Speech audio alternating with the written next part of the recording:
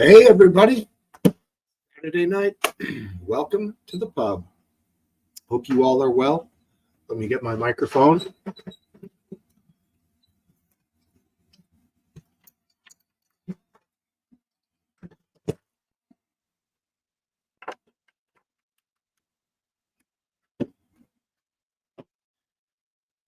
Damn, that should be much better.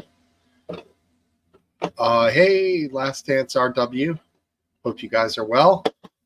Anyone else who, well, there is no one else because there's only one person watching. So, cool. It's Friday night. And let me open up YouTube here and get these comments pinned that I need to pin.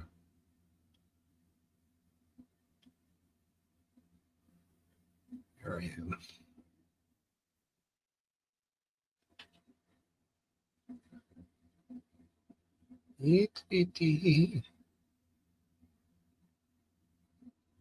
All right. I'm going to go ahead and pin the StreamYard link to the top of the chat,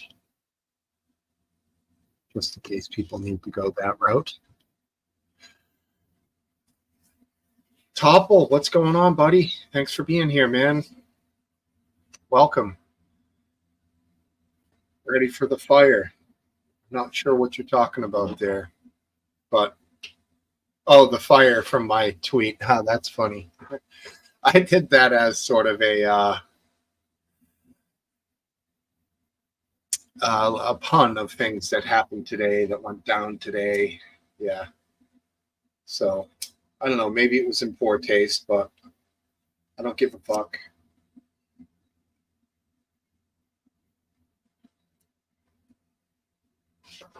And yeah, speaking of which, I don't, if anyone hadn't heard, of course you guys all have.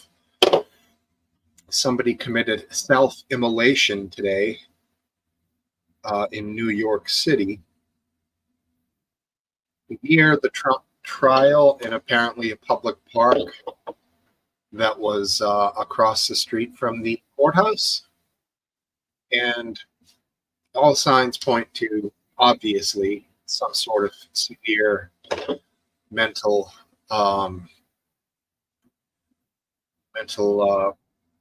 breakdown that this person had or was having. I mean, how else do you light yourself on fire? I mean, you can't even like hold the lighter up in your hand 3 seconds. It's painful, you know. So just imagine, you know, crazy shit, man. On sad news, someone I actually care about did pass away recently. Dickie Betts of the Allman Brothers Band, one of the founding members and original guitar players, did die this week, I believe at the age of 80. Great guitar player. Rest in peace, sir. Maybe I'll play a little bit of Allman Brothers song action at some point here when I get rolling. But yeah, it's just it's just happening, man. All these old time rockers that we all loved are going to be leaving us. You know, George Harrison died on this day some years ago. So yeah, it's just going to be the way it is. Nobody lives forever, even the old rockers. So, ways now that we're done with that. Yeah, interesting week certainly with Trump with his cup of tea. How you doing, man? His legal situations as they stand. Trial in New York City for felony charges. I'd like to get into that a little bit tonight if people think that it's deserved, and understanding the way the law is in New York City with this sort of a case. I got a pretty bad gouge in my finger. I'm wondering if I should have a Band-Aid on it. I could show it on camera if you guys want to see it. It's not terrible, but it's bad.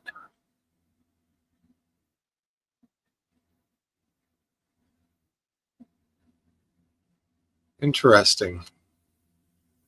I hope so. Geopolitical aggressions are hot right now, that's for sure. Just keep your Twitter's opened. Don't see anything about that. Yeah, keep me posted, RW. Thank you.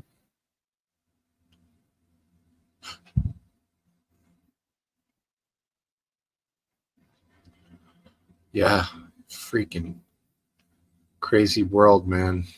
That's for damn sure. Let's see that. What? Cut? What cut? Yeah. Not. I think it might have been a. Oh, the cut. My finger.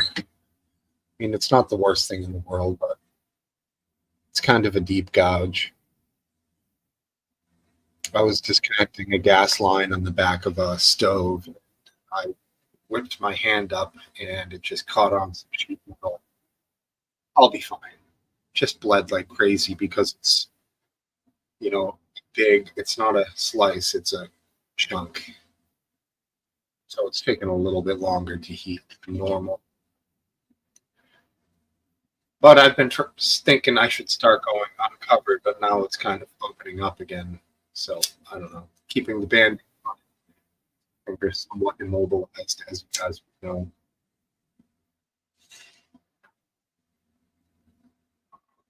It's nothing like the 9-stitcher that I had some years ago that I made with a whole cell. Oh yeah, my hands are as dry as fuck, dude. No matter what I do, I've used gallons of moisturizer, but yeah, my hands are so dry, dude.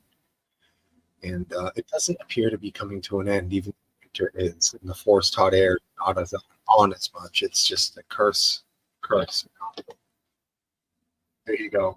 15 pounds.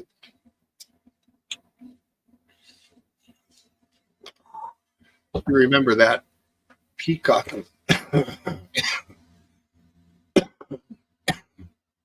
some trouble years ago for some. I tried it. Didn't do anything.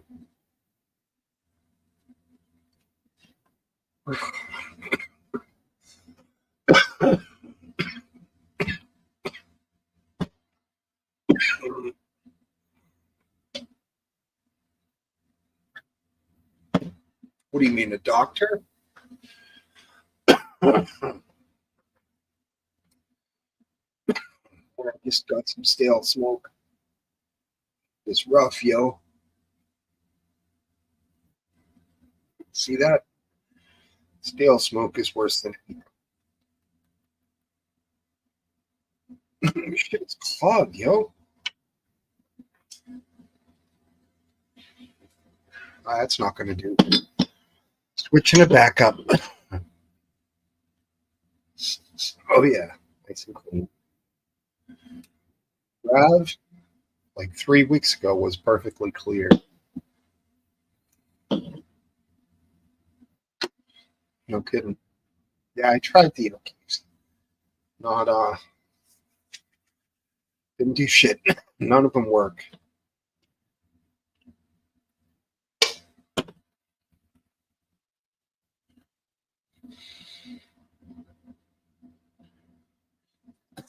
Cup of tea, sick bastard. Funny though.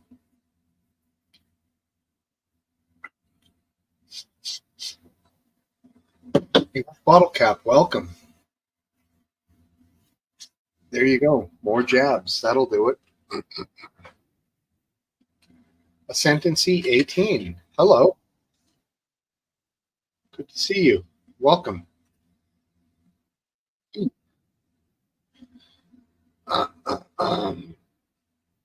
So I got my buddy coming over tomorrow night, hence the Friday night pub. He has agreed. So we're gonna actually probably go out to dinner. Just the two of us. If you see two 40, me 47, 51-year-old guys out to dinner solo at a table, what do you think? It's the whole thing that comes to mind.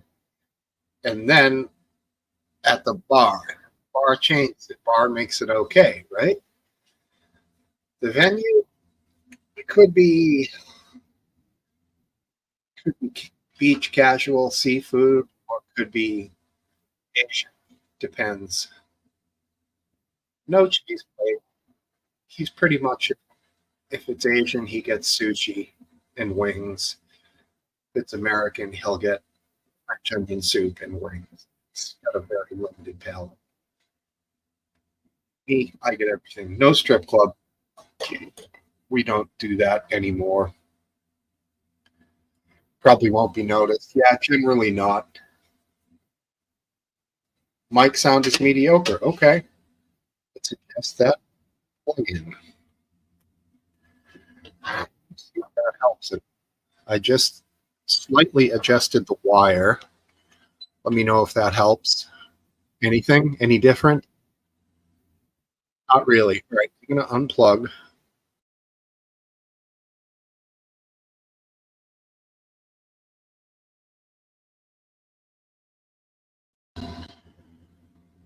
All right, now we're back in again on the new mic. Any better? Same? Same. Sounds good to me. Better for now. Okay. It might have been the connection. I didn't have it plugged in to start, and when I do that, it tends to be problematic. Well, the Samsung Go mic. Yeah, I mean, I can turn it up a little if we need to. Hopefully that does it. Sit back and audio test. Okay, here we go. Sitting back, away from the mic. How's that sound? Any good? Any bad? Any worse? I don't know what you mean by legacy. He was a founding member from the Allman Brothers Band, who some people might consider to be sort of the southern version of the Grateful Dead in a way.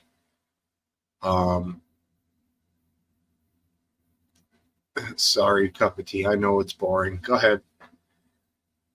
I'll play guitar, I promise. So, they played great songs such as Blue Sky, Jessica, Little Martha is one of my favorites.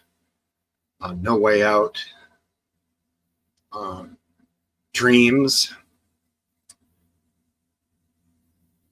Not really. Yeah, he did sort of bring some new style and concept. Him and Dwayne Allman brought a scorching, awesome lead guitar that bands like Leonard Skinner, Molly Hatchet, any myriad other number of Southern bands copied their dual guitars and rolling drum beats, and Dwayne on the keys. So yeah, they sort of pioneered that style, I would say. It took it from country and bluegrass into rock and roll. Honestly, a bit better than it was. Okay. Thanks. A bit better. I'll take a bit better. Hey, wife.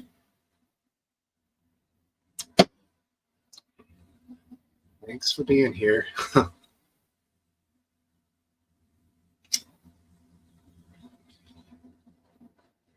That's done by Last Dance. From the, what is that, in Brands or Banner?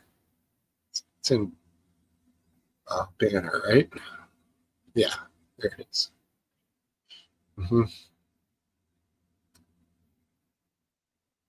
We got some good one. We got to get the Banner going more often.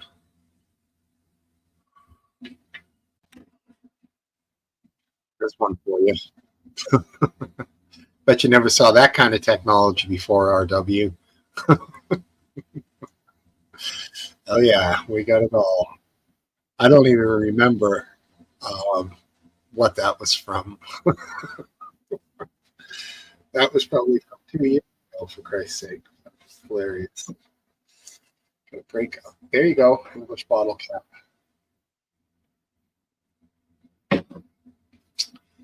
Yeah, I noticed we have the Space Force one in there. Space Force it still exists. Right? It's still a thing. Um, I don't know. Is it a waste of money? Possibly. See, the thing with the Allman Brothers band is all of their music is played by an extremely full band. So to do a single guitar cover, it's not going to do a lot of justice to it, but I'll do my best. So, oh, no kidding. YouTube filtered racist. Did it really? I wasn't watching it on YouTube. Um, let's see.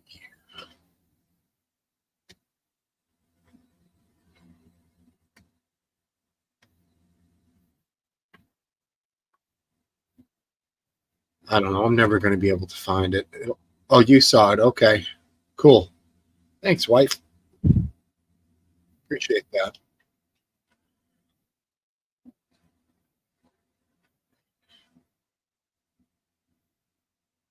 Um, yeah. Well, I see it now. Yeah. Okay. Let's go to YouTube. We're going to have to wait 10 seconds for the play. Yeah, it's on YouTube. So, yeah, it's there everywhere. I'm not sure what you mean, buddy.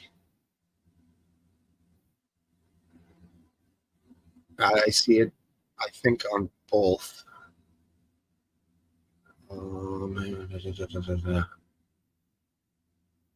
Nope, I see it on the side scroll too on YouTube. So it's there. Yeah, you can say it. It's just a word. It's not even racist, the word racist. I think it's just a word that describes something, you know? Yeah, make up some banners. I guess Last Dance the only one you can. But if you want to make up some these, that's a ticker actually when it goes across, I believe. The old countdown, that's a hit. But the problem with the countdown is it takes it over the screen completely. I wish there was a countdown bubble that I could put up there whilst the person was talking. It's 30-second countdown. I've used it before with our friend from the Sunshine State, and it worked once or twice fairly well.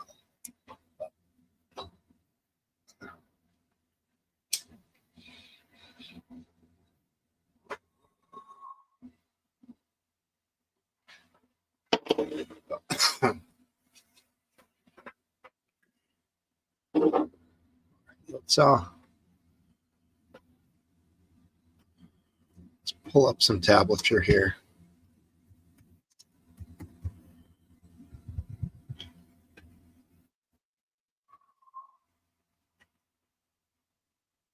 See if I can pull off a solo. Mm-hmm.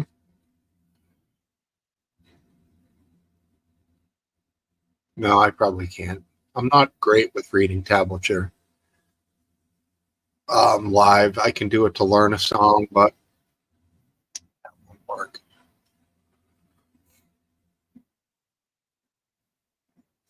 There you go, English bottle cap. Well said.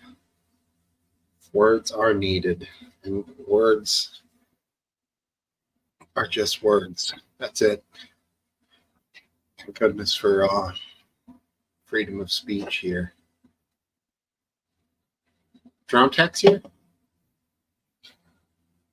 You have the drone tech thing up there. Did I miss drone? Or were you just playing around with it?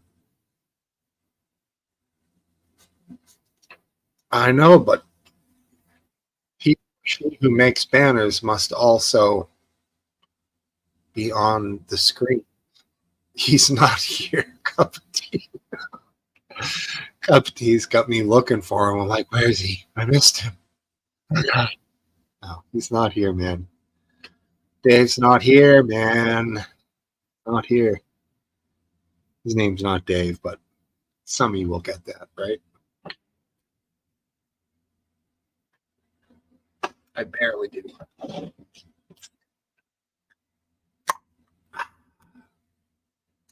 Nice.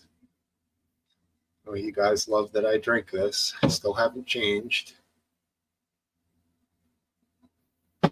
Probably never will till I stop. So eventually I will. So I'll be dead.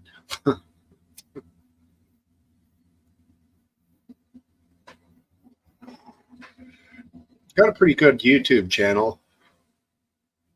If anyone is interested sometime. If you're just vegging out and you want to listen to some creepy shit. The channel Explore With Us. And in fact, their most recent video,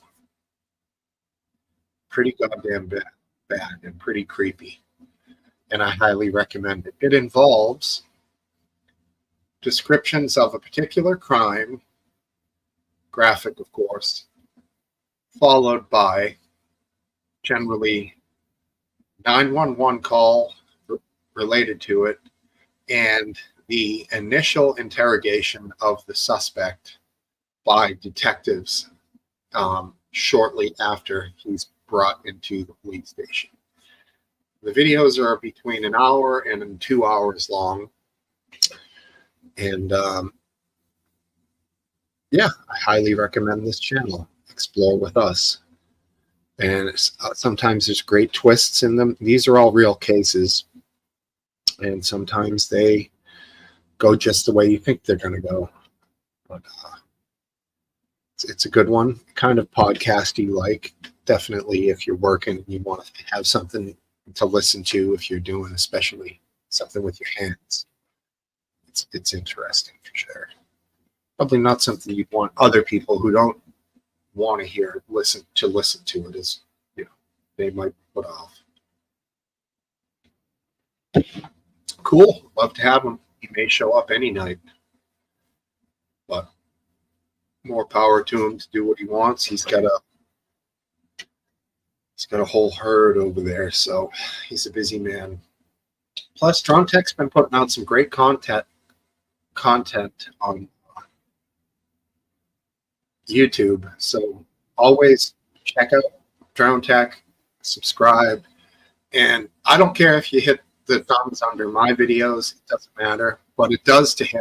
So always hit the likes for old, give him a subscription if you can. He's the man. He's a good guy. He's a nice guy. I don't agree with him on everything, but I find him to be a personable, nice person. So there you go. How are you, Ethan? Good to see you. Good to see you, buddy. Welcome. Oh, Atlas, right? Of course. No, you don't have to. Like I said, it doesn't matter. For somebody, I'm a small fry, dude. I'm just a single oyster cracker in the chowder of live streams. So don't worry about hitting any likes or thumbs up or anything. It doesn't matter. I don't know why I said chowder. That was odd. I'm off the chowder. Don't like it. No more for me.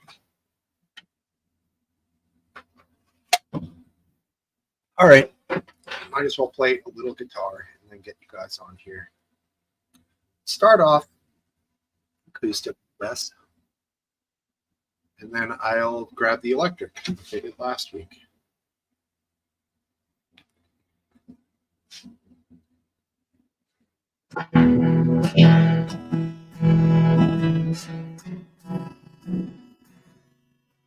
Gotta fix the audio.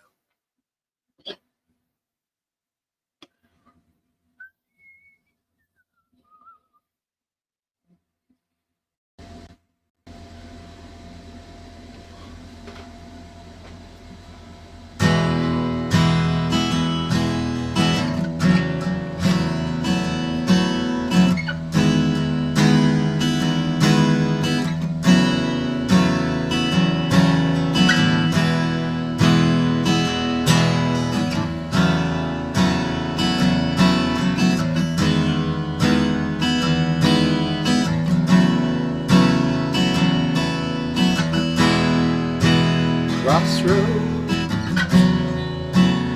Things that come and go.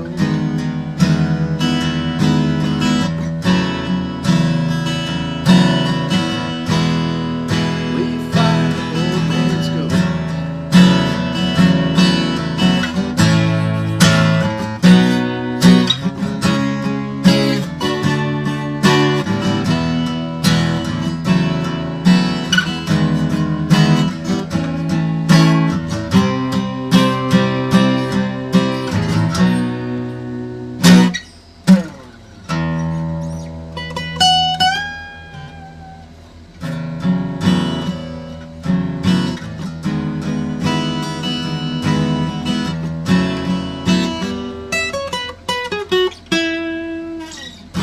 That is a Allman Brothers song called Melissa. They have a few songs written about women. There's another one called Jessica.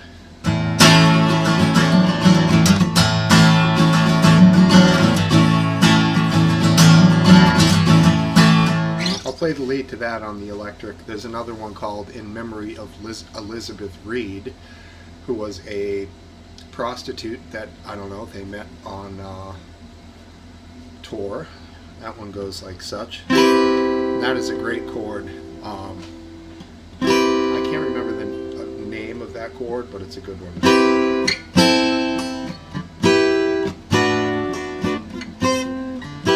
It's hard to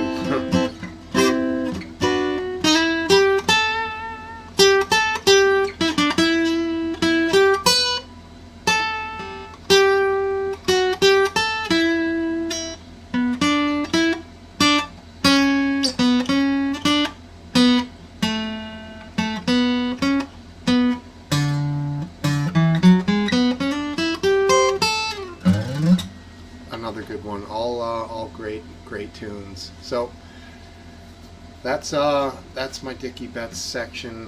What else do I have? There's Blue Skies.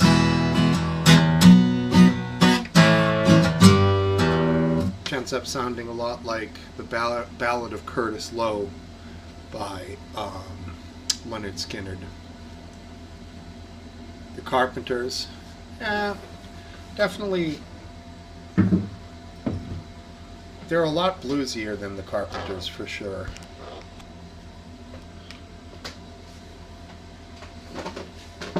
And more rock, less singing.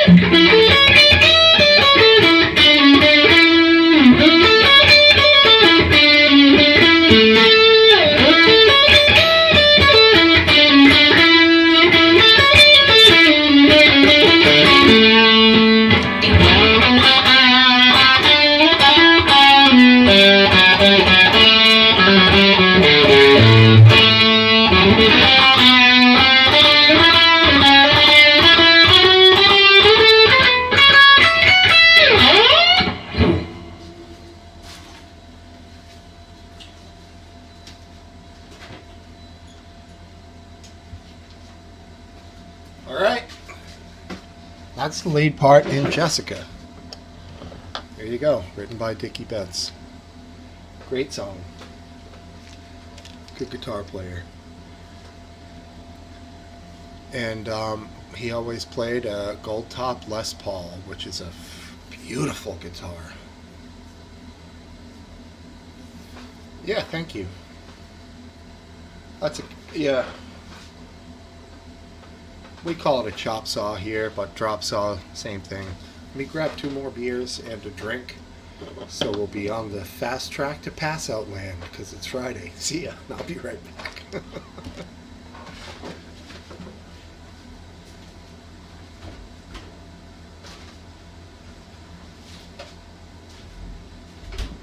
Two.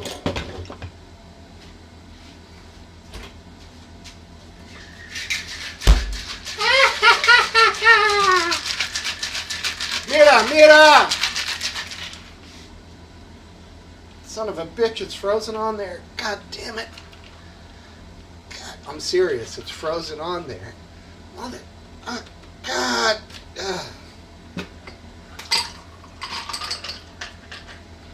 All right, back.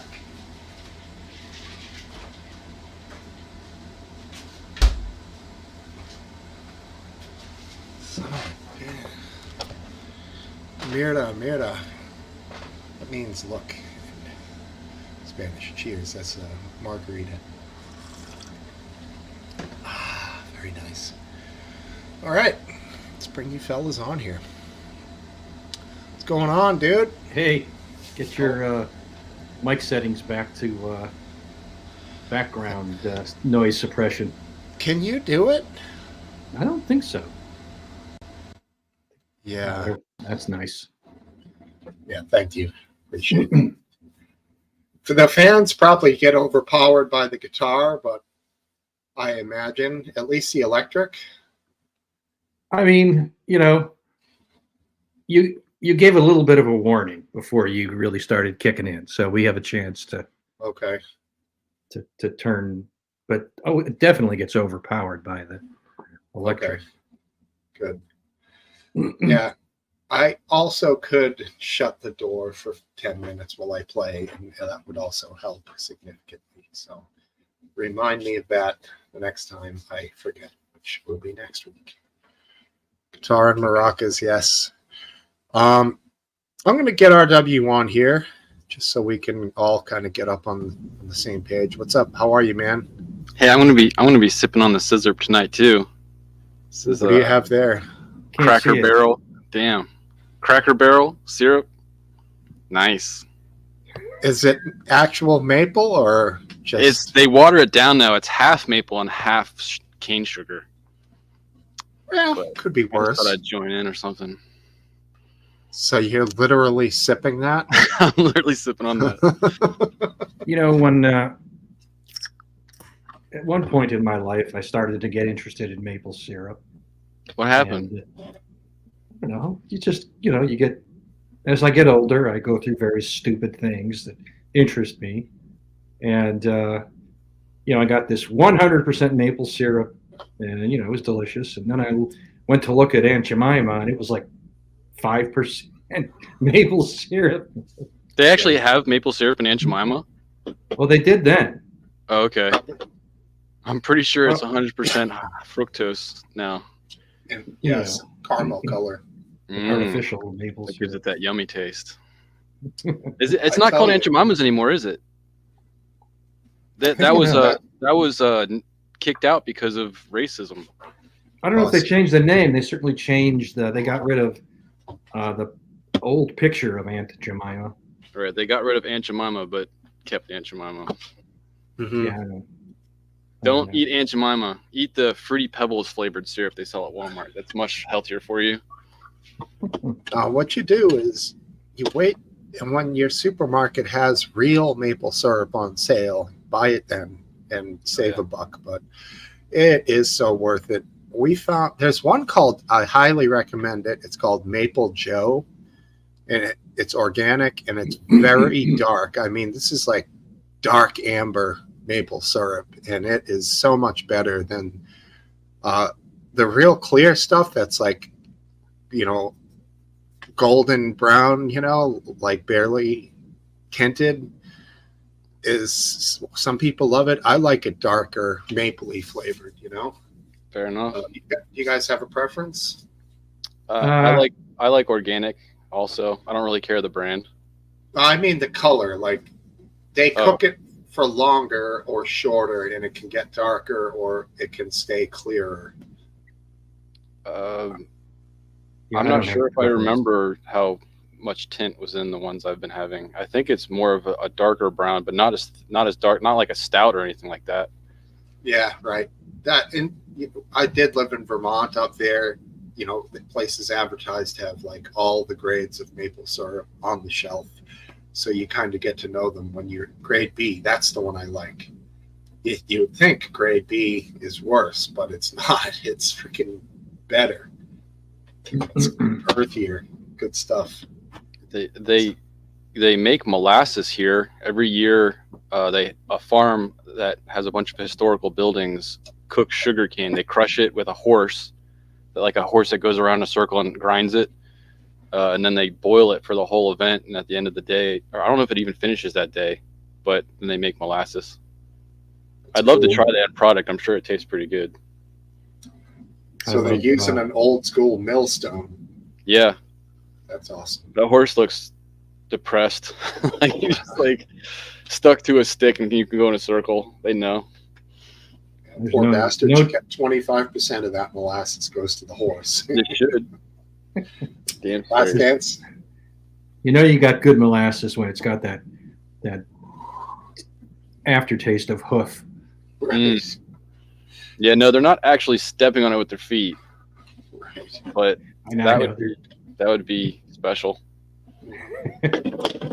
The thing before that was blocked by YouTube was the word side scroll. That's why I was surprised. I don't know any other meaning of that word. Why would that be blocked? Now that's interesting. Urban Dictionary's got some scary stuff, so I don't know. I didn't look it up because I don't know. Oh, no. Evidently, their AI has been fed Urban Dictionary. Right. Did you guys have a pretty decent week? I'm busy. Yeah, I'm tired. The ground outside is nice, so the gardens are going in, and just trying to get in as fast as possible. Now it's cold snap coming through, going down to 40s at night, which isn't bad. I mean, it's not terrible for the plants, but it's going to slow them down, and it slows me down, so I'll be less busy. We put in 2 raised beds last Monday. Well, we cleared the yard out, seeded everything again, got rid of all the moss over the weekend. Then Monday we put up our raised beds. So they were 2 4x8s, so 64 square feet total. Nice. They're only 1 foot high, but they're over a mixture of sand and dirt, so the roots are obviously just going to grow right down into which is fine. You already know what you're putting in, all the space? Tomatoes, English cucumbers, a couple types of peppers. We want to do a lettuce, but like you only get 1 head per plant, it seems like. That's not true.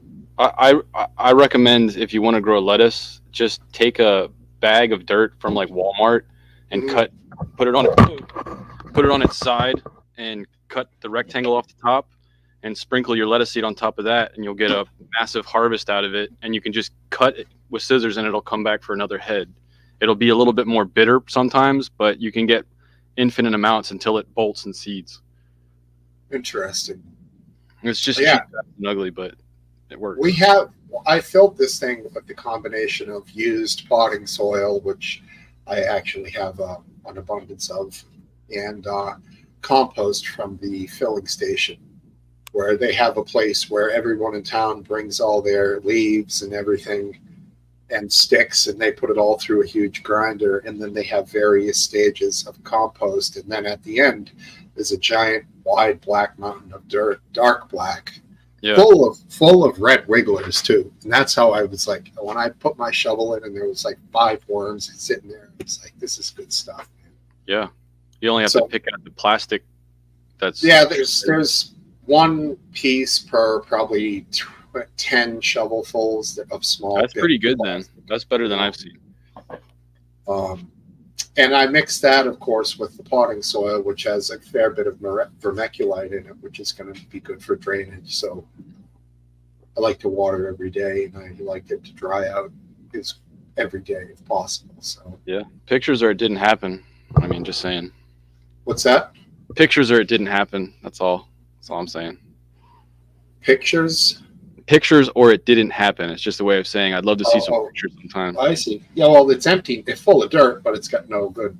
Dude, as a gardener, all stages of the project are good for me. You saw my picking cherry tomatoes last year, right? Video on YouTube. That. No, I didn't watch that. Featured that on my YouTube channel. It's pretty awesome. Your garden pick, though, definitely sounds like it's all fresh to table cooking. You know, everything you listed there was like Italian type cooking. Ready to eat. I tossed the idea of wanting to make my own salsa, because then I could actually make it last rather than just the life of a vegetable sitting in my basket. But right, I've never gone that route. Salsa? Yes. Okay. I go through phases like Last Dance was saying. I had a salsa phase, but then I got some serious heartburn from it, and I don't know if I just had too much for too long or what, but I took a break. I think it's a great snack after school for the kid, and grab a little bowl of organic salsa and some corn chips. Yeah, no, I'm totally for it, and I like it because it's something you can grab from a store that if you're shopping and you're on vacation, you see something you've never had before. That salsa is definitely one of the ones that's fun to try. Exactly. Do you guys go with the refrigerated salsa or the glass jar on the warm shelf in the supermarket salsa? When I buy it in the example just given on the shelf, but when I go to eat it for a gathering, definitely fresh. Okay. Definitely glass jar. You don't prefer the fresh Last Dance? I've had, I'm always willing to try the fresh, but it's usually pretty disappointing. It's usually cheap shit. Got to make your own, bro. Yeah. As a retired man with a good brain on his shoulders, you can probably make some dank salsas. Heck yeah. The old Newman's Own makes a good one, and the non-refrigerated glass jar of Newman's Own hot is a good one. I recommend that. Do you think Newman ever actually touched a vegetable itself, or just put his face on it? He came up with that company and allowed his face to be used with the guarantee that the lump sum of the profits would go to charity. So, I mean, it's a company that's run in a normal corporate structure with distribution and all that, but they give a ton of money away to good charities. So, and they do provide with a ton of jobs, all the way from, the CEO to the people who are packing and shipping the stuff. So I think it's a cool thing, I respect giving. I respect that. I'm not sure he, like you say, had a ton to do with it, but he allowed his, NIL. Because he was a talk show host, right? Or who was he? He was one of the greatest actors in American history, I think. You're thinking of Donald Trump. What? No, I'm thinking of Regis, probably. Maybe, but one of the best car scenes ever filmed is that's Steve McQueen. Bullet, yeah. What am I thinking? I'm thinking Butch Cassidy and the Sundance Kid. That's a good one. Great movie. I'll have to go back and get cultured, man. Mm-hmm. What is the line? Last Dance, are you familiar with that movie? Very familiar? No. No, so you don't know the line when they've got to get to the cliff and they've got to jump off to escape, and Robert Redford says to Paul Newman, "I can't swim." Do you know what Paul Newman says back to him?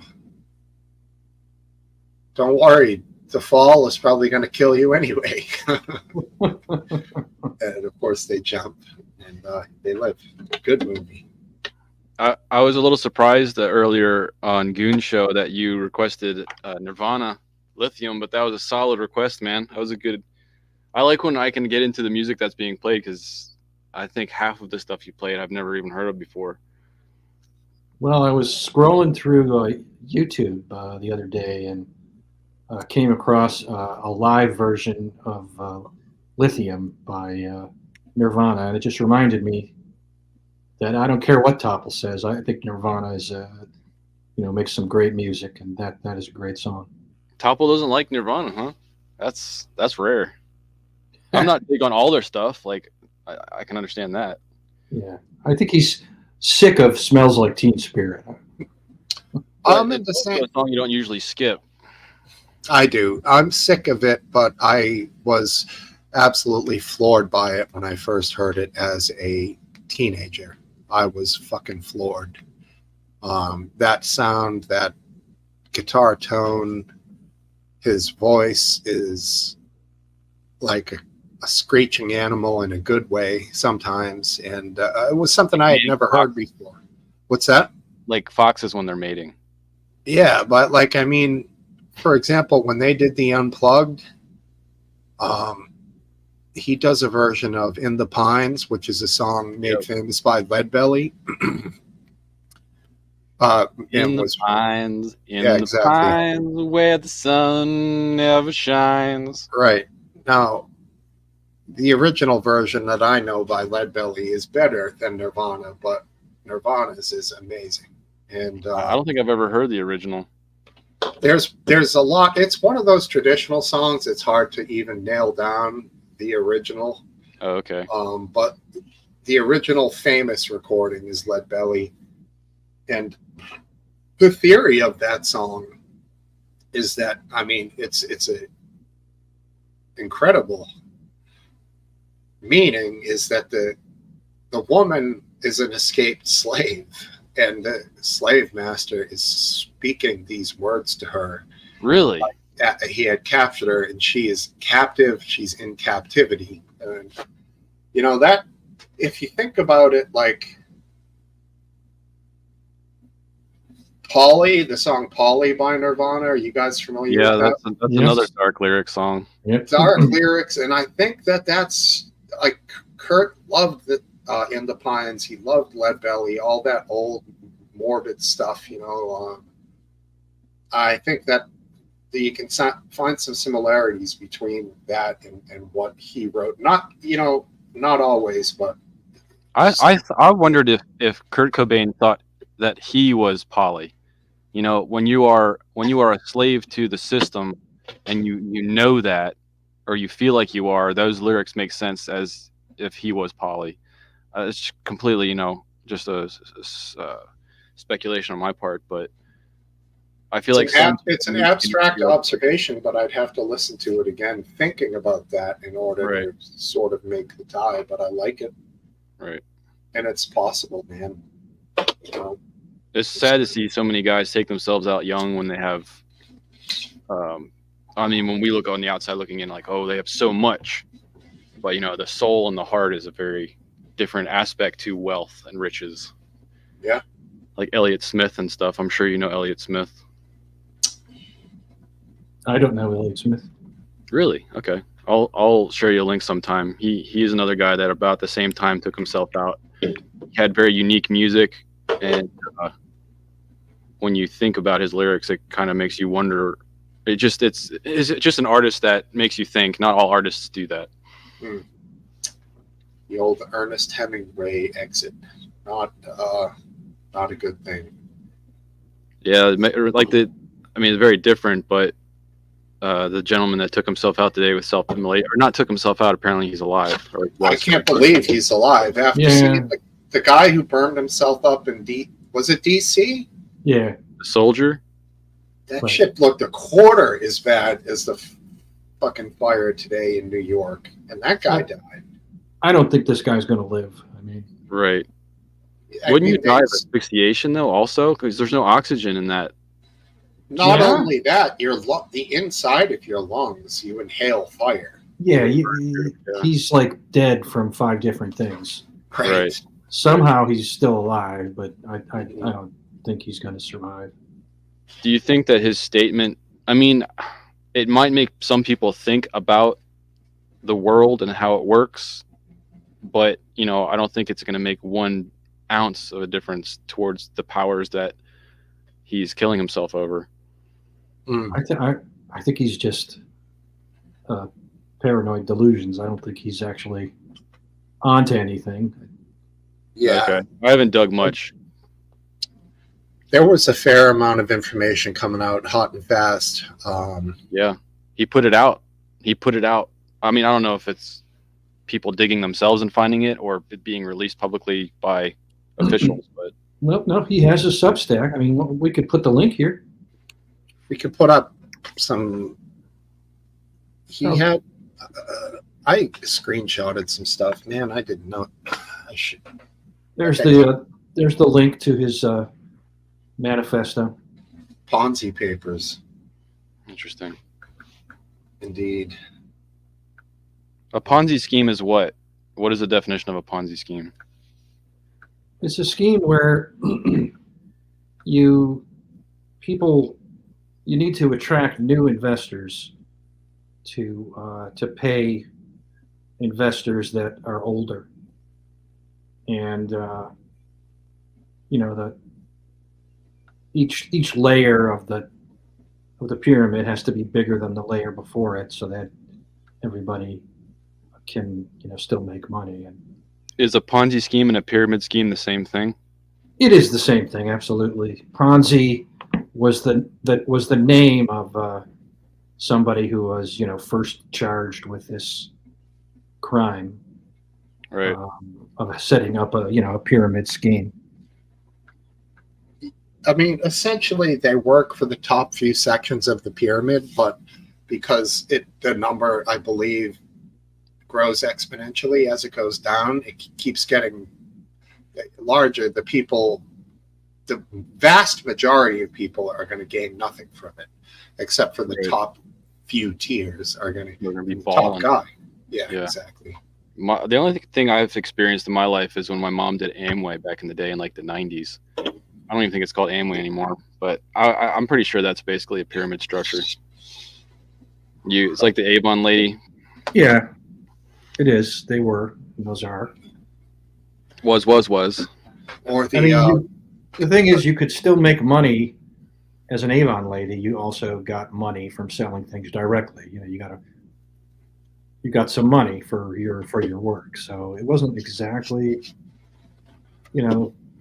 wasn't quite as blatant a pyramid scheme as the Ponzi. Was it hourly wage or commission? I think it's commission. Okay. were they the ones that they gave the best in sales, the pink car? That's the Avon lady. I don't remember if they were You the. Pepto Bismol lady. Oh, it's glad you guys didn't get that. It's the Mary Kay lady that gets the pink. Oh, that's right, Mary Kay. Okay. I still don't get it. That's good. You didn't get it because you're not gay. Oh, awesome! I win. James Owen No offense, here. But I knew it, so that means I'm gay. Oh God! Don't cut that. All right. All right. I mean, it's all good. You'll find out tomorrow night. Don't clip that. You know what bothers me about these immolations is that people are standing around watching instead of trying to throw stuff. Well, in this one, there's 4 officers that got burned, so I don't know how Well, that worked out. Yeah, the officers eventually got there and tried to put it out, but there's people in the foreground just standing there, in shot. That's all. I would just stand there. Yeah, I don't know. I would. What the hell are you going to do? Take off your shirt, throw roll it at him. over him like a caterpillar on heroin or crack or something. Just roll No. around. You're not going to help. First of all, he did it to himself. Fuck him. They could pee on him. That's Everybody how I could pee feel like a about it. jellyfish thing. Just a group golden shower. It angers me that people commit RW, these you're an out of acts. the box thinker. If he, Gotta He- save lives. he should go and die in peace in private somewhere on his own instead of making a big fucking spectacle and shocking people and giving people PTSD. And not only that, it's the worst fucking way. It's got to be, It's It must be bad. horrendous. That's how witches got killed and all that. Yeah. Yeah, I mean, you have. I hear what you're saying, and I'm very sympathetic to it. But even someone who's an asshole, I'm still going to try and prevent them from suffering so much pain. The recovery too, if they lived Last Dance, It's pretty it's awful. horrendous, dude. They. Do Oh, you think he's gonna get a littering fine if he lives? For this I think go around? No, I don't think so. What did he? You mean because of the pamphlets? Yeah, the paper pamphlets he threw out all over the place before he did the act. No, I don't think so. Well, that's good. Probably get arson though. Did it, all right. Self arson. Yeah, I mean, I'm sorry. I don't. I'm all for saving people, of course, but in that situation, it's tough. I wouldn't expect somebody to risk their own life and limb to save somebody who willingly did this to themselves. I guess I'm with you, but at least I want to see people run up there and try and think of something to do. Look for something. Look like you're desperate to identify some way to help out. Right. You could yell instructions, drop to the ground, roll, get onto your stomach, I suppose. If your face is down, your back is going to be burning. I mean, one problem is he apparently had a ton of this accelerant that he doused himself with and put all around him. So it would have been, difficult to. In fact, I saw them with the fire extinguishers starting, but the video cut out before I could see how successful the fire extinguishers were. But for that, I would say it was almost 2 seconds that the fire extinguisher was going. Fire was still strong. Yeah. And I've seen that with gas fires in cars when they're really going, and those crazy fuckers on the dirt tracks and those weird cars with the wings on top. Right. They flip over and the gas starts pouring out. Person's stuck inside the cage. Flames going up. 5 fire extinguishers pointed at the thing, and they just will not go out. I mean, it's pretty freaking scary, man. Yeah. But yeah, shocking. But the bottom line is, this guy had mental problems. I think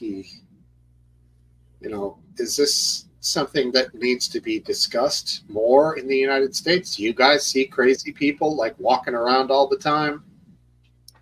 I'd have to say he was mentally ill or mentally. I mean, to anyone that is going to take. Let me see that joint, Welshman. I didn't see the joint.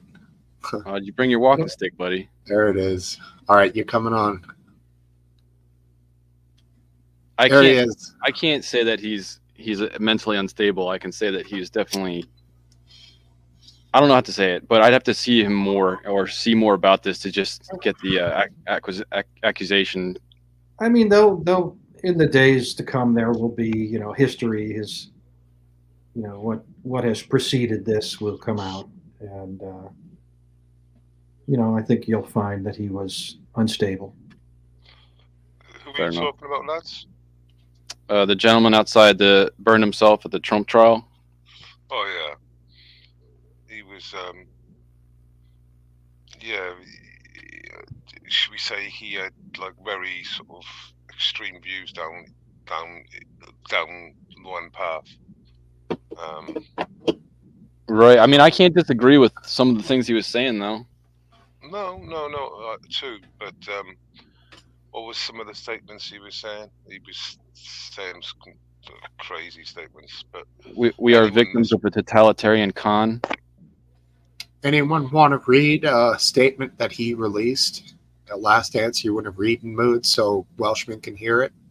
It's like 1,000 words. Nope, just this one right here. Oh, that's just the one you used.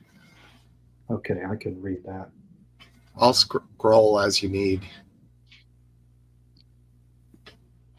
No, I mean out loud, buddy. Well, I will, but you don't have. What the fuck? I can hear him. No one else can hear him.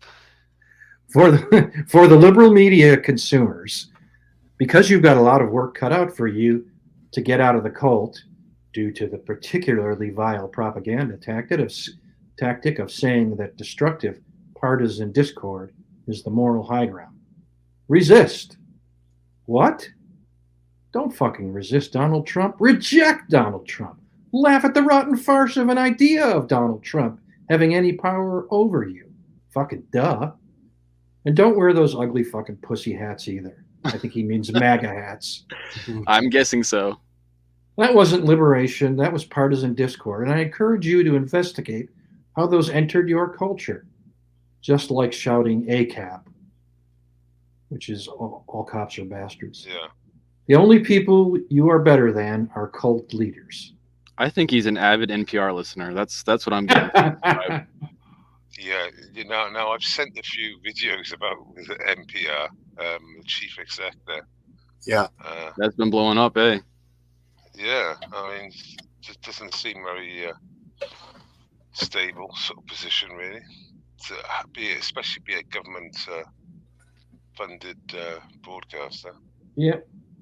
Yeah, so like let's break that down. So she says there are multiple truths or more than one truth regarding the same particular subject.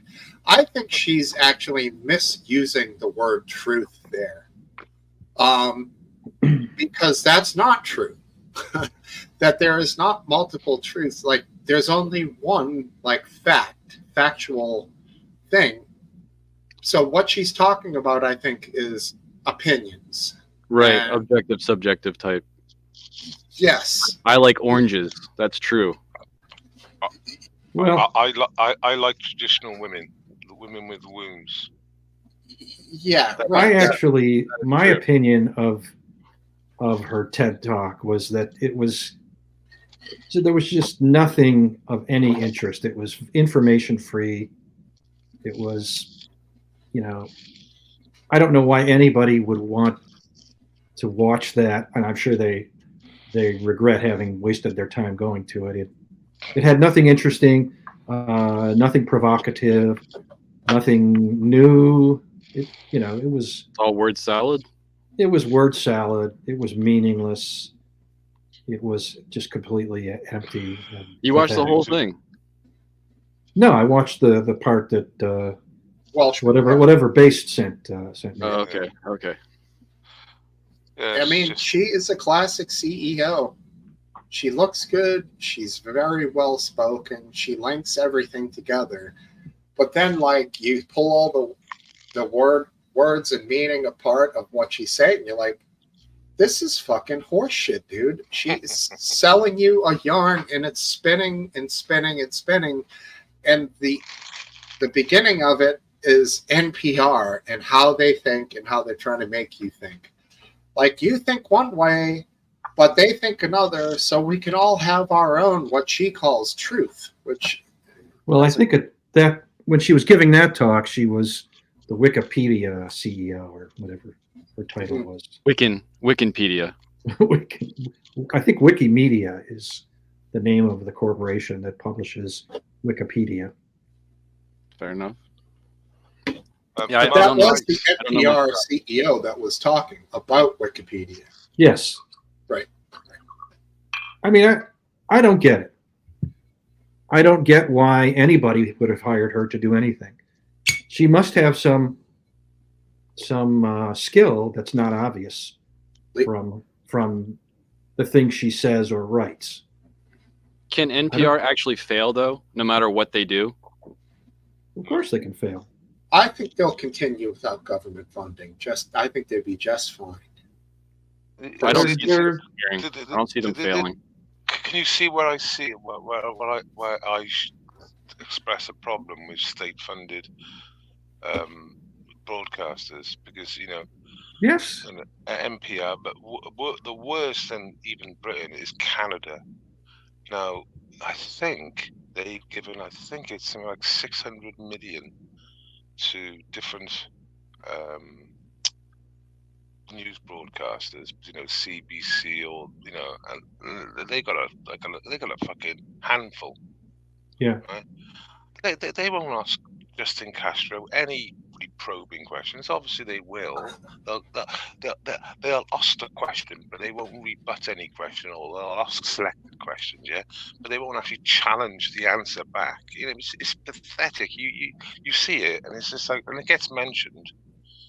And it makes perfect sense. Why would you chew the hand that feeds you? They won't feed you next time, will they? Next year? Well, no, but I think the end result is that just like NPR, just like all media, it's the bias starts to accelerate instead of being mediated or moderated by, Yeah. even this NPR guy, Yui Berliner. I mean, if you read his essay, he's clearly a silly liberal. Yeah, he But admits that. but he's not enough of a progressive to even be allowed to work at NPR. I mean, it's anybody who dares to speak out against certain narratives, certain accepted rules, and Yep. they're doomed. Out They in can't there. they can't make it. That's where you got all the other ones, like all the other like Saturday night people like Jimmy Kimmel and all that. They're literally just puppets, aren't they? Yeah. They're just mouthpieces for the Democrat Party. That's literally what they are.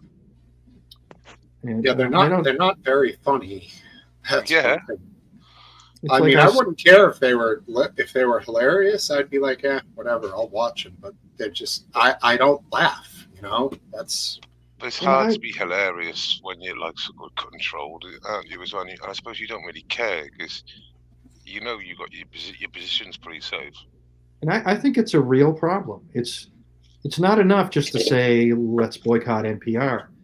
Nobody does the things that NPR does. Nobody does the things that public television does in the United States. They can go more in depth, and they have in the past on many different things. They could pursue subjects that are neglected by the mainstream media. And yeah, Frontline did an early story about COVID and the origins of it involving the labs before any of all this fucking political bullshit went down. Frontline, it was produced by public television, obviously the same as NPR. Before anybody knew what was the right way to think. Right. Before the partisan battle lines were drawn. And I feel the same way about especially the New York Times and the Washington Post, that, these are newspapers they have the kind of history and research staff, and they know how to do in-depth stories. It's not just money, though. They know what to do with that money. Yeah, they know how experience. They know how to dig and get the story, and they know how to find where the story is when they're being misled. And if they will only do things that's in a certain partisan framework, it's a huge loss for the country and the world. Because journalists and legacy journalism is just it's just split down the line, isn't it? The one side goes down the one route and one goes down the other. Yeah. And you've maybe got like what's his name? Project Veritas, what's his name now? James O'Keefe. James O'Keefe, investigation. But I mean, I think they do angle towards the right wing sort of expose to the left, but there's plenty to expose.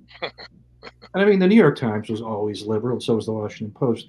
But the point is that a good story was more important than a partisan story. In other words, their partisanship was not the most important thing in their lives. And so, I don't. They broke stories that they would never. They broke stories that were bad for the Democratic president or the Democratic. But I think money again. I think money is the root of the problem, though, because obviously they've got their backers, which roots down to cash. I would presume that makes journalism what it is today, which is basically a fucking joke. I'm a little skeptical. You may be right, based it's money, but I'm not so sure. I think it's hiring a certain single mindset of person, filling up the company with people that have a certain very narrow elite left-wing viewpoint, and then whenever one person or two people sort of don't agree with that, the whole company, it's a crisis. They either kick the one free thinker out, or all the others are going to quit and strike and cripple the paper. Yeah, I mean, obviously, I would agree with that too. But I just think, like you said, there's certain titles now are so split. They're just one way or the other. Do you think the gentleman? Sorry. No. Do you think the gentleman that left NPR is going to go solo on X, like seems to be trending with some other people? Not on X. I don't see that. I don't mean to sound like elitist, but I think he's above X, and I think he might have a hard go at it here because he might be poisoned. Hey, look at one cute thing and one RW. Just kidding. A head is emerged from the background. You're cute too, RW.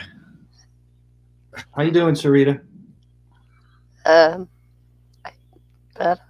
She got a cold and it took her voice away. It's a rough couple days. Oh, look at him! Wow, here, buddy. You're in heaven. I'm just glad she's feeling better. Yeah. I'm sorry. I just realized I was near your face. I'm sorry. It's all right. I can take it. Don't breathe. I haven't eaten nothing but oranges for weeks, guys. Does that stave off the virus? Yeah, they taste good too. Right on, man. Yeah, I gotta go, guys. I'm gonna help my brother-in-law make some venison jerky. I'm glad I got to stay on here and talk to you guys. I hope you have a good week and hope we don't go to war. Yeah. Don't worry. Nice one. Take it easy, RW. Yeah. See you, man. Thanks, guys. Right on. Yeah, I don't think the guy from NPR is going to have a lot of luck getting in any place. No, and I'm not sure he needs. He's not a young man. I suspect that he wouldn't have written this piece if he wasn't ready to face the consequences of no job at Sure. NPR. Yeah, you gotta be. I would have thought he's. It's a big thing. There's no turning around, is there? It's sort of a different path from that point on. There was a small part of me that thought that NPR might have some kind of reckoning where they step back and look at themselves and discuss the article and maybe have a change in their ideals and their structure. But no, they shit canned his ass. That was it. Yep. Like they decided, nope, we're doubling down. It's all true. Fuck you. Yep. I mean, he resigned, but it had to be. Yeah. So it's unfortunate. I thought it.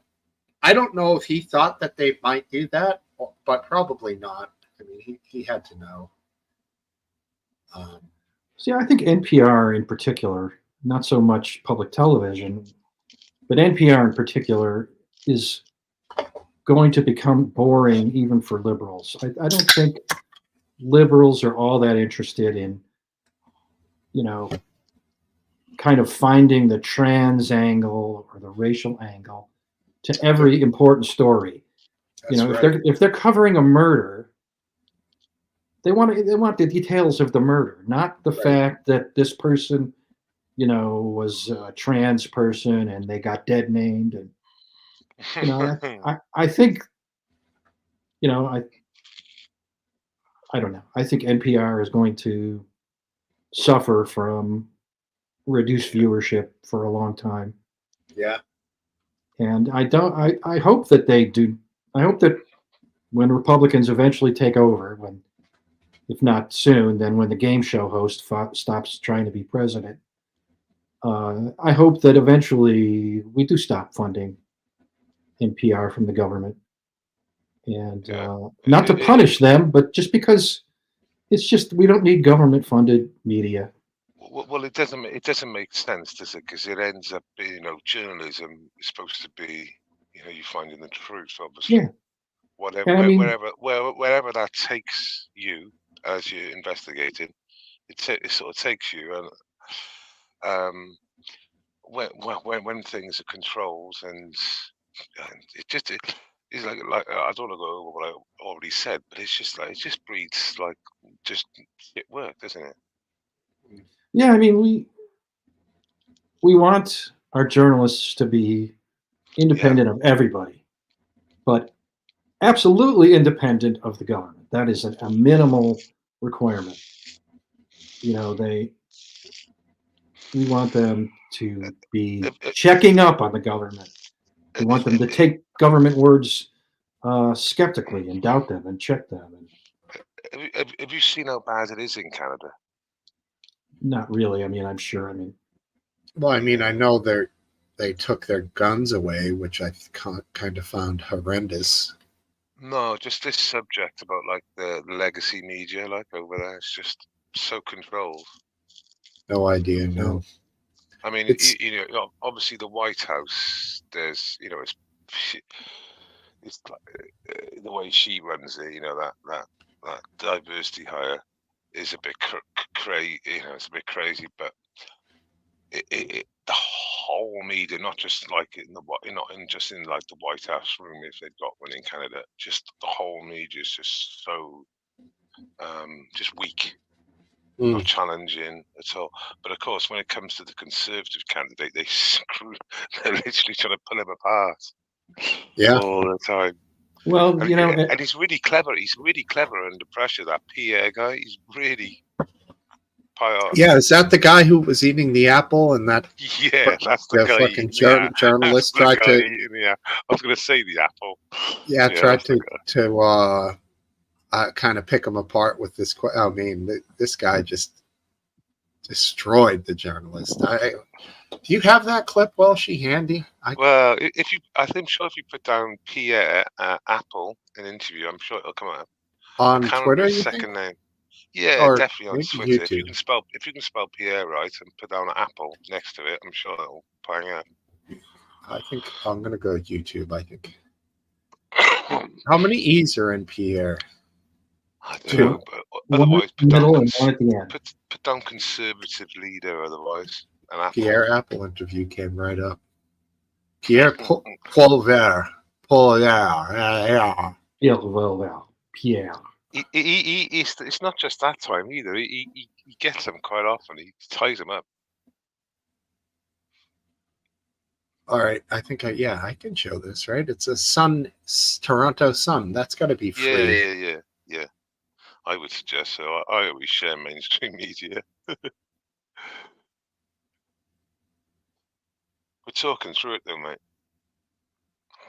Exactly. So that should be fine. Does that look okay? You don't see anything there, right? No, that's fine. In terms of your sort of strategy currently, you're obviously taking the populist path. Make it bigger. What does that mean? Well, appealing to people's more emotional levels, I would guess. I mean, certainly you tap very strong ideological language quite frequently. Like what? Left wing, you know, this and that, right wing, it's that type of ideological stuff. I never really talk about left or right. Anyways, I don't really believe in that. Okay, a lot of people would say that you're simply taking a page out of the Donald Trump book. Like which people would say that? But what are you talking about? What page? Can you give me a page? Give me the page. You keep saying in terms of turning things quite dramatically in terms of Trudeau and the left wing and all of this. Why should Canadians trust you with their vote?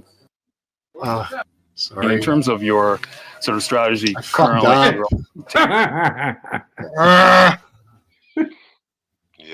that was. It's a short. Yeah, I mean, I like that he wasn't going to let the journalists get away with these kind of idiotic generalizations that are, you know, meaningless buzzwords that don't mean anything. Yeah. And the journalist was really struggling when he said, you know, what do you mean? Like what? You know, like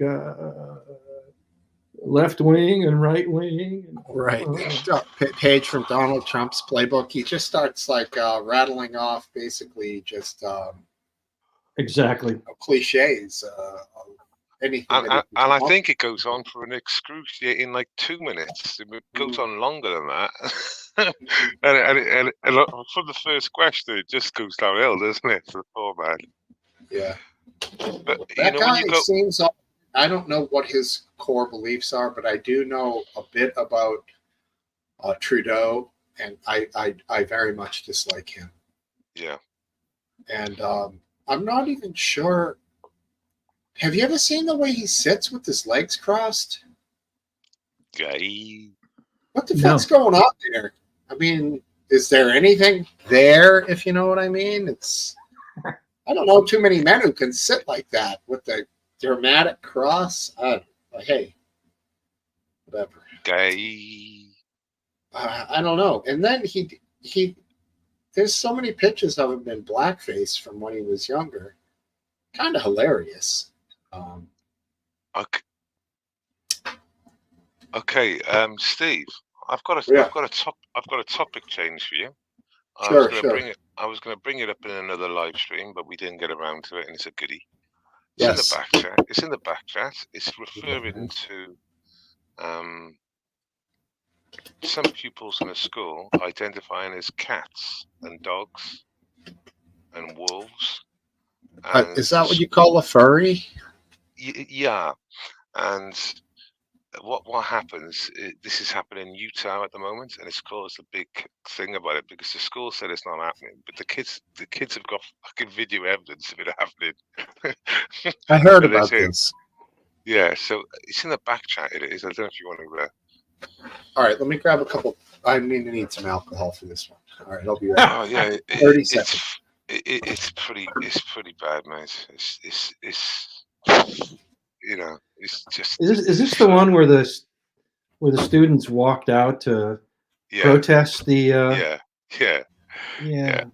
And Paul Joseph Watson's put a nice little vid together. Like, all right, it's happening in the UK as well, of course. So this video is what, about 8 minutes long? Do you know if it's up to you? I think it's very funny. That is up to you. We'll start it. It starts right on the story, right? So we'll go until we get the gist of it. It just goes into it. It just goes into it a bit. It just explains, see how it goes. You're gonna get to the meat straight away. I'm in this sort of thing.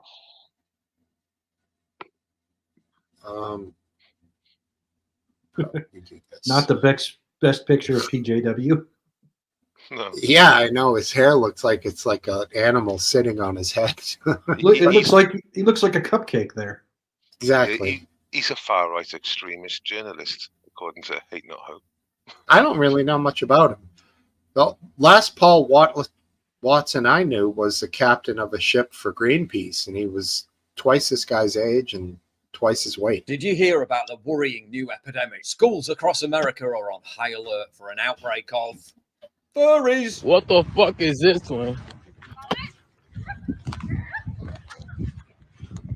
Look at this guy. Oh hell no! Y'all niggas wildin' on my mama. Do not make fun of it. What the fuck? Talking about do not make fun of this. What the fuck is this? Y'all niggas doing this shit in public? What was once a bizarre, obscure subculture, young people pretending to be animals, even adopting fursona costumes, is now exploding into the playground and classrooms to the extent that pupils and parents at a middle school in Utah staged a protest against it. We the people, not the animals! We the people, not the animals! After furries began growling, barking, pouncing on them, even biting them, as well as spraying Febreze in their eyes. They attack us! They bite us and we just kick them! We get in trouble! They attack us! They attack us and we get in trouble! How else do they attack you guys? They either bite us, they scratch us. The kids say they're being constantly harassed and assaulted. Reports of harassment. Okay. You guys cannot record me without my permission! This is a video a Nebo Middle School student took last week. Parents say there's an issue between some students and others who call themselves furries. But teachers, fresh from their diversity and inclusivity training, took the side of the furries and blamed them. The principal doesn't make them get in trouble. Yeah. All the principal says is just be kind, be nice, be nice. The kids claim that the school's demand for tolerance is driven by the fact that the principal's own child is a furry. These kids are mentally ill and they're trying to force their illness upon us. They're wearing animal costumes, they're growling at us, barking at us in class. and it's very distracting, and we just want to come to school to learn. They're barking at you in class? Yeah. Then the media got involved and together with the school began gaslighting everyone by claiming the entire thing was just rumors run wild, a hoax, a moral panic. But how much of that discontent is fueled by rumor? Seth Sorensen says no one was scratching or biting anyone, and that there are a lot of untrue rumors going around. It actually is not something that's been occurring. In fact, a lot of the information that's been put out there is completely incorrect. Salt Lake Tribune then fact-checked the issue, admitting that the students were wearing animal ears and acting like animals, but that they weren't furries. So basically just demonizing the dozens of kids who protested about it as liars. So we can't talk or say anything to the furries or even look at them, but they can come look at us and they can say stuff to us and touch us. But Utah Parents United issued a statement saying they had confirmed the reports, which even includes students chewing on sticks in class. And when they complained about the threatening and inappropriate behavior, they were basically told to just shut up and accept it in the name of diversity. All right, let's pause. Okay. We can go back to this. Yeah. Where'd you start? It's a perplexing thing because kids can be weird, but this does seem beyond even fringe kid weird. You know, goth, metalheads, fucking gamers, even, you know, kids who might be androgynous, stuff like that. All falls within the probably stuff you're seeing in every school across the country. Jocks, you know, nerds, fucking bullies, whatever. But this does seem outside of the normalcy of even the weirdness of schools these days. So there is a sexual kink connected to furries as well. Some people say they don't, and other people say they do. So remember, this is a school of, you know, children underage, and now the sexual part of it they haven't gone into in this story. Now I know I've seen that in the like adult shit. Now, of course, back in the day there was an HBO show that like went around at like and did like the Bunny Ranch and some kind of furry fucking thing when I was a teenager, and they were all dressed up as horses and shit with their asses hanging out and having weird horse sex or whatever. Yeah. You remember it was like HBO After Dark. I remember furries from back then. Now, I don't know that these furries are these weird sexos or anything, but okay. Have you ever heard of the Internet Historian channel? No. Amazing channel. Anyway, right. So he did not a review, but he done not expose. He sort of explained what happened in this event. It was a furry event that was held, and then he got kicked out of the hotel because they were all found like highly drugged, like loads of gas cylinders, cocaine, crack. What do you mean, nitrous oxide? Yeah, everything though, all the drugs you can think of. Amyl nitrate. Yeah, everything was all in their rooms. There was like a couple of them found in like horrible states. They got real sex. That was the show. Real sex. They got kicked out the hotel and everything. It was just a degenerate thing. But once again, it was advertised as a wholesome event. But it turned into a degenerate evening. You know what I mean? Amyl nitrate, Last Dance. You knew that one real quick, huh? Poppers. Very popular in the gay community. But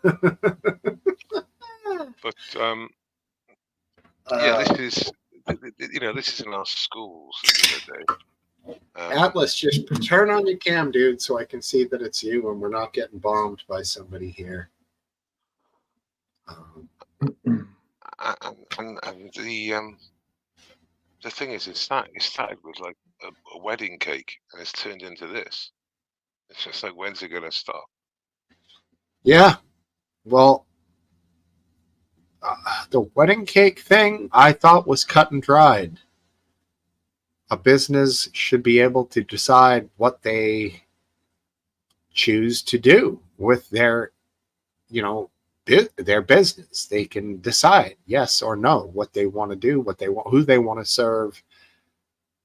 Now, this is a school. You can't have people threatening other people and physically intimidating them. But I guess they can dress up as animals, right? Legally? Well, no, you have strict uniform. They have strict uniforms. So no, not public schools. Well, don't you have a hair thing and a skirt thing? No, not in public schools, man. I think that's you, Atlas. Can you give me the devil horns like Atlas? Do this for me, just so. I'll skim the time. All right. Well, he's doing enough weird shit there. Oh, devil horns with his hair. All right, good enough. Oh, he has devil horns on his head. All right, I'm going to let him on. That's clearly him, right, Last Dance? Yeah, I think that's him. All right, I'm going to turn the cam on. You can shut it off if you don't want to be on cam, or leave it on if you want to scare the children. I'm kidding, buddy. Atlas, what's going on? Can you hear me? Yes. So I wasn't going to interact today. Okay. But then Welshman had to literally had to bring up my actual district that I'm in. Okay, I am in Nebo School District. This is my area and my. Oh shit, huh? Yeah. Worldwide news, mate, worldwide. Yeah, worldwide news, and that's part of my problem, right? So you started this whole bit by saying like, oh, there's like mainstream media, and there's like a problem with like sensation. I didn't catch all of that, but yeah, you're commenting on how like some media, some news personalities can be sensationalist or trying to like be kind of baity or get you, right? And then you literally fall into the trap by going and pointing out a bunch of kids who are wearing like horns, like the ones I just showed, which I thought was pretty funny. And it's just calling it an epidemic about a bunch of kids who aren't even like, there is a dress code. No kids are breaking dress code. And if they are breaking dress code, they are disciplined. Well, wearing like costumes. It's not breaking dress code. Having headbands with earphones or like little cat ears on they're them full is costumes. not no, but they don't. So you taking a video of kids outside of school doing something, because they can't do that in class, right? Otherwise they'd be disciplined, right? That's why the video's outside. The woman who was freaking out had a tail. She had a tail. Yeah, but it's outside, and that she has to get taken off before. No, they that go was into in class. the school. That was when she was freaking out. No, but the point is, each of these are microscopic cases. These are microscopic cases that you are blowing up, right, and calling it a pandemic. So like you're taking it's like 12 kids. It's like 12 kids that sometimes go to school. Right, I guess, and you're calling that an epidemic, and that is part of my problem. My problem. Get the cases in the UK now. I can get cases from the UK. No, you're talking about my hometown. So I don't give a fuck about what you're doing in the UK. Atlas. So like the kids who are complaining, an epidemic, wouldn't it? The kids who are doing their little protests, they're complaining about these furries, are claiming that they're getting bit and they're getting scratched and stuff. Yeah, that part of it is assault. I mean, I'm not down with that. That sounds bad. But here's the problem, right? If there was assault in school, they would be disciplined, right? And there are no reports of discipline.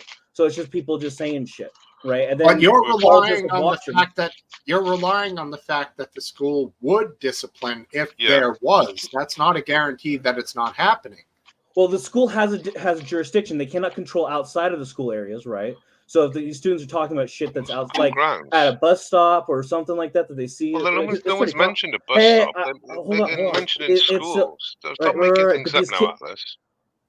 Can I talk for a second without the fucking? You're just making things up, mate. I'm moving the goalposts. Hey, I live in these goalposts, dipshit. That's my point. No one mentioned outside school. Just wait. This was all inside school. You are literally across the pond, and I am down the street from Mount Nebo School District. It doesn't matter. So chill the fuck out. Story. I know you know a story. You know a story. You don't know the story, right? And I'm telling you what's going on, right? If there were kids that were biting somebody or scratching somebody, parents would not tolerate that shit, and those kids would get disciplined. Okay, that's for the parents who are complaining about it. Well, if they complain about it, I think it's this. So where's the epidemic? Is my question. What is the epidemic that's going on? Well, I can literally use the internet. I would pull up like about 3 or 4 stories in the UK. It's called the internet, right? You can find anything on the internet, right? But my point is It's selection bias. You're hyper fixating on like 10, 15 kids and calling it saying like everyone, the woke left is turning all our kids into fucking animals and they're turning in kitty lips. Just listen to what I said. I can literally get you at least three stories in the last year. Where I'm sure you can find. I can find all kinds of crazy stories on the internet, but that doesn't mean that there's an epidemic. Different stories. Right. I can find all kinds. I can cherry pick all around the world and all around the stories, and then make up whatever kind of story I want. But the problem is, you're focusing on 12 kids, a maximum of 12 kids. It might suggest that it's throughout the world, wouldn't it? What? What are you saying? It might suggest that the problem is quite worldwide. No, it's not. There is no problem. The problem is you being sensationalist, right? The problem is you taking a micro problem and pretending like it's a real issue when there are actual other real problems to be solved, right? When there are actual real other issues. Yeah, there is a faction of people who do take these stories, which might happen on a myopic scale, is definitely that. Fits that and then take these myopic scale and try to turn them into worldwide. There was a story, possibly last year, that they're now putting litter boxes in schools or some horseshit. Right. That turned out to be completely false. And a lot of these sorts of peddlers of this sort of information were jumping on that story. Whether or not this one is that, I don't know, but it does smell of that. You know what I mean? Yes, and I agree with you, right? And I find it annoying, right, when there are real issues and real problems out there. Meanwhile, we get Englishmen from across the channel telling me in my hometown about my epidemic down the road. This from a Canadian. Fucking hell. A Canadian? Atlas is not Canadian. Englishman? What? You called me an Englishman. I'll call him Canadian, all right? Oh, fair enough. I'm so offended. Oh my god. Right. I know. Welsh. It's Welsh. Is it Irish or what is the difference? It's Welsh. Should I care? I mean, we destroyed my granddad the other week, didn't we? It's Wales. Atlas. You kept quiet over that one, didn't you? You're right. I do clever. not hang out with you every weekend to defend McGrandy over his bullshit. I have my own life. That is correct. No, you were wise to keep out of that chilly Argentina. You're right. I have no. Oh, he can be wrong. I don't have to be buddy with him on everything. That's fine. Like what is your problem? Because you knew the answer. You were clever enough to check it out and you knew the answer. You not to get involved. You're still hung up on about 2 weeks. I do the thing that's adult and I move on. Right, like there are new things, new topics to grow on. Yeah. The only reason why I stepped on is because you literally started talking about. I was not going to step on until you said Nebo School District, and then I was like, "Motherfucker!" I'm glad I triggered you. I'm glad I triggered you to come on. Yeah, well, there you go. So I'm doing the American thing by telling an Englishman to go fuck himself. Okay, nice one. Well, that's not the pub thing. Well, in the spirit of NATO allies or whatever, yeah, we're buddies. Sure, why not? You know, in the international, keep your news to yourself. We accept Canadians, Americans, Englishmen, Welshmen, Irishmen. No, but you said Germans. What is the epidemic? Yes, you said there's an epidemic. I want to hear the epidemic. What is the problem? What is the problem going on? Do you not like kitty litter? Is it a kitty litter thing? What is it? Well, it's happening across the pond too. It's happening. It seems to be happening all over the Western world. There are up to 7 billion people on the planet. I'm certain you can find statistically, random cases of people wearing cat ears around the globe. Doesn't seem to be happening much in places like China, though. Yes, it does. What are you talking about? You just don't look, or you just can't read.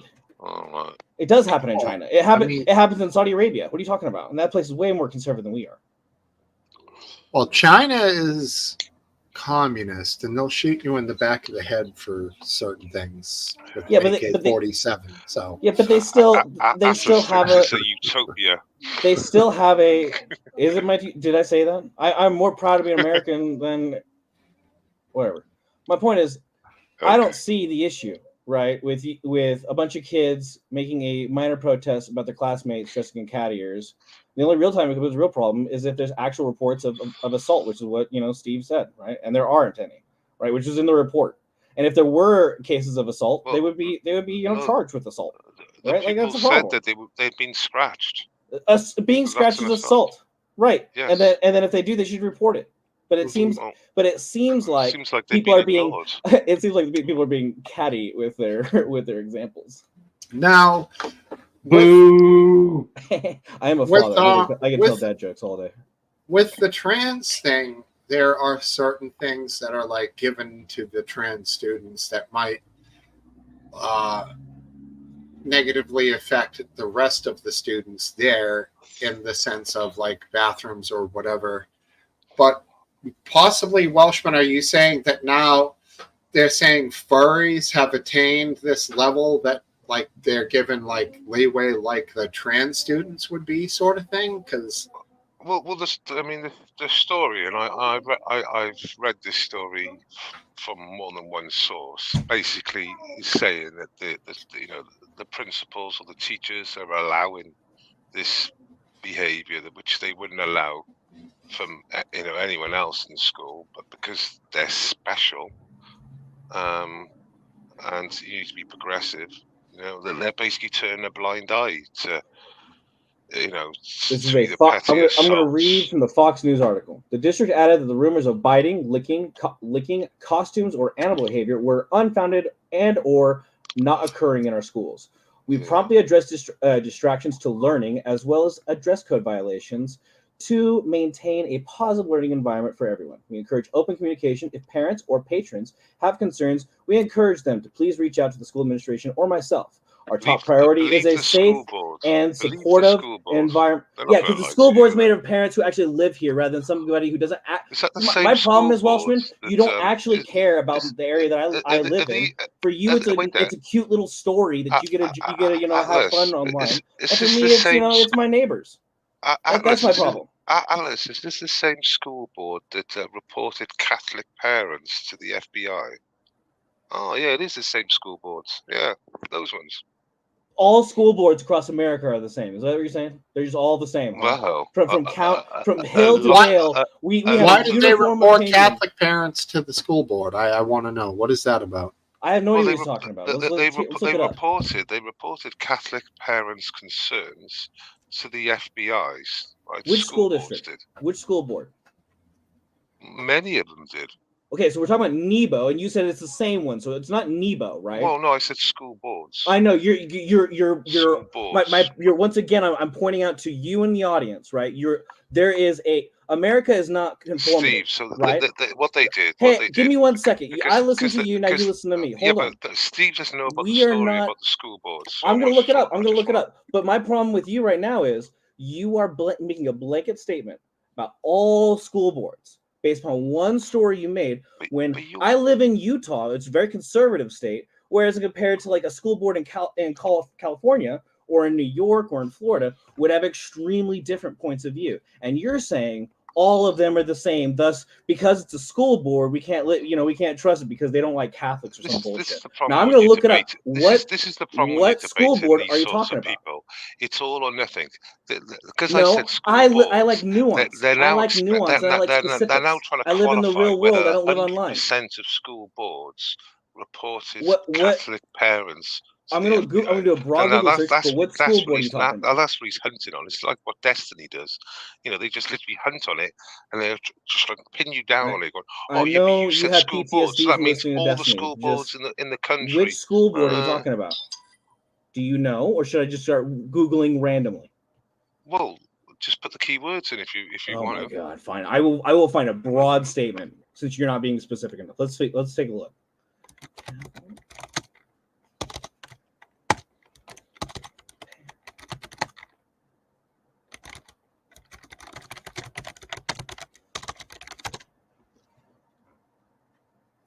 Top news.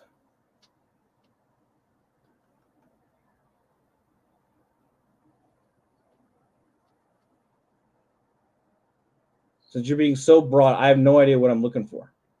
Neither do I. I couldn't find anything. That's what I'm saying. He's just making shit up, and it casts and what he's actually doing, right? What he's actually doing is he's trying to cast disbursement on an institution that we may not. It's valid to have a disagreement with the school board, right? You can have a disagreement with the school board. You can go to a PTA meeting. You can go complain. You can go do all that stuff. I'm not saying school boards are perfect, right? I know something went down with the Catholics, but I can't find it. I'm just looking into it now. I'm just looking. FBI targets. I bet it's this one. FBI I bet it's this one. Yeah, the FBI whistleblowers. Parents. How did I? Let me. It's the same one from with Jim Jordan, right? FBI whistleblowers say pro-life groups, Catholics were target of the government. Says Jim Jordan. Is that the one? There, literally, wait there, Atlas. You literally just said you couldn't find it, and then all of a sudden I pulled it. No, I said I couldn't find what specific story you're on because you didn't know, and now I found one that's pretty sensational that has Jim Jordan. Senator Congressman from Ohio, right? This is not the one. This is not the one you. Okay, this is not the one. Which one are you talking about? Well, when you let me speak, and I'll get it. This is the title. Okay, I will be quiet. Go ahead. FBI targets outspoken parents. School boards silence them. Right, that's the title. FBI. I might be incorrect. The title says enough at the moment. We'll have a look. Well, I don't read just the title. I like reading the. I know. I'm just looking. You doing the Institute for Free Speech? Is that what it? Is that the one? It's a big article. It's from the Institute for Free Speech. Yeah. Okay. Yeah, thank you. I did find it. It's a big article. I can put it in the back chat if you want me to. Anyone? So I'm not really gonna take it all in a silent 5 minutes, which I don't think I could do. No, I'll read and you can talk. Right? You said I was interrupting you. I'll read. You don't have to. Then read. I can't check. Do not worry. Your English will help. That's the problem we got here. It's in the back chat anyway.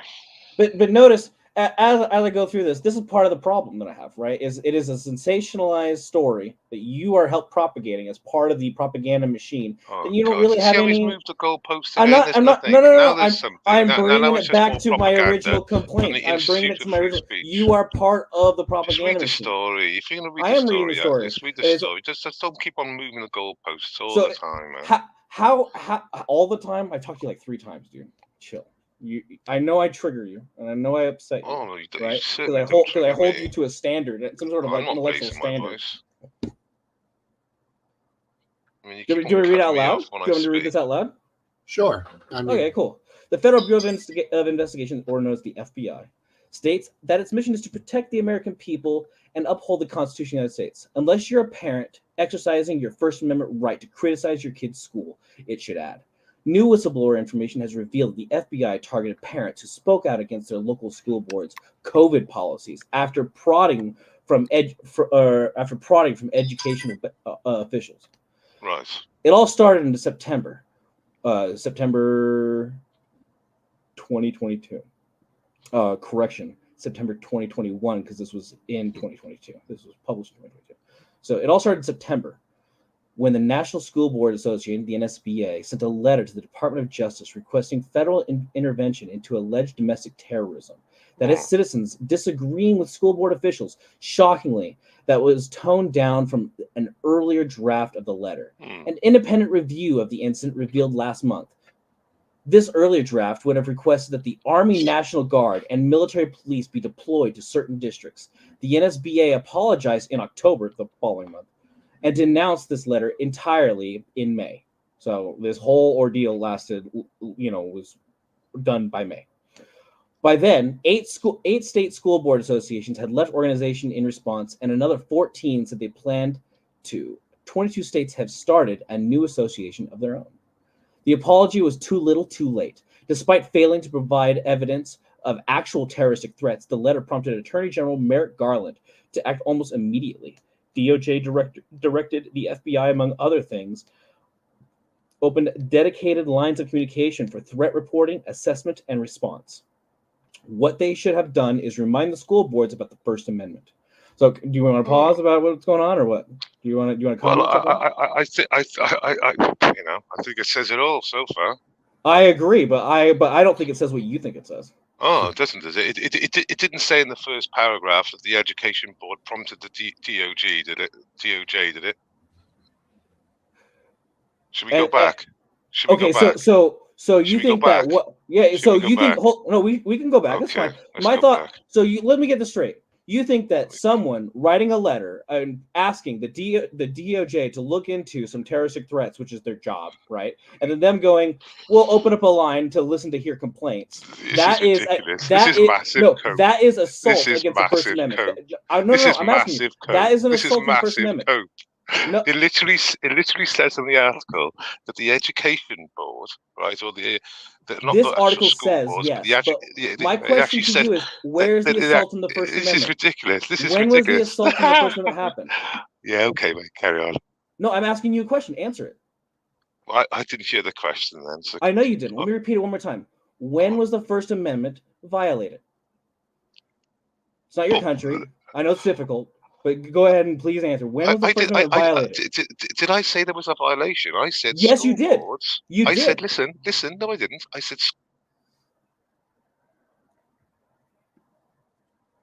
I can't hear you, Welshman. Welshman fell off. Okay. I don't mean to be too antagonistic. I just come in hot and heavy because for the entertainment values. Steve, I appreciate you. One could even say I like you, dude. I appreciate you coming in. Let me yell at people. If I'm getting too hot, let me know. I apologize. No, it's fine. All good. I don't know what happened. There he is. He's back. Yep. The DOJ silenced him. That's not what I said. I didn't mention about the First Amendment. What I mentioned, right, was that the school board. Well, you're walking it back now, huh? This is the walk back. No, well, it's all there. Well, go ahead and walk it back. It's okay. The school board had reported concerned parents to the FBI, and that's exactly what the article says. What it says, the DOJ, and they moved it on to the FBI. So and the FBI that's did exactly what the article says. And the FBI did what? What did the FBI do?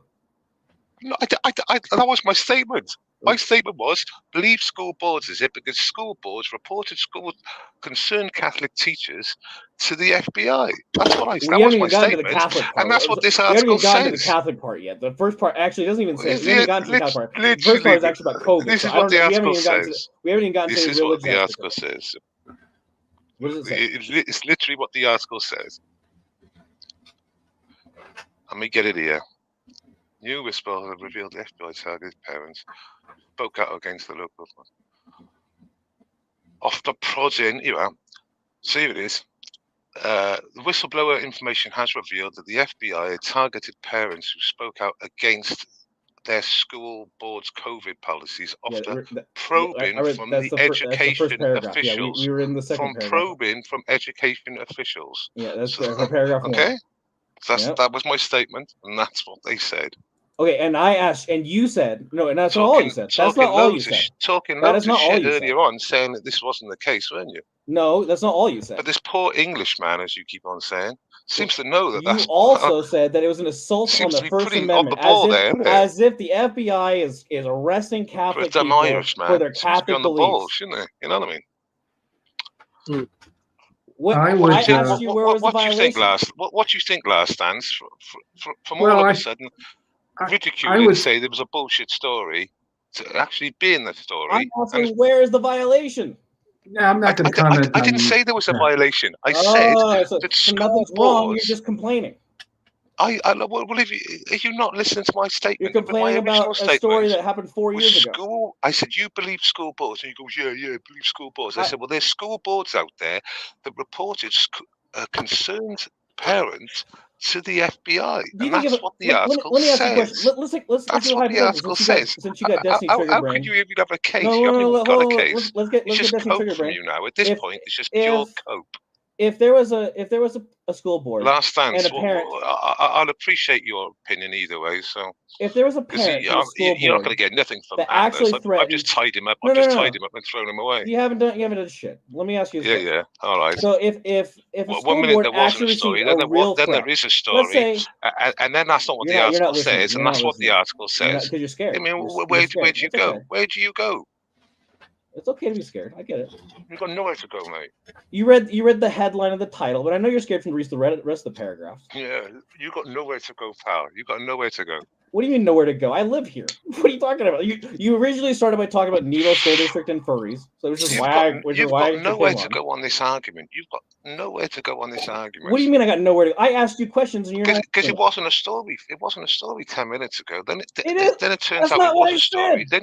Then you denied I what the wanted story said, and I specifics of the proved on all story, points. and you didn't even know, and you still don't know. And then What when are we you go on in to read about? about it, you know less about it. I hadn't read the story for like a long time, 2-3 years. But Right, I read and the story once. and it's stuck in your brain And this whole guess time. what? I was right. I was right on all About counts. what? You were wrong. We haven't You even were talked wrong. about what. We haven't even gotten to the Catholics part. Where is the assault on the Catholic people? We haven't even gotten to that part in the article. Oh God, this is. I asked you a question. I asked you a question. Where's the Catholic? What's wrong? The FBI targeted Catholics about what? For being Catholic? I haven't even got to that. They talk about COVID. Are all Catholics COVID deniers? Is that what you're saying? No, I'm telling you the story, mate. I mean, just because they haven't tell said me they're anything. Catholic, I had to go find the story for you. No, I fucking had the story, you idiot. You I didn't. found the story. Last Dance. Is this guy just like on a different planet here? I'm glad this I is found the story. I'm glad. I'm not getting in the middle. I'm glad this is. What is going on here? I was the person that found the story. You just don't know. You're telling me you pulled it out of your brain, and we had to dig and find what story you're actually talking about. This is and massive. you still don't even know. This you is still so don't know massive, what's going on. Atlas. You try your best, pal, but you can't even do anything. And this is all your sort of thing. I think it's very apparent that how obvious how you're handling this information. I think it's very obvious. Oh yeah. Who is in control? A poor Irishman. A poor Irishman, or English, he knows a little bit about Scottish, American politics. Turns out he knows a little bit about American politics. Yeah. No, you don't. My point is you don't know anything. Oh yeah, I don't. You don't.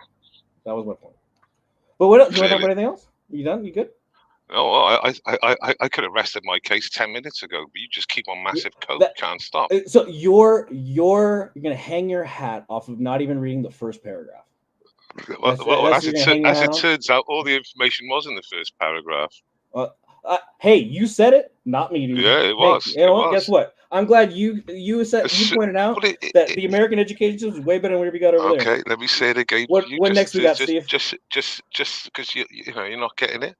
FBI targeted parents who spoke out against their local school boards' COVID practices after probing from educational officials. How that malicious! Is literally the statement How I malicious! The FBI opened up a dedicated line of communication. That is so threatening and so violating of their rights. Yes, they opened a dedicated lines of threat reporting. That wasn't my statement. That's such a bad thing. It's in the same article. See, this is the problem with you. The problem is you're stuck on paragraph 1. This is why it's so disingenuous.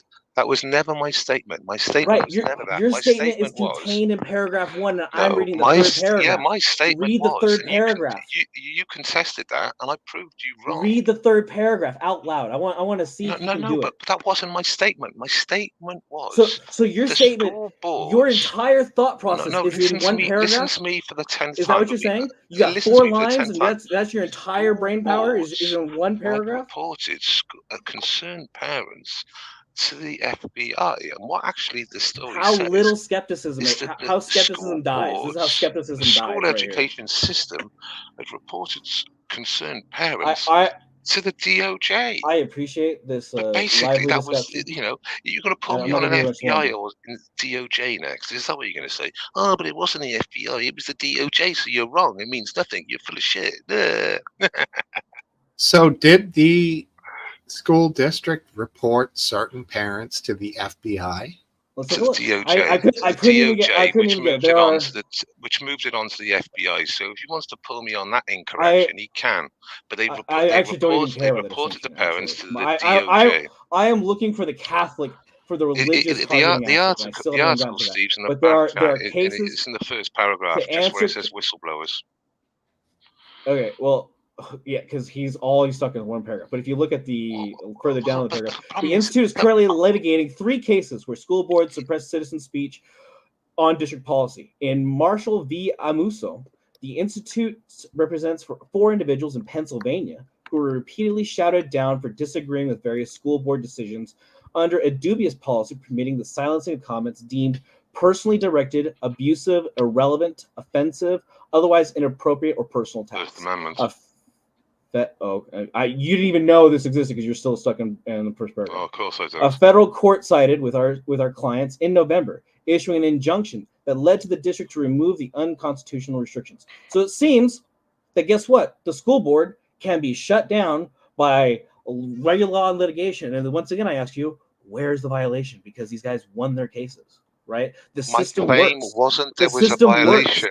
My problem is you are complaining about the system, and it this works. Is ridiculous. This is ridiculous. At this point, it's beyond, because that was never my claim. He's moved the claim to a whole new claim. My claim was that the They targeted them. Yes, they got targeted by the FBI. I heard you the first time. Parents to the FBI, and the actual reality was that the school boards had reported parents to the DOJ, and they moved it on to the FBI.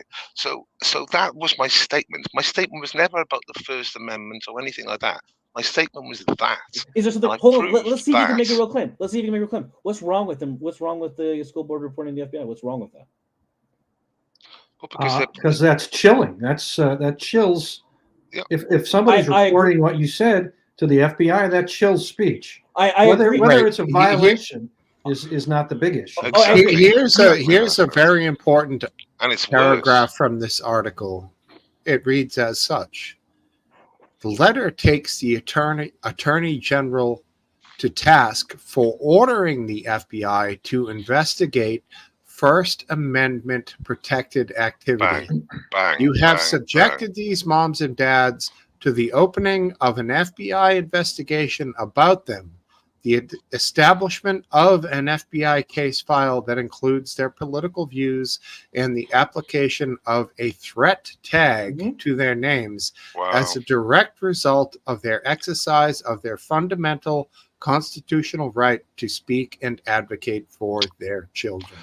But and we got these liberals that think this is good. Before Welshman continues, my actual argument rest my case. Hold on, my actual argument lays in that they were vindicated, that the system fixed itself, right? Like if they were still suppressed to this day and they still had litigation, hey, that's okay.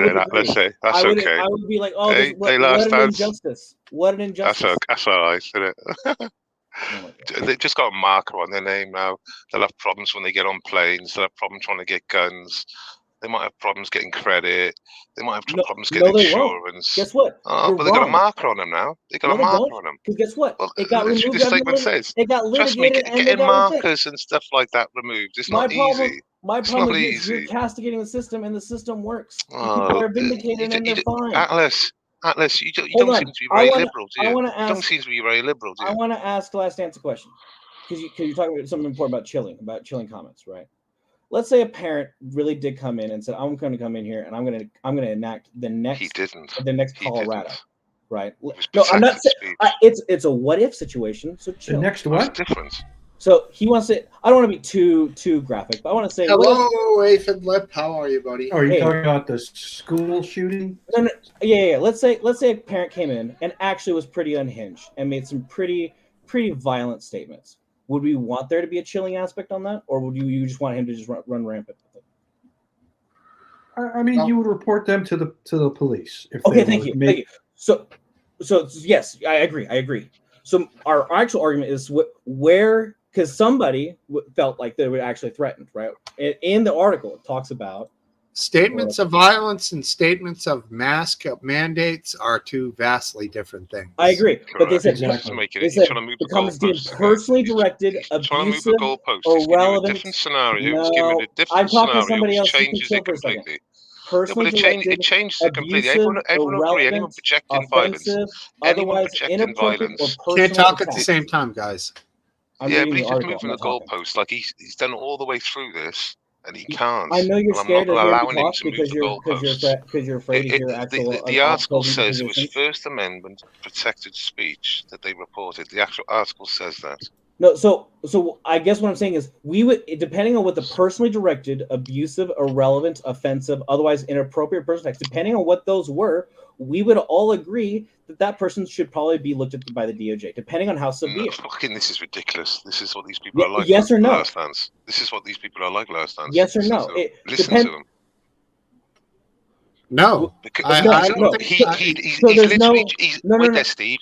He's literally said if there's speech that's personal, that's directed to someone, I just read saying the article. you're It wasn't terrible just at your personal. job. It wasn't right, just right. personal. Thank you for catching one out of the seven That's criteria. what you said in that. That's what you said in that little speech there. In that little speech then, you said if it was personal, if it was personal to someone inappropriate or and personal directed to attacks. someone, right? So if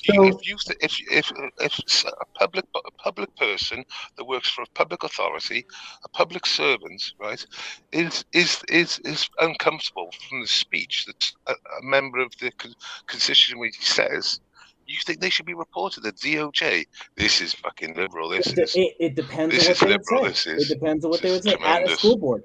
Yeah. If somebody came to school and said, "I want to enact the First next Amendment Columbine," protected I would speech. have that guy You know what the reported to First the FBI. Amendment is, do you? Yes. You know what the First Amendment is? Well, You there's shut up. another article that pertains to this I know subject you're matter. American. It says Try to tell me that earlier on. Don't seem the to letter understand it. recounts one instance in which a mom interviewed by the FBI after someone reported her for being a gun owner from the right-wing moms group, Moms for Liberty, who told the school board that we are coming for you. The interview revealed no threat at all. The mother was unhappy with the school board's mask policy and warned that her group would work to get the board members voted out of office. In another instance, a complainant labeled a father opposed to the mask mandates as an insurrectionist, but could not provide any evidence when questioned. So again, these accusations are coming from the liberal side, and they're being directed towards these conservatives. But in both cases that I just gave, according to this article, there was no substance behind it. So hurtful speech, hurtful speech needs to be punished. I know Hurtful Leslie speech doesn't want needs me to to be talk. I'm going to punished try to get according to this man. So Steve, I'm going to try to find this one. There was recently a Palestinian student who threatened the school board teachers for being Zionists with death, and they said a lot more than that, and they got arrested. So it's not just right wing.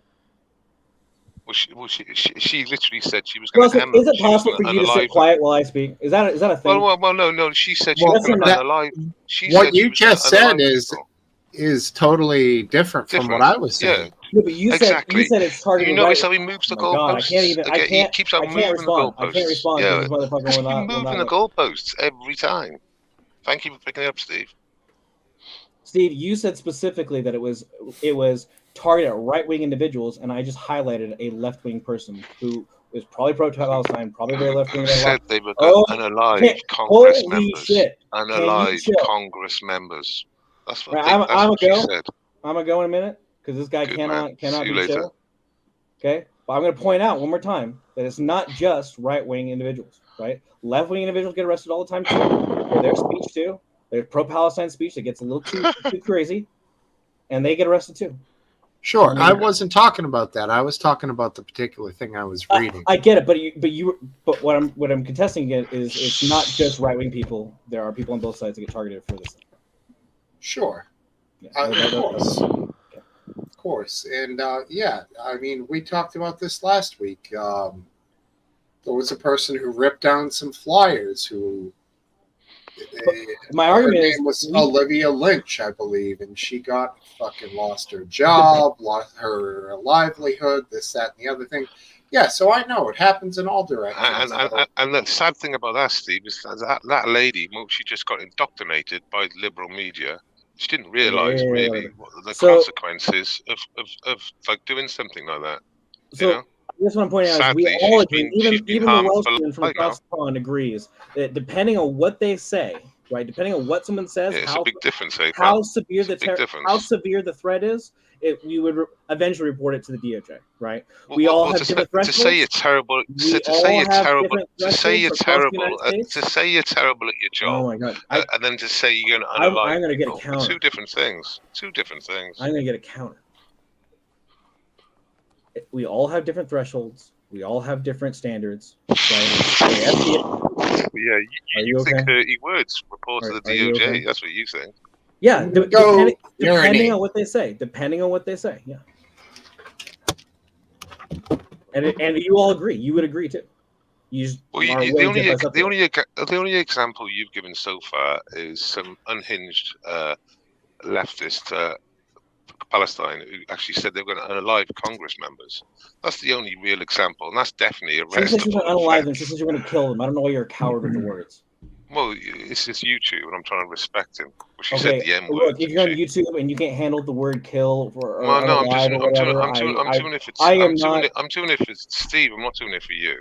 Okay, well, I believe in you are failing in this conversation about freedom of speech. You are curbing your freedom of speech. Well, I agree. We haven't got it on here. Do you believe we've got freedom of speech on YouTube? Because if you do, you're a fucking dumbass.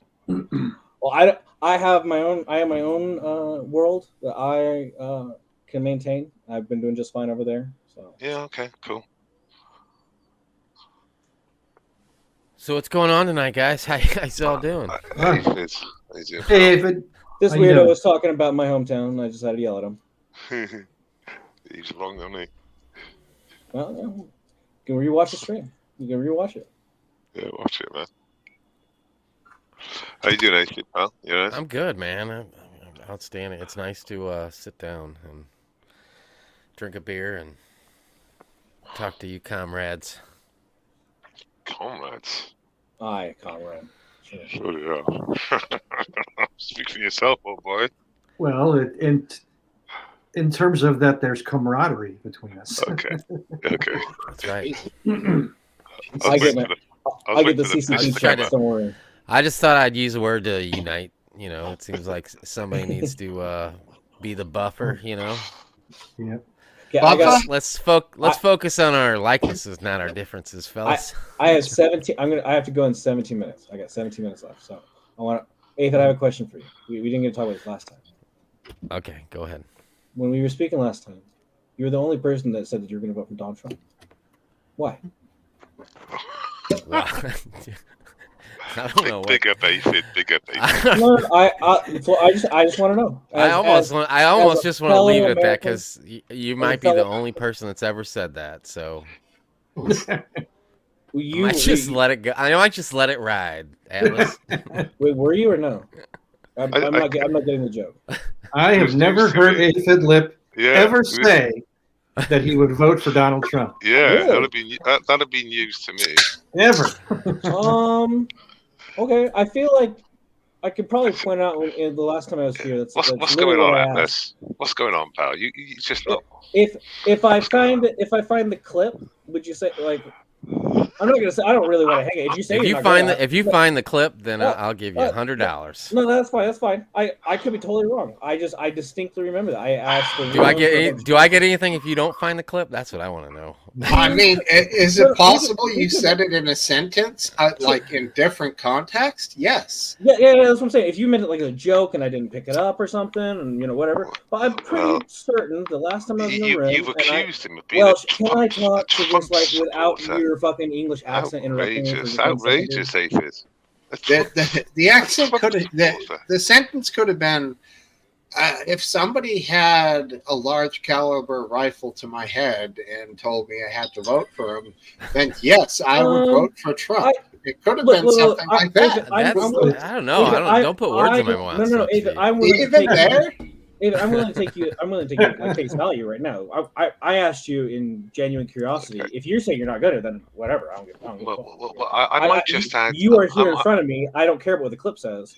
I was curious about what you believe, but if you don't believe see, the thing about Aphid Lip is even if there was a large caliber gun pointed at his head and he wanted to vote for Donald Trump to live, I'm not sure he could make his hands, do that. Okay, well, make the vote go. If that's true, I was mistaken. But like, I was pretty certain I asked, and then there was like, because I think I accused RW of voting for Trump, and he said he wasn't. You've accused a few people, I think. Okay, yeah, I'll accuse you all day, dude. Because I remember just saying broadly speaking, and then everybody in the room said like, I'm not gonna, but then you were the only one. I remember you were the only one saying you were. Now that could have been in like a jest. Topple might have said it. Oh, maybe I misheard. Yeah, it's possible. He's got a similar background. Well, I would I can see how you get confused. No, maybe you spoke at the same Steve, time or Steve something. could vote Yeah. Trump. Steve is definitely waking up a little bit. Definitely, his views over the last couple of months on the certain fewer subjects the better, in my are opinion. definitely So long as on whatever, the I don't right care. size, Stephen. Would you agree or disagree with that, Steve? It's a lot of tequila. Honestly, dude, I couldn't. In good conscience, I couldn't vote for him. I'm not against his side. I'm not for him. He made some fundamental mistakes and moral mistakes that I disagree with.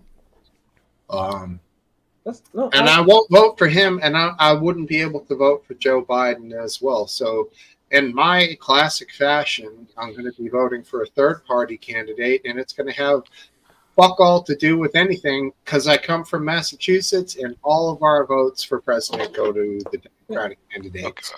Okay, Stephen, has your political position moved over the last year or so?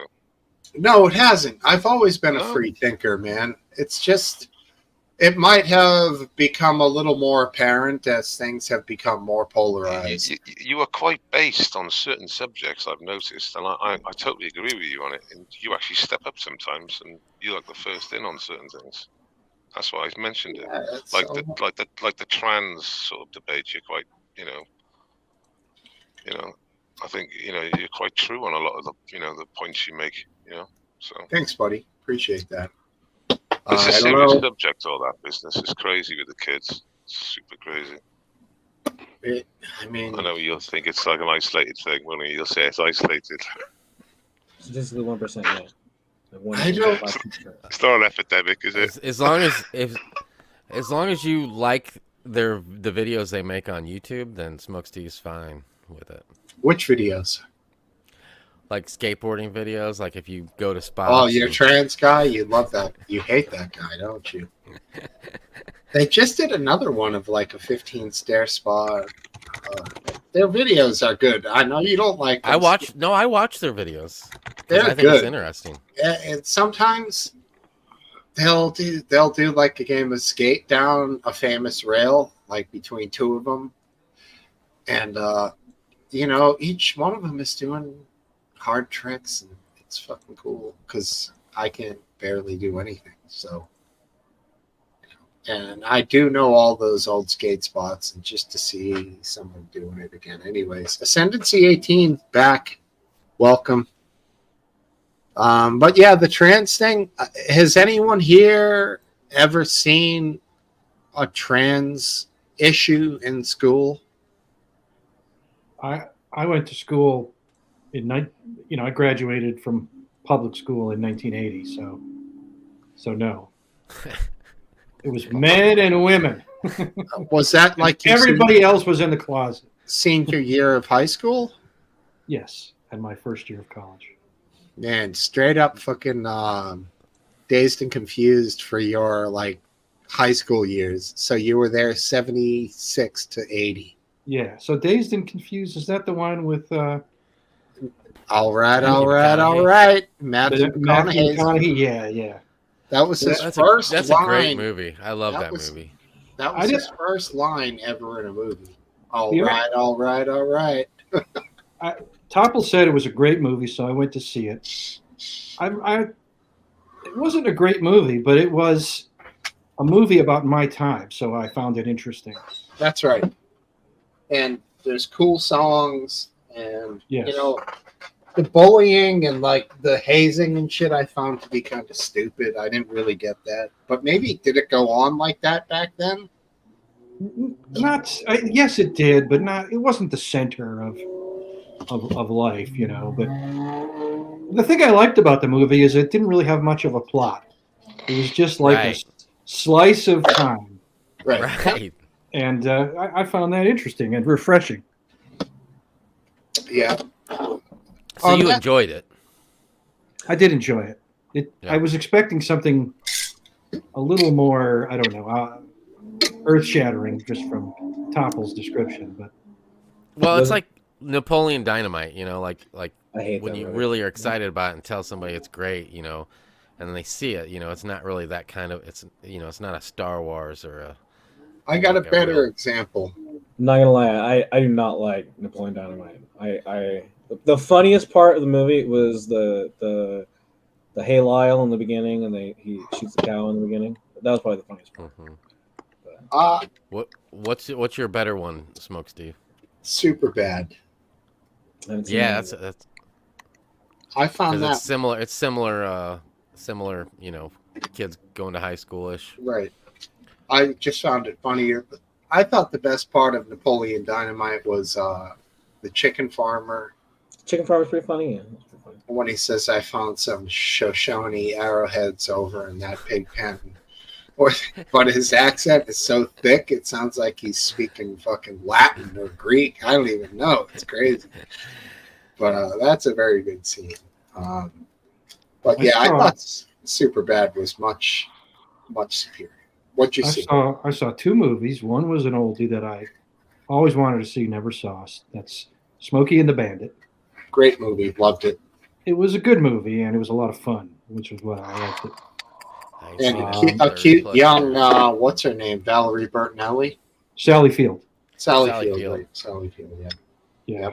And the other one was Burn After Reading, more recent. Oh, I've seen that too. That was very good. Never heard of it. Very, very good movie. Sounds too modern for me. It's a Coen Brothers movie, right? I didn't realize that until the end when they came up on the credits. But yeah, it's a Coen Brothers movie.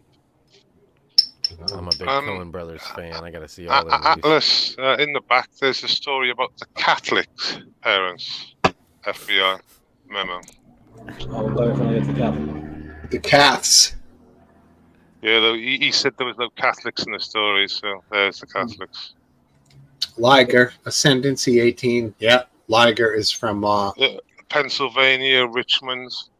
Liger is from Napoleon, and of course, Billy talking about McLovin from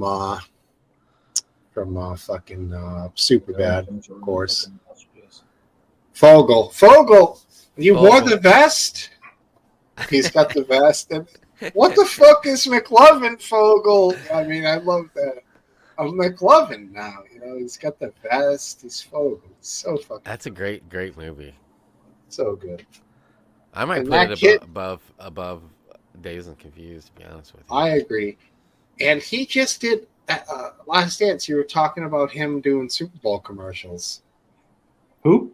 The star of Superbad.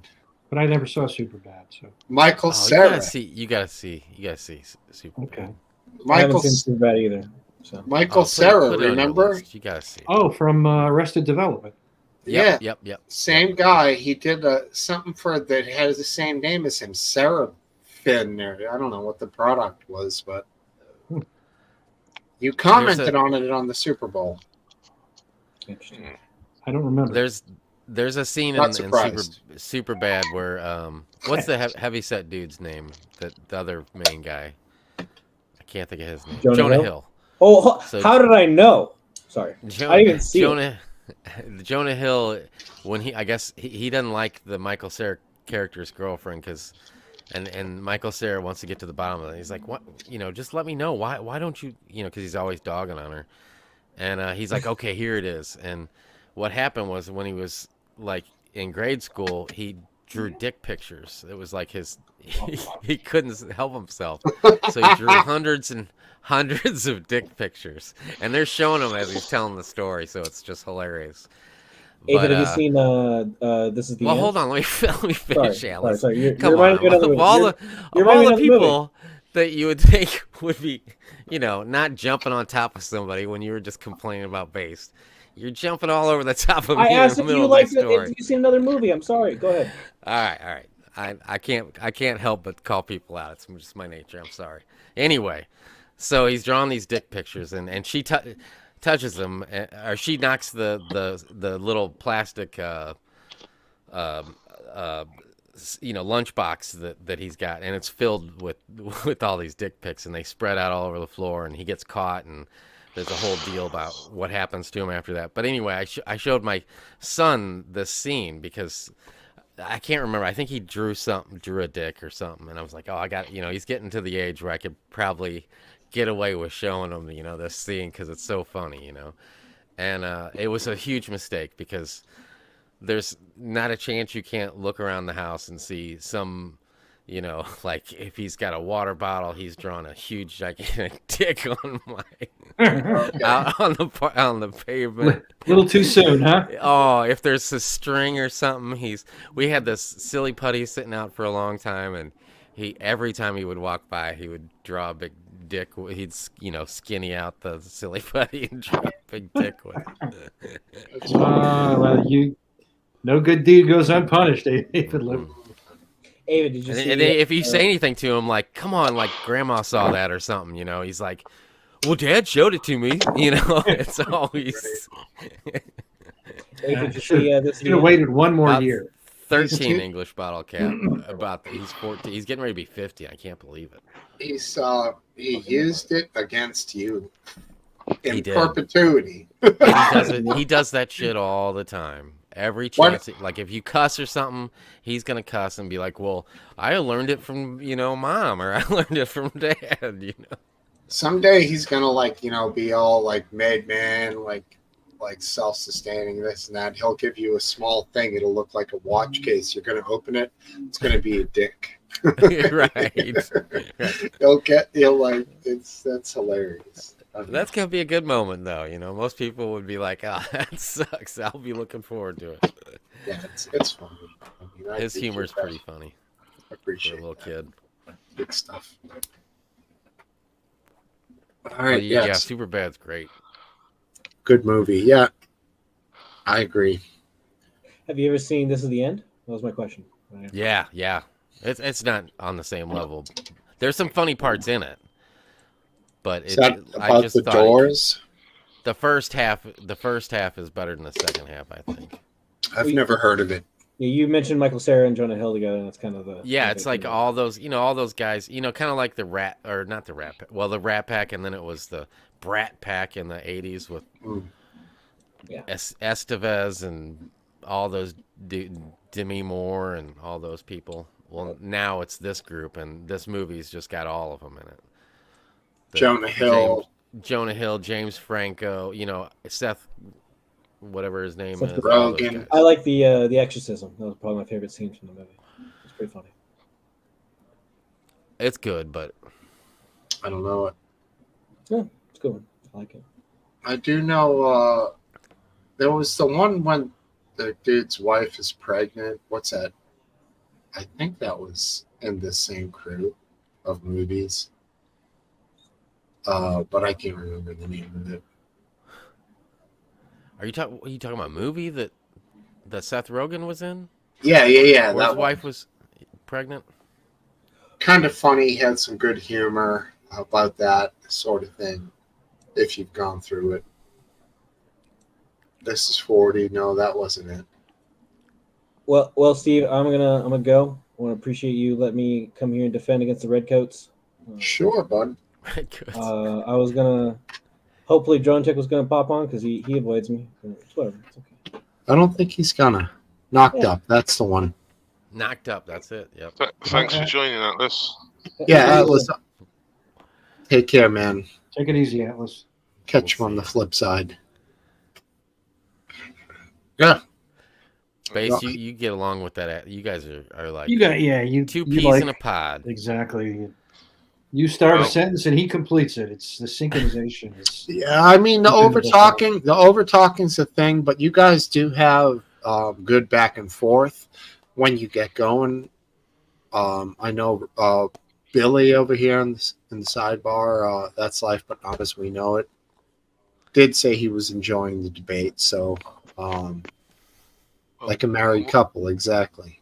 Well, to be honest with you, I mean, when I first made this statement, he sort of ridiculed it, and to be fair, you didn't know of the story yourself, so I went looking for it, found it, and then he moves the goalpost to say something I didn't say it, and like as you found out, he keeps moving the goalposts. He went from like people saying something at the school board meeting, saying, "How dare you mask our kids?"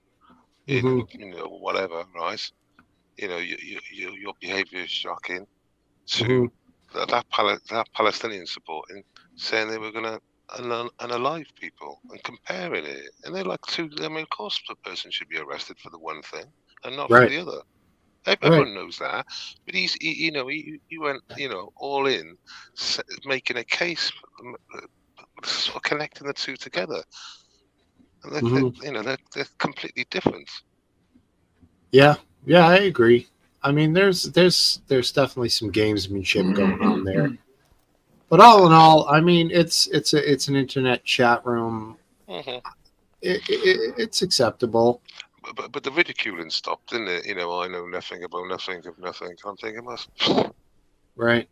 My memory's not that bad, because I remember reading the story when I did, which was 2021, and it pretty much stuck there, didn't it? Mm-hmm. I got DOJ instead of FBI wrong. Same difference. Yeah, one's an extension of the other.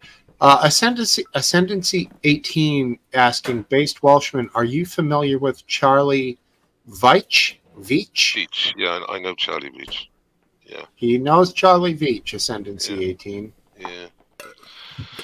Yeah, I used to watch his stuff maybe 12 years ago, very long time ago. I still watch his stuff quite, to be honest with you, I go through periods of watching it and not watching it. It's worth subbing to.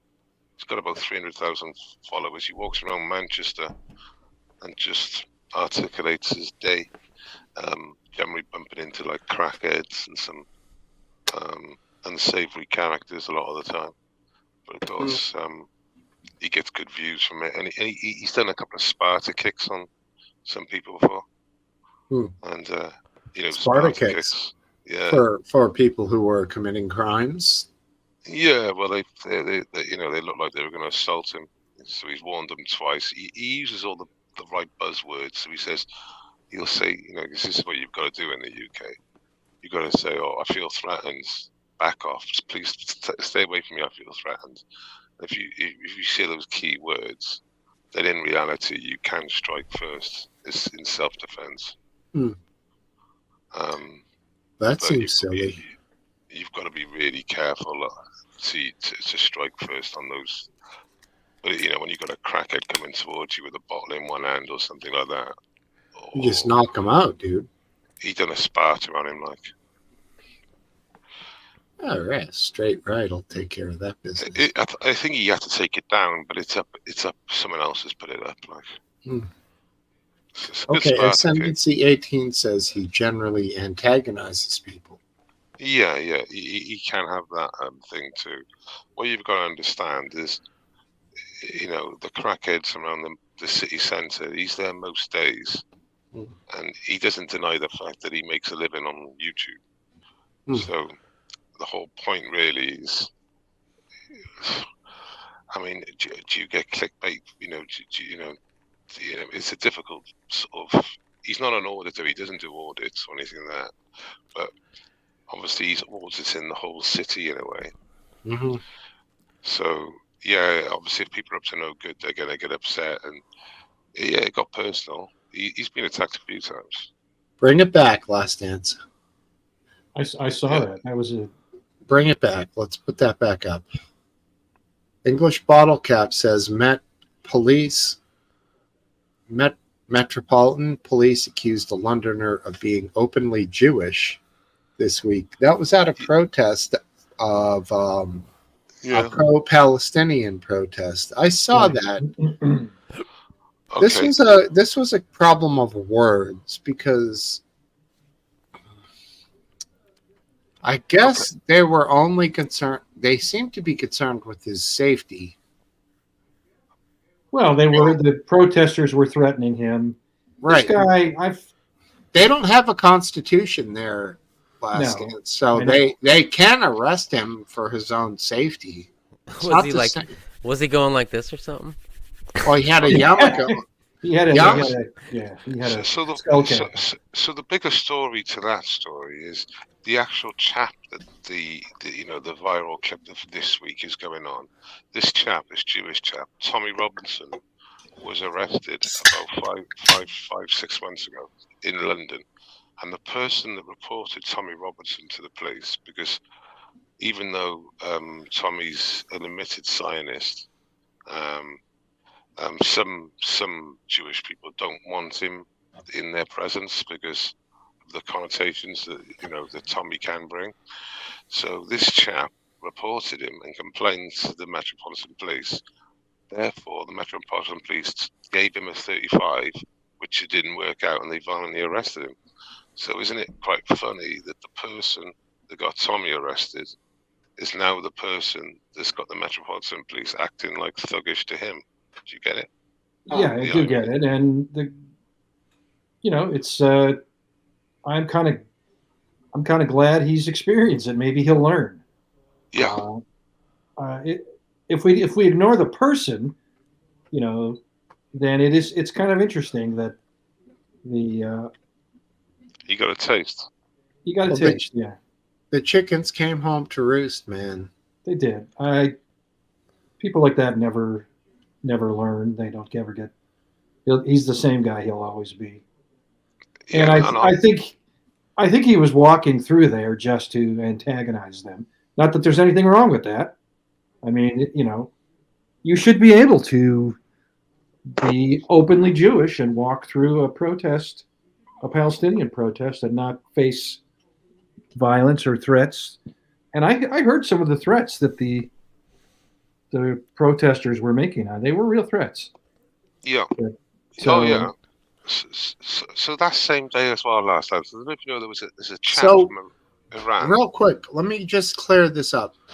That wasn't Tommy Robinson. Tommy Robinson. No. This is a previous event. A previous occurrence. Ascendancy 18 says that Tommy Robinson is a race-baiting twat. He's a grifter. Yeah. Okay. So what happened was about 5 months ago, Tommy got arrested at a Jewish rally, and the reason why he got arrested was basically the chap that got was called openly Jewish by a police officer this week in that viral clip. This is the chap that reported Tommy Robinson to the police, which basically got then Tommy arrested for not dispersing from the area because they used a BS charge against him to leave the area. So the chap now is getting some of his medicine, if you know what I mean, or getting some of the thuggish metropolitan, nonsense talk, which is basically, we don't want you here, and it's easy to move you than control the mob. Mm. That's basically how the Met and any police force in the UK do it. They go on, which is the easy one to solve the problem. So we've got like a form of altruism. We got 5 Jewish people, or like 2,000 Palestinian people. What are we going to do? We're going to move them. That's how they do it. Let's just take a quick temperature of the room anally. Just kidding. Of Tommy Robinson, yay or nay? Last dance? I don't have enough knowledge of him to express an opinion. I'm going to cop out and say I can't answer that. Yay or nay? Come on. Nay, okay. Welshman?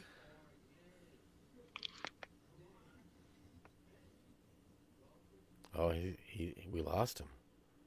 Yes. Yay. Okay. Yes. I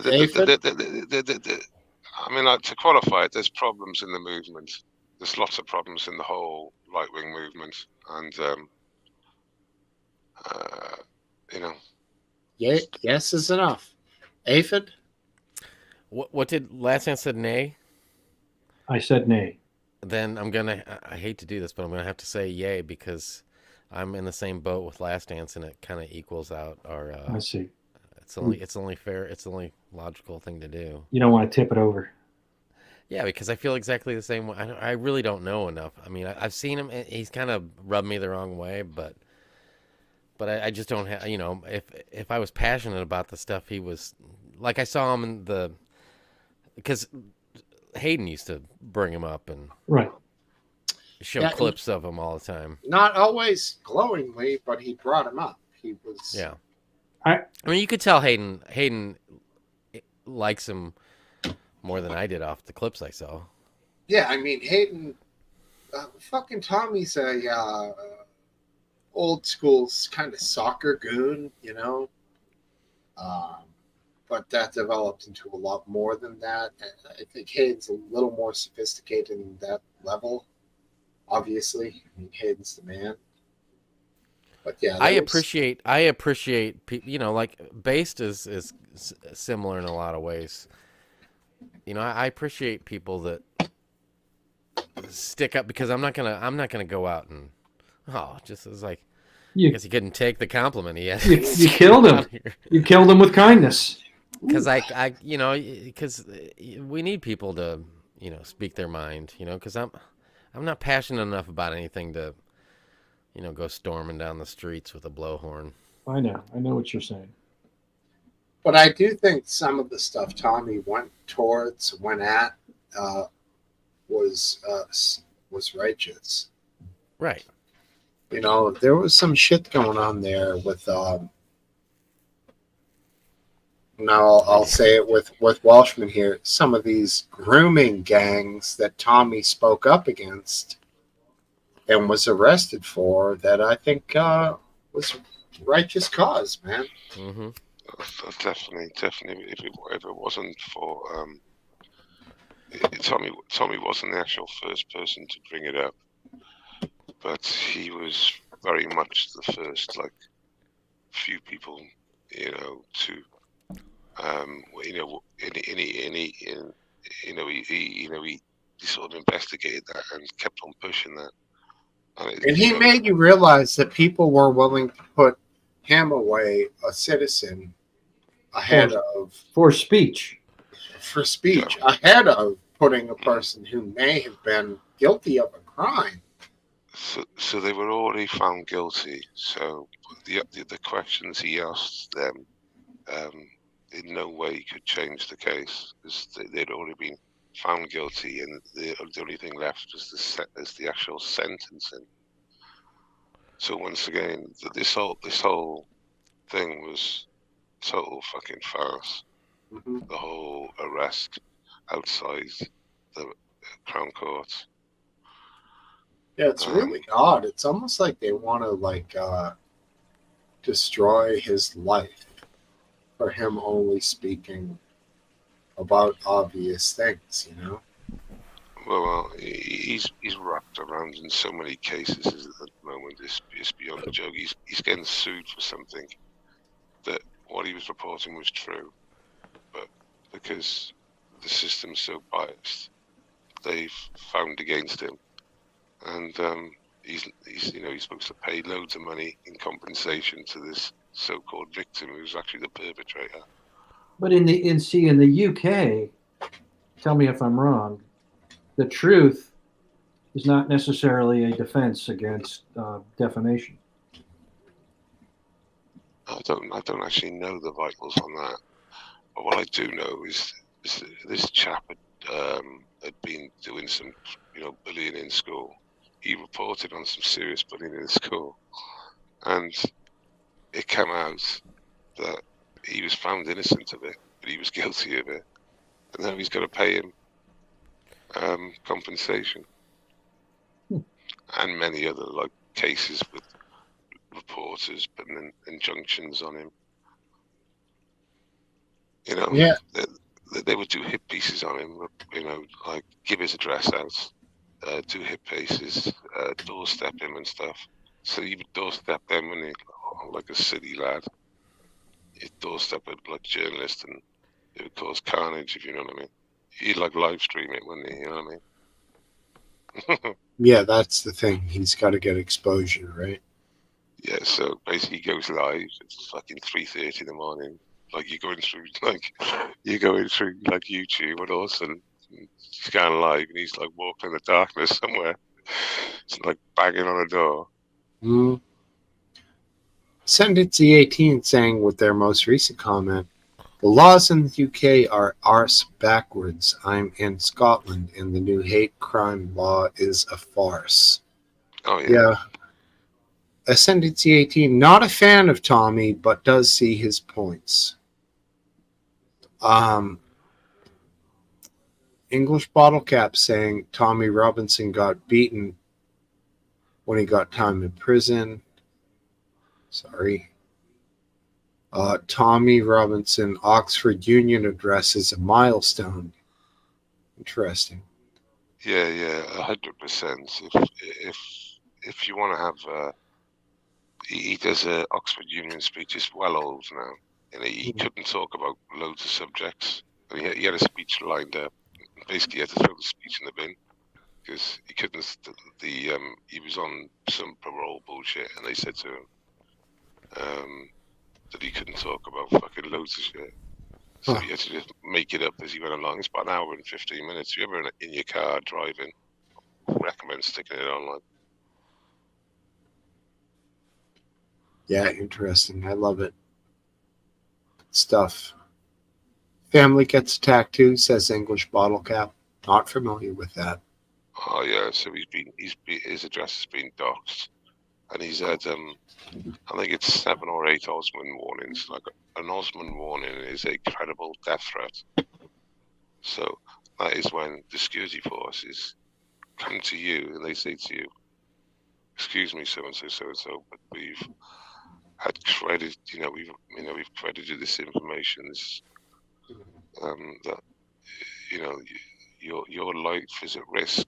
And they said, well, "What tools can I carry?" And they said, "Nothing." Nothing. You can't carry anything.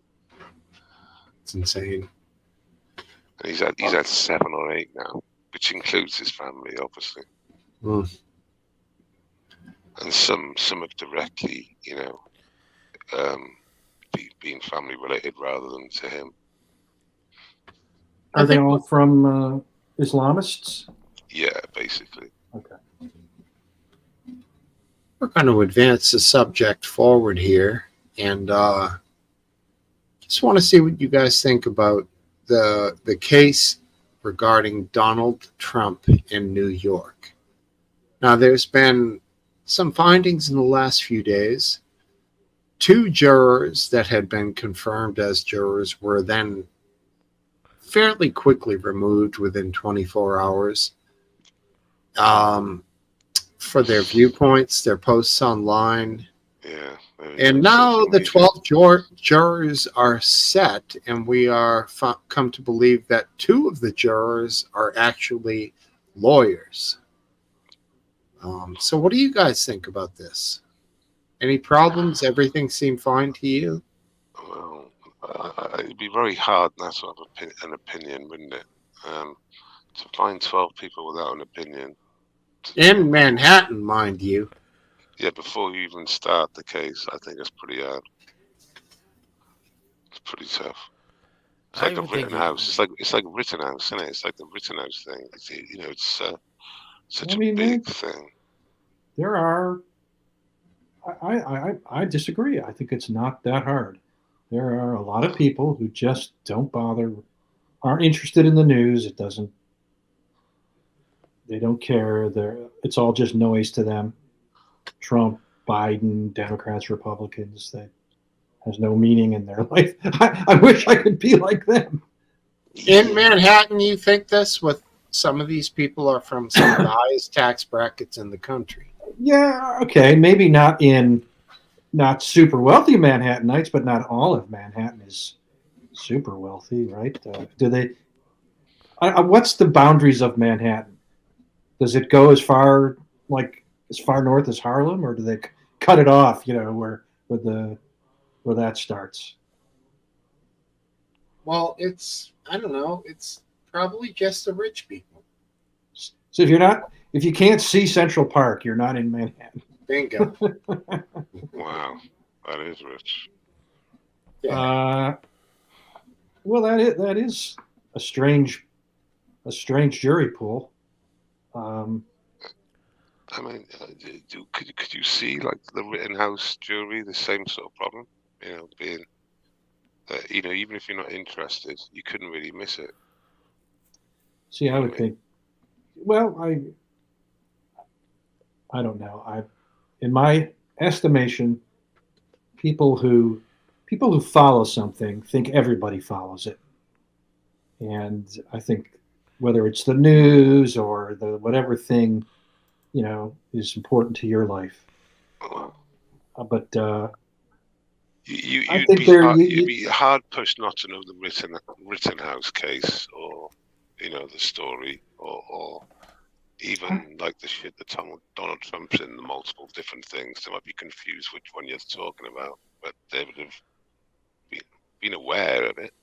Yeah. Yeah, I think the Trump and Rittenhouse are two different levels. I mean, the guy was president of the United States. I mean, I could see people not, following the news and not knowing about the Rittenhouse thing, or at least not knowing enough about it.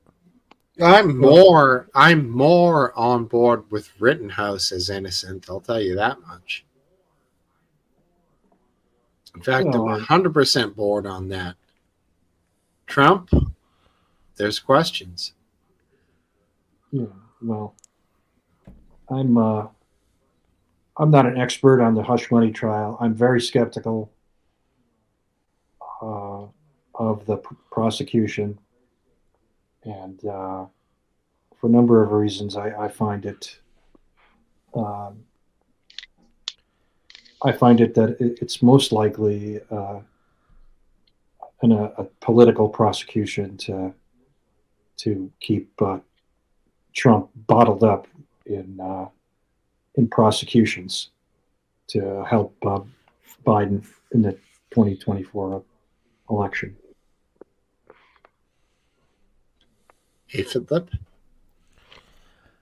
I mean, I agree with what he just said, but I also think that if he's guilty of, I don't know the process of why it's taken this long. Like because I know he tries to delay shit a lot. So is he the one that put it smack dab in the middle of the election? I don't know enough about that. I know they had 3 years to do this, haven't they? I think. Yeah, but I mean, have they been? What's the average? On such a high profile thing of getting all your shit in a line. Well, I would suggest that plan is to tie him up before the election, wouldn't you? They've had 3 years to do this. I don't know. I mean, would they wanted this to happen like a year ago? Like, because I know he delays shit all the time. The problem was that the DOJ would refuse to prosecute because it's not a good case, because it's the boundaries between what is personal and what is campaign expenditures for something like this is there's no way to say that one is versus a campaign expenditure versus a personal expenditure, and only if it's a campaign expenditure can it be violating campaign election laws. I mean, is this a thing where everybody else does the same thing and they turn a blind eye to it, or is it a case where once again that he did something that he probably shouldn't have done, and he's got to deal with the consequences of it? I don't know. Everybody else doesn't give that answer, But I feel like a lot of people just throw that out the window and are just like in their camp and don't want to think about that, Well, I mean, obviously, what they did with the other case, which was like obviously valuing his properties, that was such a stitch up. I mean, that's like a hideous stitch up for New York in general, because as it's been said by a few billionaires, housing developers and stuff, or building developers, that they don't want to invest in New York, because in reality, next year they might not be in favour with the mayor, and they're going to get prosecuted for valuing their property more than it's worth. What a fucking, that's crazy. And how much was Mar-a-Lago worth? Was it what they say it was worth? Like fucking 100 for what it's actually worth, isn't it? 17 million, I think. 17 million. And it's worth what? Like 300 million or something? It was insanely high. See, the Smoke Wife is getting this wrong in the chat. The problem here is that the criminal conduct that's being alleged in this trial, in the criminal complaint, actually occurred after the 2016 election was over. And that is the reimbursement of Michael Cohen for the payments to Stormy Daniels. Now, it's doubtful that, in my mind, that even if it was that payments to Stormy Daniels could be possibly considered election interference. If you consider that election interference, then all kinds of things are election interference. Any effort to keep embarrassing information quiet is election interference. And this is like half of what these campaigns do, is to suppress embarrassing. Yeah, they got teams to do it, didn't they? They got teams that actually. The payments were made in like 2017. They happened after the election. Last tense, they were erection interference. Erection interference, yes. So the payment was in 2017, and the election was in 2016. Yes. Yeah, it seems like that can't really work, can it? No, it doesn't. That's convicting someone of a crime before the crime was committed, and I'm trying to work it out. Sorry, it's like trying to work out trans people. So, how does this work out? So he's convicted. That's right. He's convicted for election dealings, financial misconduct. But he made the transaction after the election. I mean, we'll see what actually happens at trial, but the charging documents are just So what are what's the date in 2017? It doesn't matter if it's a day older, but is it like 6 months later or what? Because obviously 2019 is the election. It says beginning in February 2017, Trump reimbursed Cohn for the hush money with a series of checks, which he disguised as payment for legal services. So when did Cohen pay the old cum bucket? He paid her before the 2016 election. Oh, right. Bucket. I mean, come on, Based. I mean, you're calling her cum bucket. I get it, Well, I mean, what at the time? I know, but at the time, I think like his wife was in the process of being pregnant and giving birth to their son. So, I mean, she might be a cum bucket, but don't you have to share some of that, disgust to him too, or is it just totally okay? I reckon he'd have just dropped it over his chops. That's what I think. You mean Stormy Daniels? Yeah, he's like in the two involved, the two parties, Yeah. He's exactly on her, but doesn't give equal shit to exactly. Trumpster. I mean, well, yeah, because she's a slut and he's a stud, bro. Do your research, homeboy. Given what the fuck? I think one of the times they met was like within days of her giving birth. I could be wrong, but that's what I remember at the time. I'm not being funny. Like you said it before in a statement. They'll let you do anything if you're rich. Remember that statement? Terrible. But at the same stage, right? If you're rich and you're a billionaire, your jizz is like a huge commodity. The amount of birds that will try and get themselves pregnant. I agree with you, but that doesn't.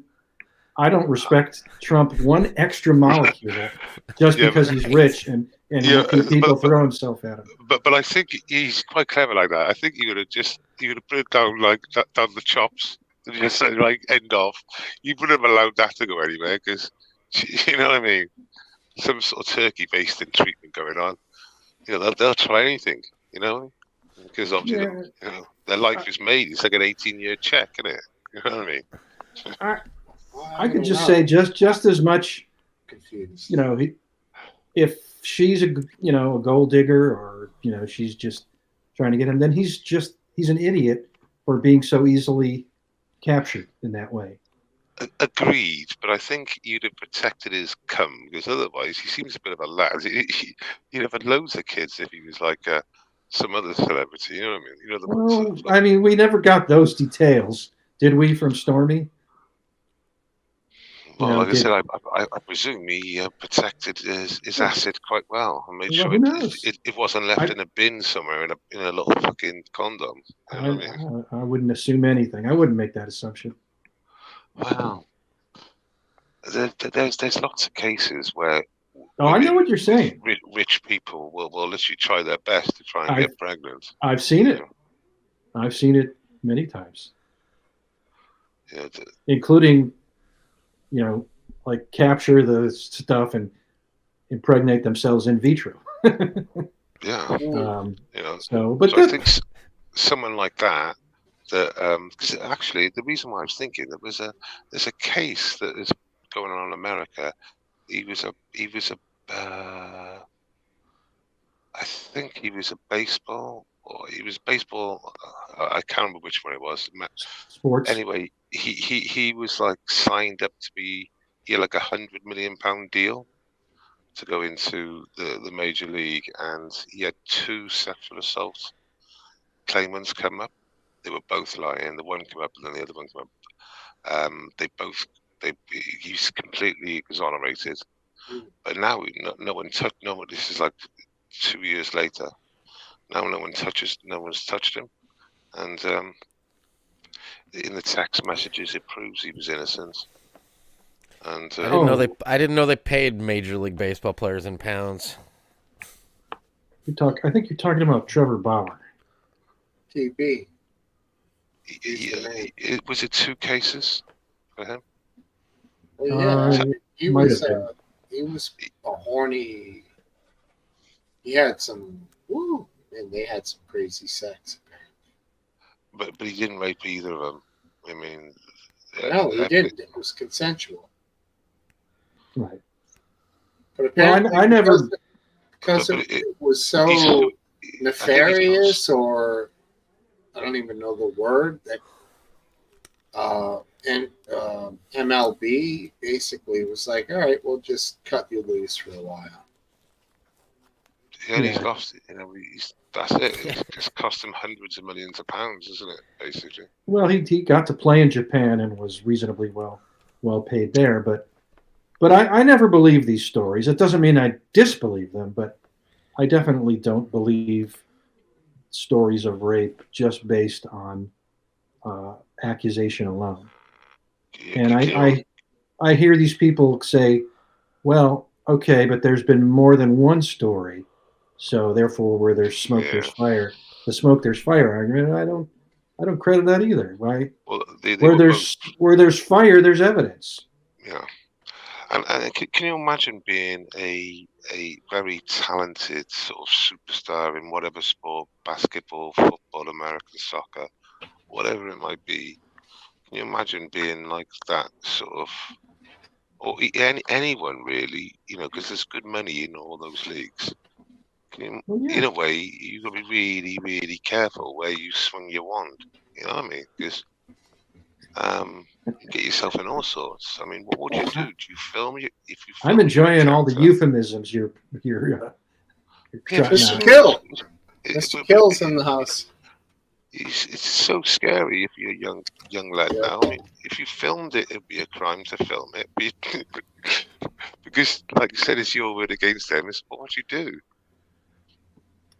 Well, I remember when I had that problem when I was a superstar back in oh no, wait a minute, that never happened. What were you a superstar at? I don't think we this is about nothing.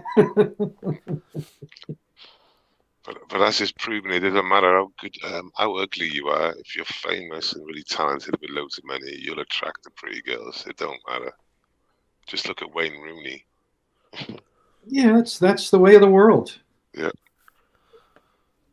Did you say Wayne Newton? Rooney. Wayne Rooney. Oh. Yeah, Rooney. He's played in America. Yep. Dwarfy looking ginger lad. I don't know who that is. What's he do? Soccer. Football is what the English call it. Football. But yeah, I think it'd be like it's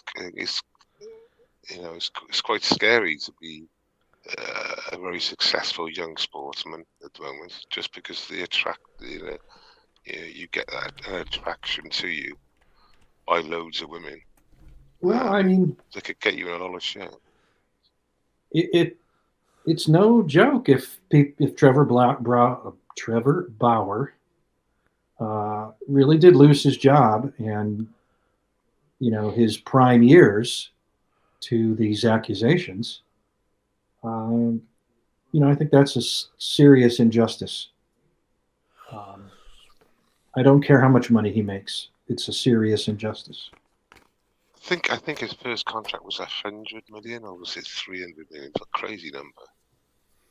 Well, he signed a contract with the Los Angeles Dodgers. It was a big contract, and then this scandal popped up, and he never played for them. I don't know that they were able to get out of the contract.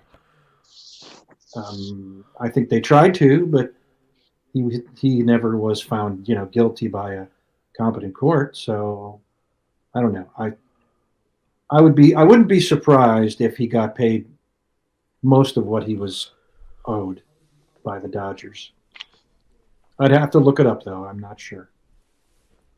Yeah, but a career ruined all the same, isn't it? Well, he didn't get to play in the majors. That's where his fame and where he wanted to play. What sport were we talking when you said majors? Baseball. Baseball, right? Yeah. What was he, a pitcher? He was a pitcher, yes. Oh. He was a pitcher that I always found interesting, and he was always in conflict with his teammates and coaches. Even in like high school, because he had his own ideas for training, and it conflicted with what his coaches wanted him, how his coaches wanted him to train. But I always, when I looked at his training regimen, his was kind of more scientific than what his coaches, at least in high school and college, were doing. Those coaches were doing what they were taught to do themselves. Basically the same thing that they were always done. And his ideas were, a little more scientific. Now, I don't know whether they ended up being correct or not, but he's someone who's always in conflict with his coaches and teammates. He was Who? OJ? Trevor Bauer. Yeah, OJ. So it was when these accusations hit, there wasn't much of a reservoir of good feeling in the league to defend him. So, which to me made it all the more suspicious. That made it more likely that he was getting railroaded out of the league. Atlas would have had him thrown in prison. Huh? What was that? Atlas would have had him thrown in prison. No, I don't know about that. Well, once you report to the DOJ, if you say you're really bad at your job and you suck. Yeah. He said that. He basically said that.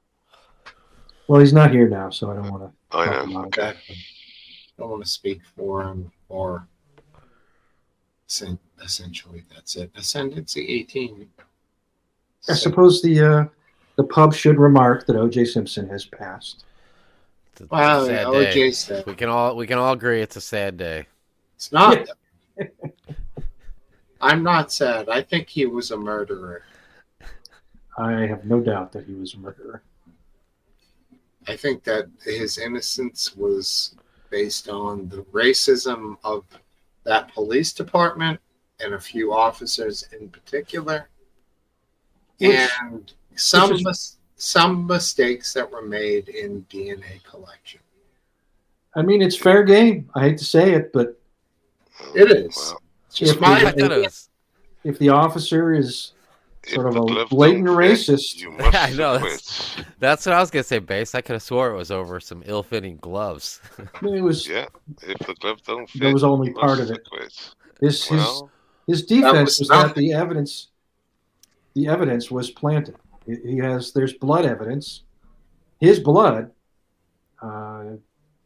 identified through DNA, was at the scene of the murders. So He denies. That's the last thing the defense solicitor said, wasn't it? If the glove don't fit, you must acquit. But it's a good point. If I was in the defense, I would make that. Yeah, it was a great line. It was a great line. The fact of the matter is, you could see the grimace on his face when he was trying to put him on. I mean, it must have really hurt. It looked like he stopped taking his medicine. He stopped taking his medicine. He stopped taking his medicine, so his hands swelled up. That's what it looked like the officers did a fucking Irish Welsh jig over that fucking crime scene. It was really bad. They were idiots. I mean, Jesus, they fucked. Ethan Monterey. Walshman also has PTSD. That's possible. Yeah. Go ahead. I mean, it's been said, and it seems obvious that you never let the defendant handle his evidence for the obvious reason. Even if the gloves fit perfectly, he would pretend they didn't fit, and nobody really knows how well they didn't fit. He could have just been faking the whole. I'm O.J. Simpson. I'm so weak, I can't get these gloves on. He could have been faking it. Yeah, of course, it was dramatic. It was theatrical. Right. Don't give it up to an actor to fake that the gloves don't fit. It was a horrible decision. Now maybe they didn't fit. They were soaked in blood. Maybe they shrunk. Yeah, I mean, they made fun of this in Seinfeld with the braless wonder, Sue Ellen Mischke. Yep. If it doesn't fit, you must acquit. And then she was like trying to put the bra on. So he took medicine from his hands. He used to get problems with his hands. And when he stopped taking the medicine like a week before, his hands started to swell up. I don't know if that's true. Seems unlikely, but if you say it, maybe it is true. It's possible. Yeah, it is only something I heard. I wouldn't swear by it, unlike my other stuff earlier on. I mean, he's a football player. He probably has every joint and every part of his body was probably, damaged from football. But the hands would have been the least damage. His knees would have been, a disaster zone. Last Dance, I think Smokesteve's wife's trying to tell you something. I'm pretty sure I'm not Hun. Oh, you're not Hun? I don't think so.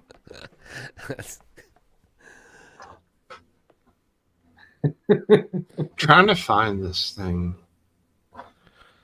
It's this weird fucking thing she sent me. I guess she wants me to show it. This cartoon of a person with the stove. Well, Plus, Smoke wife has good instincts, so I think we should show it. All right. I don't know. She married Smokesteve. Yeah. Everybody's entitled to a few mistakes. Play that thing I sent you on X. Yeah, that's the last thing she sent me. All right, here we go. We're going to line her up. Did you say Evans? It's going to take me a few seconds. Be a bit suspects, Evans. Let's get everybody's opinion on this. All right.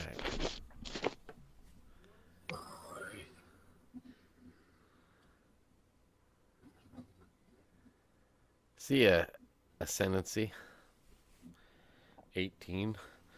Ascendancy 18 in the house. I guess there were 17 ascendancies before he signed up to the old YouTubes. Oh, I don't know what that means. Is that some kind of a, Is that a dude? It's a dude. All right, ready? Here's the clip.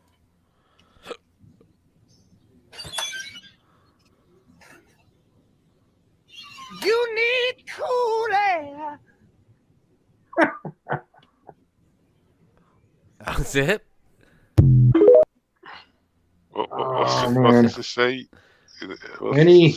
Any homage to Led Zeppelin is a winner. Yes. Is that supposed to be a woman or a dude? I don't know. I saw a picture today. It was Roger Waters, and he was holding a water thing, and it had Robert Plant down at the bottom, and the water was falling on him. That was pretty good. Robert Plant, Zeppelin sentence, he says. But is he doing baking? I don't know what what is that his newest thing? I mean, I don't follow them that closely.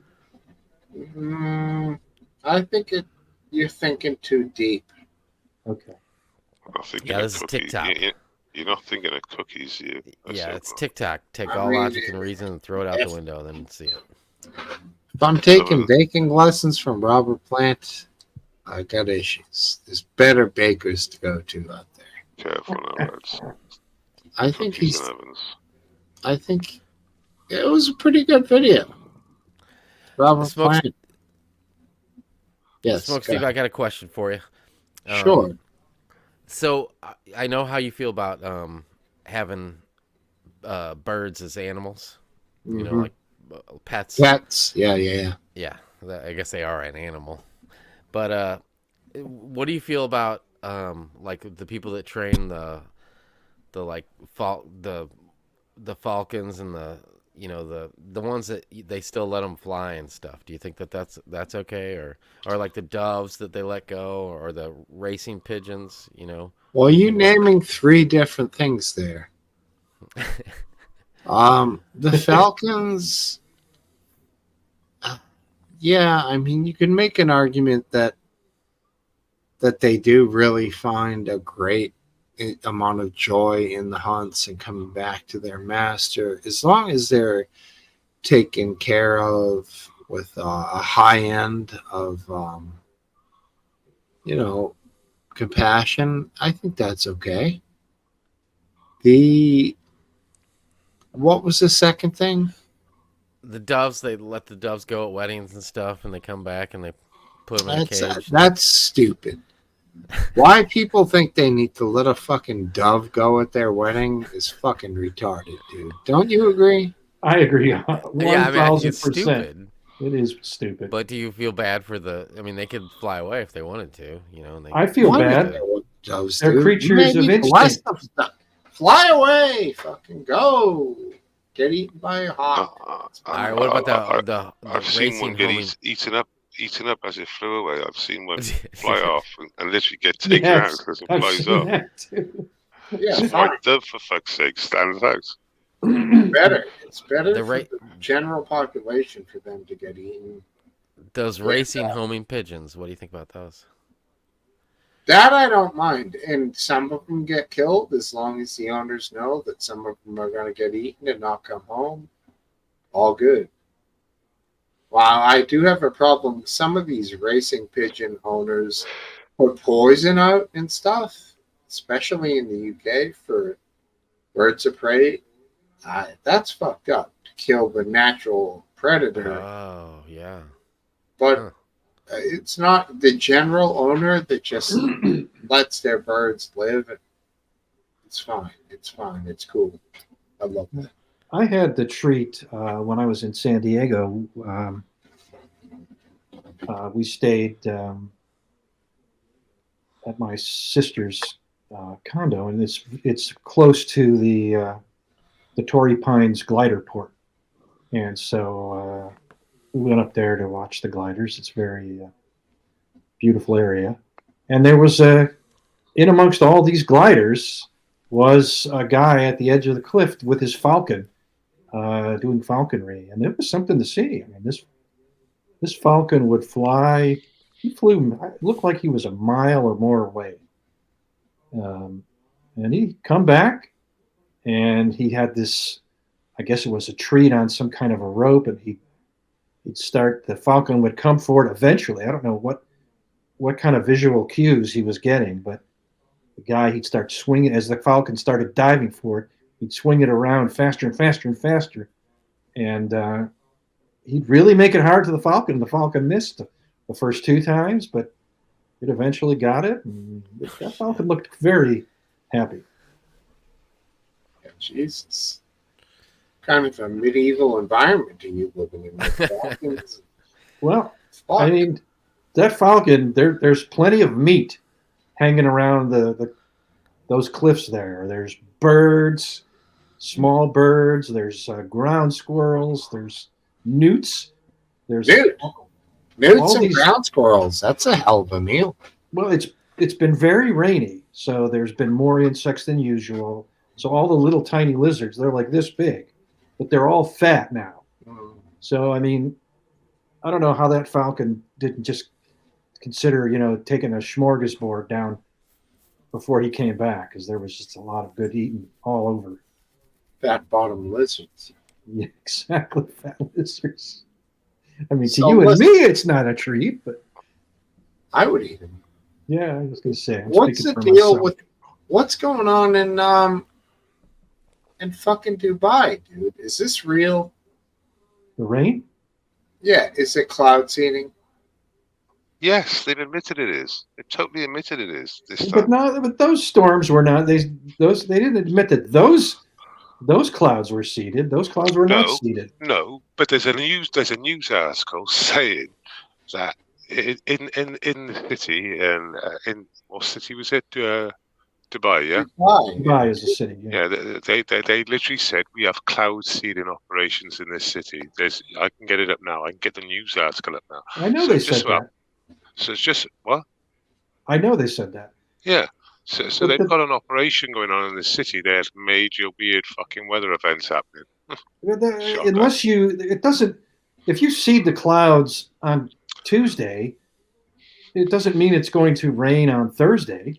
So it had more rain in 24 hours than it takes in a year. These sort of things don't really happen. Very rare. Very, very rare.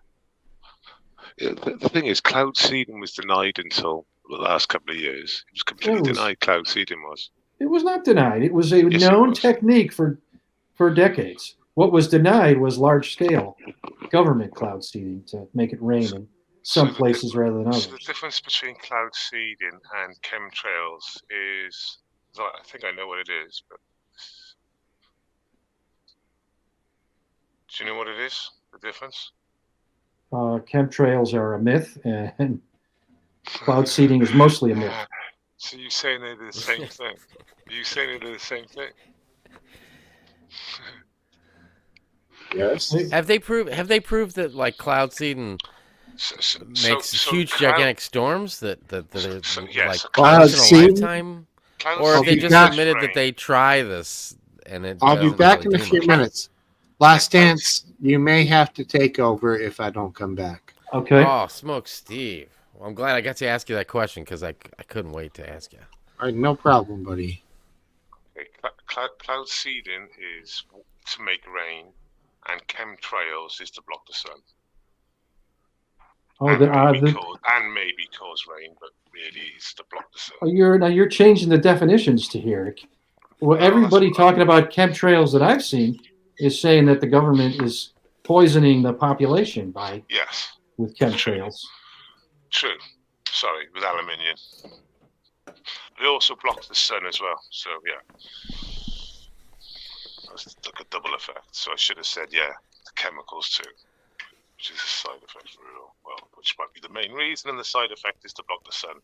But yeah, cloud seeding is to make rain.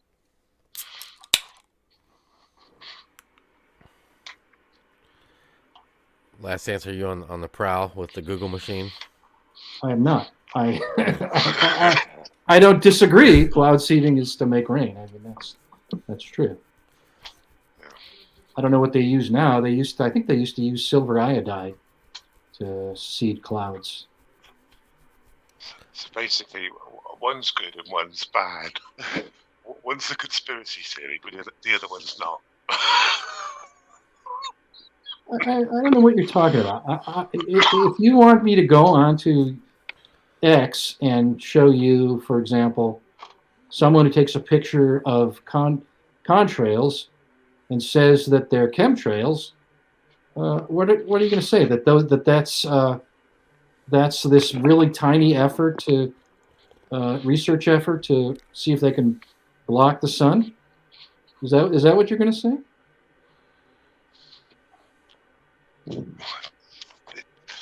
I mean, I've seen plenty of footage of the sky being blocked out, and I've seen plenty of footage of trails, a trail of sort of whatever's coming from the jet, stopping and starting abruptly. I mean, being switched on and switched off. Now, unless the atmosphere switches on like a light, and then switches back on like a light, then I would suggest there's something else doing there. I'd have to see the example. I mean, it's certainly the planes are change altitudes, and different altitudes will produce contrails, and other altitudes won't. There's actually a significant effort being made to, by in particular, like what's that Emiratis airline, to fly their planes at altitudes that will not produce contrails, because there's some theory that contrails make global warming worse. I find it unlikely, but that's the theory. So they'll look for the right atmospheric conditions and fly at an altitude that doesn't produce contrails. I mean, I thought they'd just go for the most economical height flight. That's what I would think would make the most sense, because regardless, the most economical burns the least fuel, so you have the least amount of carbon going in. Costs money in it. There's money. Exactly. It's a case where the airline's saving money. It does it by burning less fuel, which means less carbon. So you'd think that the most economical way is the win-win for everybody, but somehow there's a theory that this is not the case. We us mortals wouldn't understand that, mate. The theory somehow is that the contrail reflects energy, light energy, at a certain wavelengths back into the ground, and it does that with more potency than it reflects solar energy back into the sky. So it's a net worse, is the theory. I'm skeptical, but I'm certainly not. I don't have the science expertise in this area to refute that.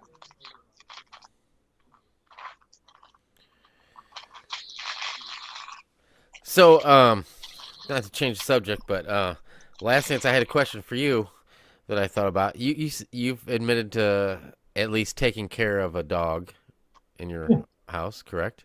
Yeah, I had a dog as well. When you buy the food, do you make sure that it's like vegan or?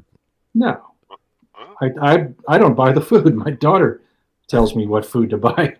It's her dog, so I get the food that she. In fact, she gets some special, expensive food that she thinks is, better for the dog. And that's the food. You don't have a problem with purchasing food that has animal meat in it? No. My girlfriend is not a vegetarian. I buy her meat all the time. Hey, Fitz, you haven't got a vegan dog, have you? Me? No, fuck no. I got 3 dogs, so I get the cheap stuff. Do you feed your dogs different food? Well, absolutely, Goon. We try to, but it seems like when we change their diet, it seems like I think you're supposed to slowly change their diet, because it seems like they all have problems as soon as we start changing it. Well, they'll shit through a straw otherwise. Huh? Well, otherwise they'll shit through a straw. Right. Well, or they lick their paws a lot. That seems like they have reactions towards it. Interesting though, Last Chance. I would thought you would have. I don't know. You can't control your girlfriend has. She can choose whatever she wants, but the dog, under your care, I would have thought you would have. So you would have thought I would have forced my will on him? I think so. Yeah. Because the dog can't think for itself, so you're deciding for the dog. So there is some disturbed people. Lewis Hamilton's dog is vegan, obviously, because that makes sense, doesn't it? It's like a fucking huge English bulldog thing. I guess my thought process in thinking that you would be like that was because you were in the controlling situation, and you're contributing to what I feel like your reasoning for not eating animal. You know what I'm saying? Yeah, I know what you're saying, and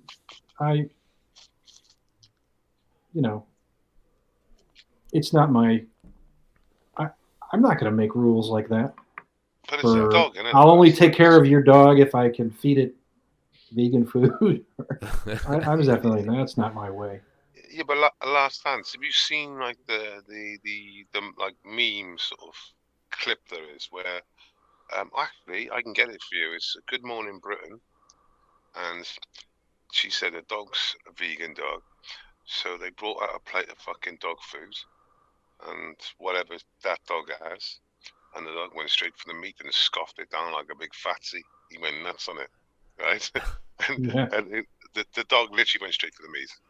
It literally, as it got to the smell, just went raw. Hey, random goon. He literally went off. The woman was horrified. I can get the clip. How you It's doing? so funny.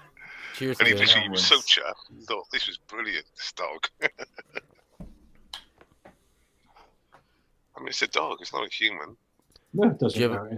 Dog will go where the meatiest smell is. She was so confident, though. She's, oh yeah, you love his lettuce and strawberries or whatever. Fuck that. A salad for the dog. Okay. Yeah. I only eat that because that's all you give me, bitch. I don't know how these, the dog food my dog gives the dog is basically these compressed little nuggets. I never know. I'm always amazed the dog will eat those. How many of you are willing to eat compressed round nuggets for food every day? Well, I mean, if I had to eat the same like green, tan, and brown, pellets all day, every day, I don't care what it was that somebody put in front of me. I'd be like, well, give it to me. I'll take it. Oh, because you're hungry. Well, because they eat the same exact. We get to every night. You're not eating. I don't pick whatever meal. Oh, I see. So you're not filet mignons. If you pick that, and for breakfast, lunch, and dinner every day, you're eating filet mignons. You're gonna hate filet mignons, and somebody throws up, a candy corn, and you're gonna be like, holy shit, give me that candy corn. Yeah. Are you talking about animals though? Feeding animals? Yeah. Yeah. Yeah. No. My dog goes ape shit over the same food all the time. I mean, just the same food. Yeah. He's crazy about it. It's like, yeah, this shit is great. Thank you. Exactly. Thank you so much. And he's like, man, you're awesome for giving me those pellets. Yeah. Oh man, compressed food pellets, my favorite. Oh, dry food. Oh, this is amazing. The shit that gets broomed up off the floor after you eat and then compressed into a pellet. Right. Thank you. Yeah. He absolutely loves it. How you doing, Gooner? Good to see you. Cheers to you, buddy. Cheers to you, dude. I've got Smokesteve's transgender beer right now. So. Oh, there you go. All right. Oh man, if I'd known that, I would have gotten some myself. So we could have. Did you have a good show tonight, Gooner? Solidarity. Yeah, it was good. It was except for the technical problems. Yeah, the technical problems of my computer just shitting itself. Like twice, I think. So yeah, there's some loyal fans that stuck around though, which was nice. I would have. See, I always think it's me when you have a technical problem. So I was like, I was reloading it, and Last Dance is here. Alt F4, Alt F4. I went to Brooklyn to see Descendants last weekend. Oh, that's right. You were in New That York. was last weekend. How was it? Yeah, it was amazing. And I tell you what, have you ever heard of Circle Jerks? Yes. Yeah. They opened up for him, and the Nice. guy is. I couldn't believe it because I had to look it up because I knew he had to be as close, if not older, than Milo, the lead singer of Descendants, and he's 69 years old, the lead singer of the Circle Jerks. And he was. It was like if you were like if you weren't close enough to see his wrinkles, you would have never guessed he was older than like 30 because he had the same energy he did, back in the early 80s, and just he's got dreadlocks down to his ankles, and he just was had so much energy. It was unbelievable. They put on such a great show. Oh, nice. I mean, there is some people like that. I mean, look at Keanu Reeves. I mean, I know he's an actor, but he plays in a band called, what is it, Dog Star? Yeah, I think it is called that. Yeah. Yeah. They're great. They're really fun to listen to. And he's like 60, isn't he? Like I think he is. I think he's he pushing is close to 60. Yeah. I can't think of his name. Have you guys seen? Did you see that in the back chat last dance? Yeah, I see it. Yeah. What's in the back chat?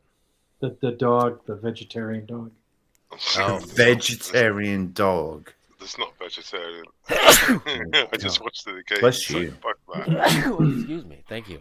And again, Jesus Christ. I do remember there was a thing a while ago talking about vegetarian dogs. There was a guy called Vegan Gains, and he had like a wolfhound kind of dog, like a proper like husky looking thing, and he turned it vegan or tried to anyway. And so this chat was like, no, you can't. And they had to like buy loads of meat. The look on his face when he looked at meat, it was priceless. A vegan person looking at meat was so much fun. And he had to give it to his dog. Now, last dance, would you cook a meat product for your girlfriend? Or is that going too far? I absolutely would. Like you'll throw on a vegan burger and you'll throw on a hamburger for her. I will. She doesn't want vegan burgers. And I'm sorry. She doesn't want regular burgers. Hey Fizz, can you imagine last time smelling that burger?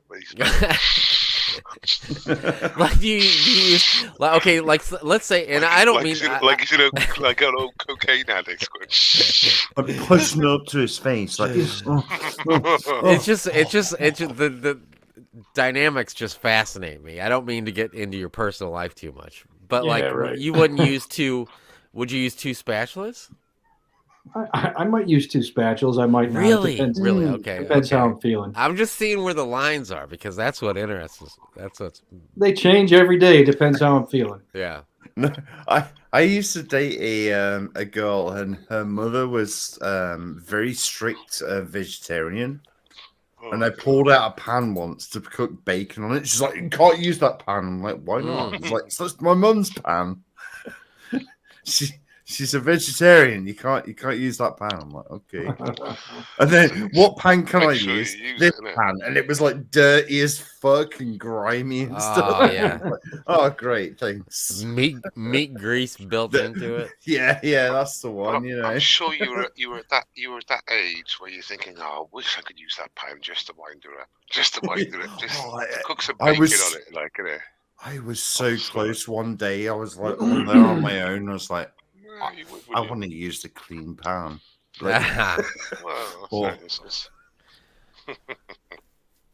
and just wipe it off then with a tea towel, so you leave a bit of bacon on it. Yeah, just rinse it under cold water, and then that's it. Yeah, just give it a quick wipe, but leave it,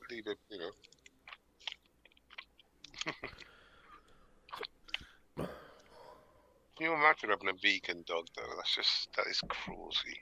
No, that is horrible. Well, it seems like logical if you're a vegan that you would, if it was your dog, that you would, because you're contributing to the whole by buying it just regular dog food. It seems like you're contributing to the whole thing you stand for. Yeah, but that's almost like force. Well, it's the same as forcing a child to be vegan. I was just gonna say, it would be like bringing up a baby without formula or breast milk. Okay. Okay, because dogs need meat. That's what Yeah, but I don't know. Last chance, you probably wouldn't think that a female breastfeeding her baby is. What do you think about that? That's very un-vegan. I mean, it's milk. Imagine where that milk comes from. Because she has the choice to produce that milk for her baby, right? So it's totally different, right? Of course, it's totally different. Yeah, well, I know. That's what I'm saying. But what if she doesn't have what if she doesn't want to? But what, the the doctors husband's are like, no, you should do this, and the doctors are forcing her. It's like rape. It is. Yeah. Well, I mean, the baby's acting like a parasite on me. That's what she could be saying. My wife did not like it at all, so she didn't do it. But like, it was frowned upon. Like, I felt it instead.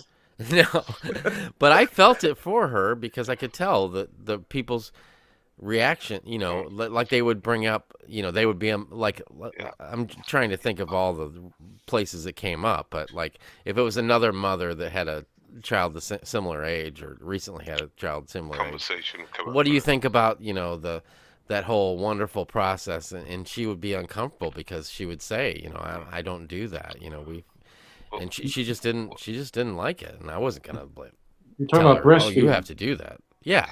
Oh. She wasn't into it at all. But it was frowned upon. Like, you could tell people were people are very judgmental about that. Absolutely. Yeah. Oh, yeah. Well, but it was mostly women, though. That was just... Base, I don't mean to be talking over you. I'm sure nobody else does, but it seems like your volume's a little bit lower, so you get lost in the background a little bit. Sorry. That's all right. I'm just letting you know. I don't want you to think people are shitting on you. But I just want to ask, was it mainly women that was judgmental about the whole thing? Yeah, but society generally, I would suggest as well. Like, it is better. I mean, that's where the guilt is as well. Like, obviously, it doesn't work out. There's benefits. The parents understand that actually, it would be better if it actually worked out, but it's not working out, and it doesn't work out for some bad mothers. Right. For whatever reason, there's multiple reasons for it as well. That's nature sometimes. But you've got to substitute it, haven't you? I mean, let me interrupt here. One of us steered this conversation onto breastfeeding, and that person deserves scorn and derision. Well, it started with my fascination with the veganism and like where the line is drawn. So. Oh God Almighty! But there's technology now. So if I sucked on a cow, that'd be fine. Can you hear me? Yeah. Yes. So sorry, but you got technology now that can actually make males laxatate to actually give babies. And they say it's better than the real thing. Well, yeah, they say. Who's they? I know, but they did. Do they produce enough to feed a baby, or do they just like get a little drop that comes out? They don't produce enough. I want to sign up to this project so I can squirt my cereal. And they've got to well, see, that's the thing. I don't think it's buy milk again. Oh, cocktail of tablets they've got to take to produce. I want a little cream on my coffee. I don't think it squirts out though. It's sick and degenerate. And you know what? It never spoils, Goon. There's no. It's always no available, never spoiled. Mhm. No freshness date on Yes. them. But everything I said is well. There is a study that says it's better than the real thing, which is so outrageous. It's fucking ridiculous. Oh, a study. Well, okay. Oh my God. And who's the study from? Oh yeah, the Degenerate Society. I see. You know what? They're not wrong. I mean, if I could squirt my own cereal and my own coffee. Aphid Lip, it's up to you to I change wouldn't the have to go to subject. the shops. Oh, open the fridge. I'm out of milk. No, I'm not. I'll repeat it again. It started with cakes. Did you guys talk about the Syria or not Syria, the Iran Israel thing going on? No. No. Well, I thought that was a whole thing that was going to happen, but like, okay, so I kind of thought that the whole thing that Iran did, was just a symbolic type thing. And I talked to I told you guys I have this real Orthodox Jew friend of mine, and I've went through over the last 25 years probably. High Last Dance. Every different no, not Last Dance. Every different situation, that's happened in Israel, and he's never showed any concern whatsoever. And today he actually, and I was surprised because I kind of thought it wasn't that big of a deal, that he was concerned, and he said that the Iran slinging all that crap over was a big deal. Yeah. I don't know if yes, I agree. I thought it was just kind of because everybody knew hours before it was going to happen, and so the whole Western world was the British, the Americans, the French. They all joined forces to prevent what happened, or just try and quell it, any destruction. And they did a good job at it. But what they did prove is that they could fire, 200, 300 missiles or objects at Israel, and actually get to Israel. So they proved a military point, I believe. I know people say they didn't do much damage, but they proved the point that they could actually get missiles to Israel 1,700 miles away. I don't think it was a big deal. I think it was necessary for Iran to respond. I believe their response was made in consultation with the U.S. and through back channels with Israel. Oh yeah, no, they've got all these things were coordinated so as not, because Iran doesn't want to escalate the situation, but they do have to save face. I love the way that they have to ask US for like, oh, can we do this? It's not so much asking. It's kind of like no. The US have poked the noses in so far, but the Iran's saying, well, we're going to do something. Let's do it. Let's figure out a way to do this so that the situation doesn't escalate, and because everybody involved wants to avoid escalation, it works out. Yeah, I'd ask Joe Biden as well. Just what do I do next, Joe? Well, yeah, I don't think he's not very involved in these. So now, I mean, because it's obviously so well coordinated, I don't think it's a big deal. It's risky though, because these things can. Well, he said, that's what he said, that they sent so much over that they were intending that some more of it that got through would get through, and that there would. No, I don't believe that one bit. He said. I think said most of what they one fired, of those would have made it through. It would have made a lot of damage. So we had the French, we had the we had the British, defending Israeli land. So we were all out. I think the Germans were out as well. I know the French and the British were. We had airplanes out. We had missile defense out. We had it all out.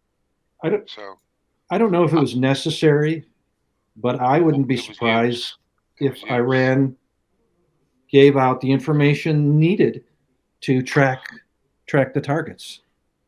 Well, I agree with you that it was all planned and all that. It's just, and we all knew hours in advance. In fact, my mate set a live up. We done a live during the bombings, and it was a damn squid. But I still think that they got enough through to prove a point. They didn't damage anything really, but they got enough into Israel land. At the same time, against all of the Western powers. Well, I don't know. I mean, you could argue that what was proved was that we could intercept them all, but I don't think that means necessarily true. All that was proved is that they were all intercepted, and the most likely is because that was Iran's goal, was to make sure that they launched them and that they were intercepted. So they had. I think their point was not to show that they could do it. It's all for domestic consumption. Yeah, These things are. I think they proved. I think the point they were trying to make. I don't think they failed at it. I just think that obviously there wasn't any damage to things to speak of, was there? Excuse me. Yeah, I mean, I think they launched a variety. They showed that they have drones and ballistic missiles and cruise missiles, and I guess you could say that they show that their armaments are not they don't just have a paper military. They actually have the hardware that can be launched. So that is something. But I do agree they advertised the fact, and like you said, it was all pre-planned. We know they have drones because they've sold them to Russia, and Russia's using them in Ukraine. So, we know their drones work. Oh, they're very sophisticated. It's called the Sharon drones. They got 2 or 3 from the same family, different sizes. In fact, they made a different size for the Ukraine war. The Russians were saying we want a smaller version of this. And they actually put one together, and which they produce now. Cheap.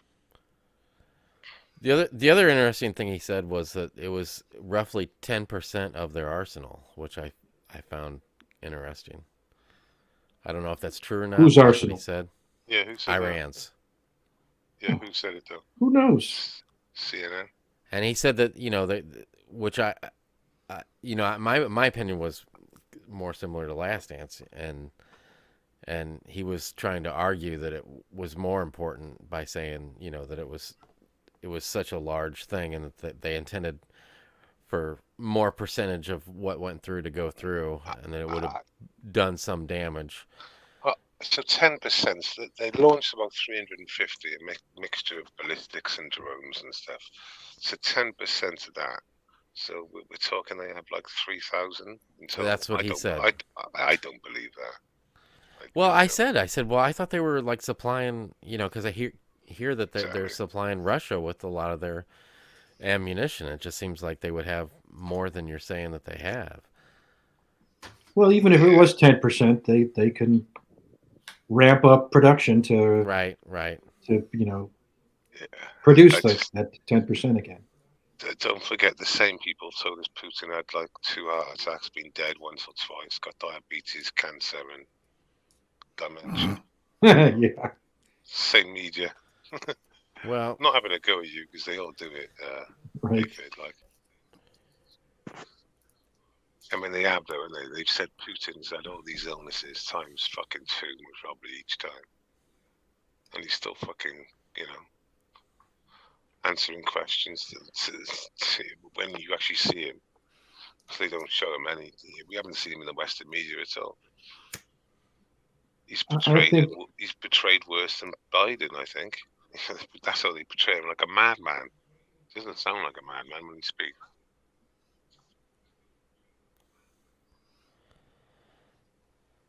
Yeah. I'll be right back.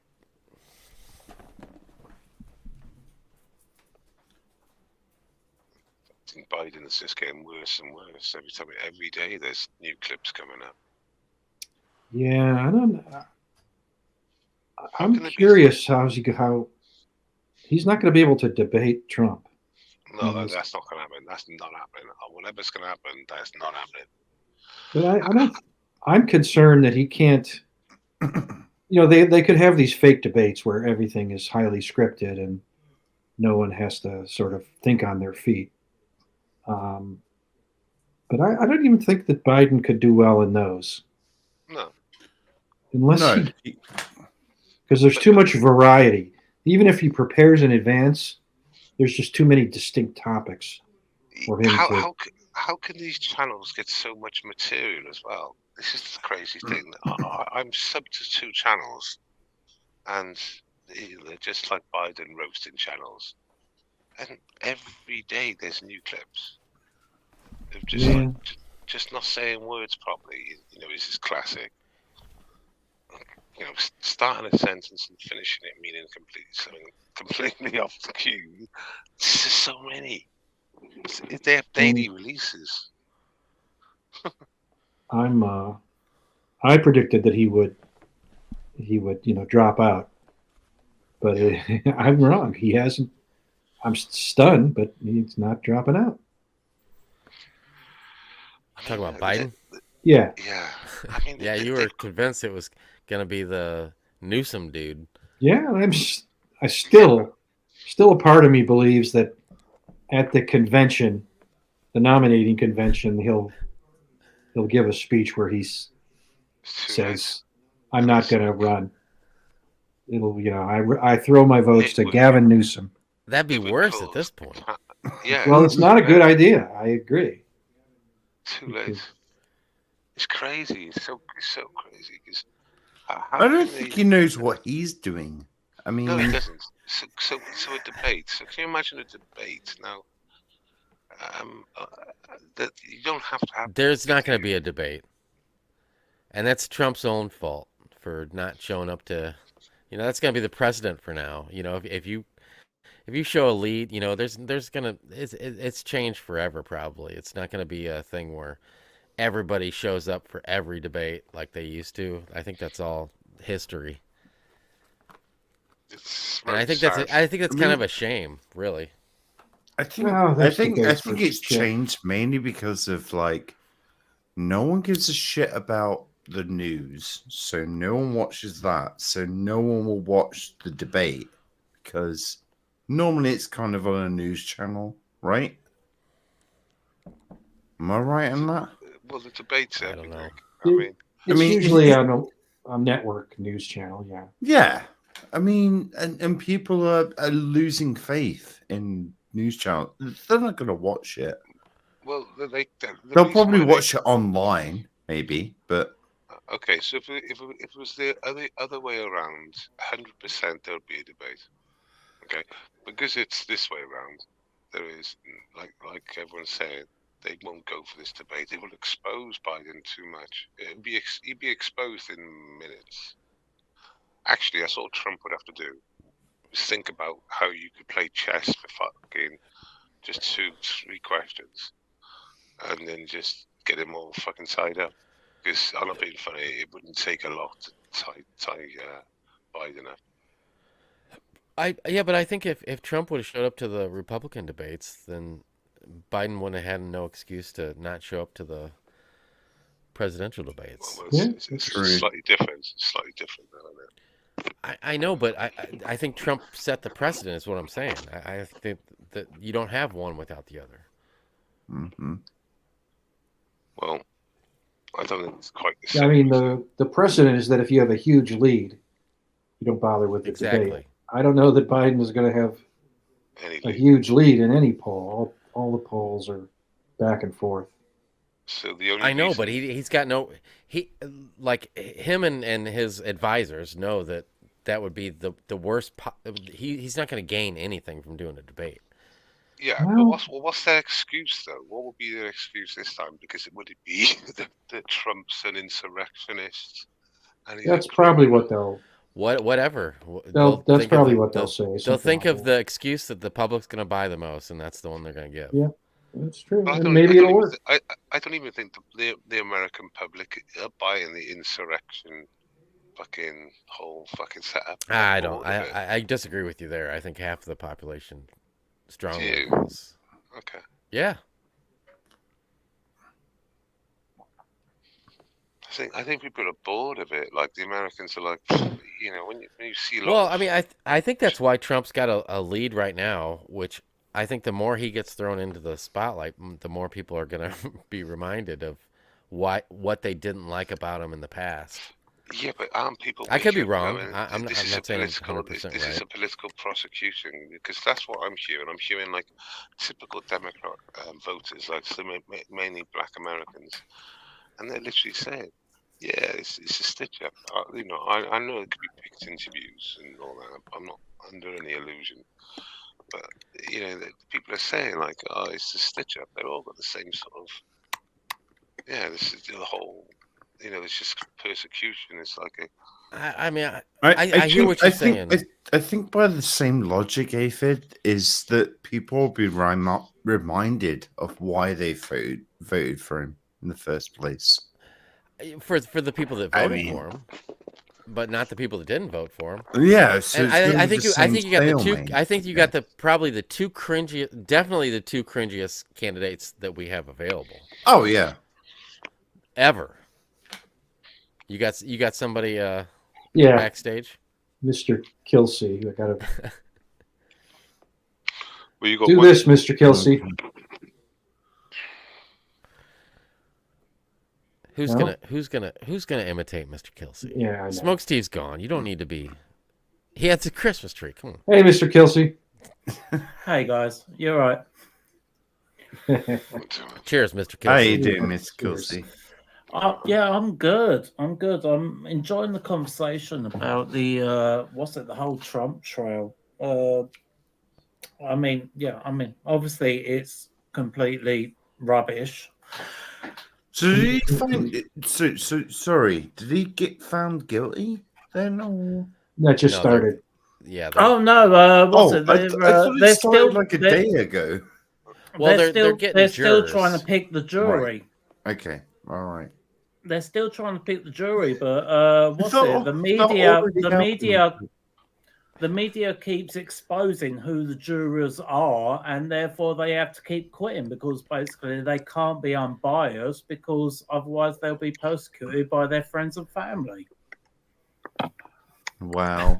Okay. This is how bad New York is. New York is basically so anti-Trump.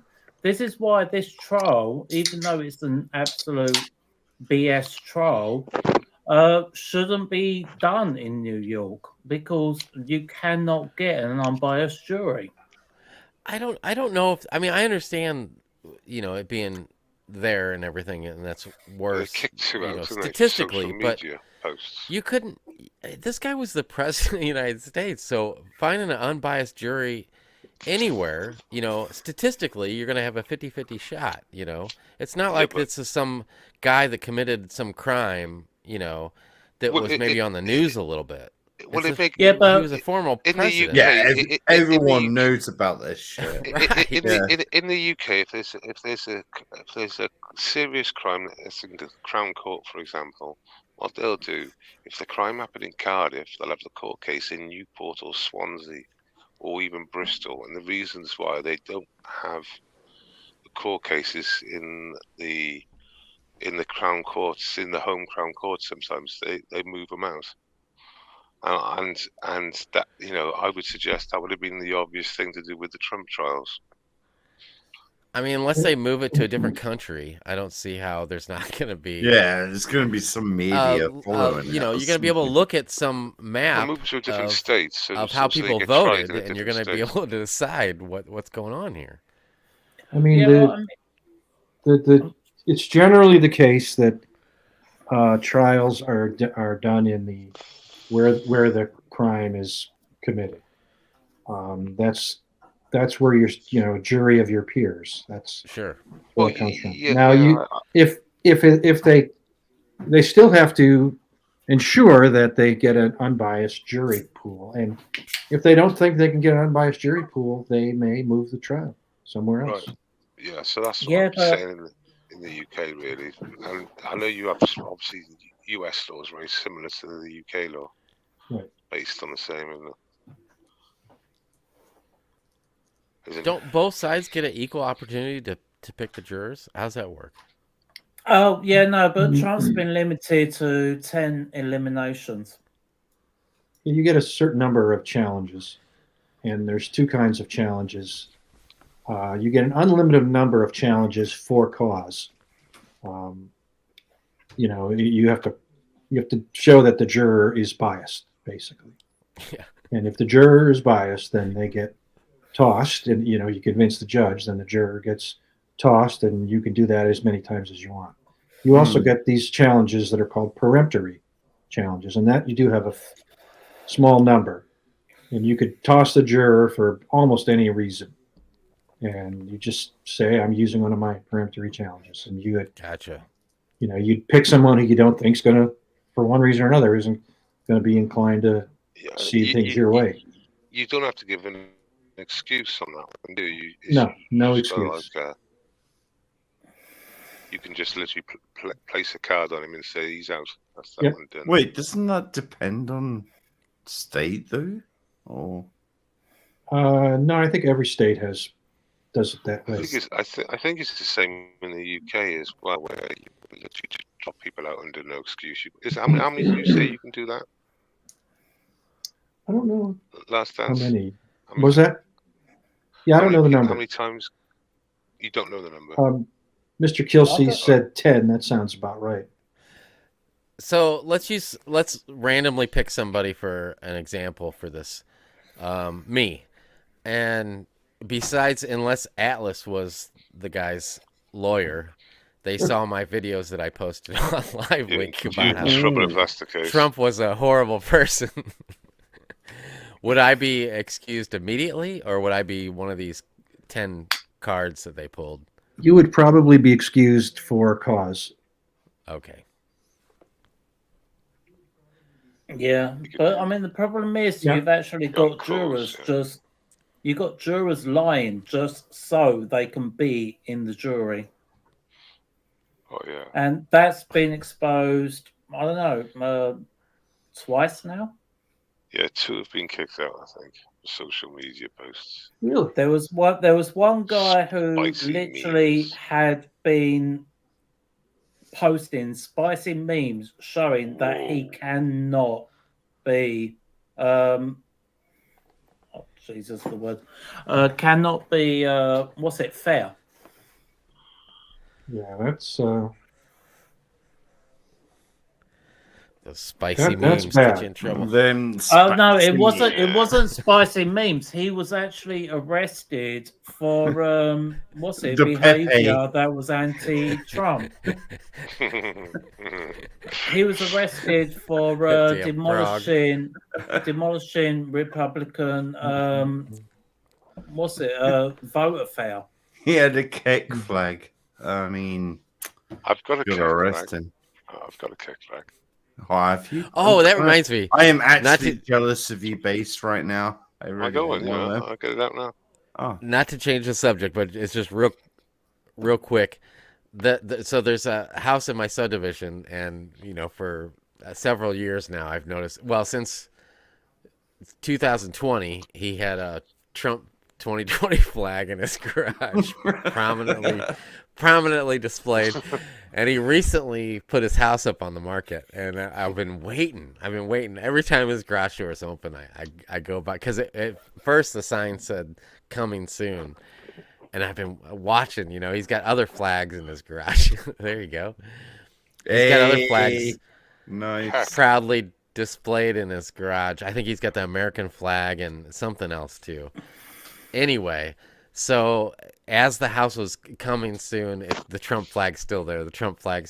And maybe a week ago, the coming soon came off, so it's on the market now. And the garage door, every day I drive by, I'm like, oh, I want to see what's going on, And today I drove by, the garage door is open, and the Trump flag is the only flag out of all the flags he's got that is gone.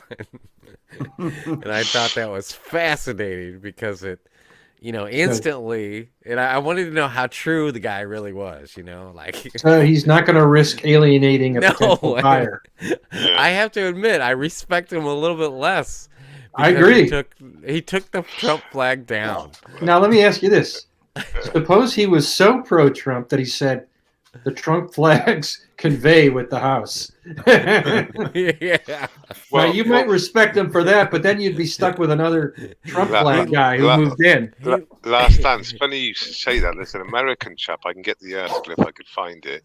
He put on the neighbor was selling the house, so he put a big sign on the outside saying, "Love Trump, love guns. I'm noisy as fuck." Oh yeah. On the back of his garden wall, right? And the house next door won't get sold. And they tried to ban this sign, and they can't ban the sign.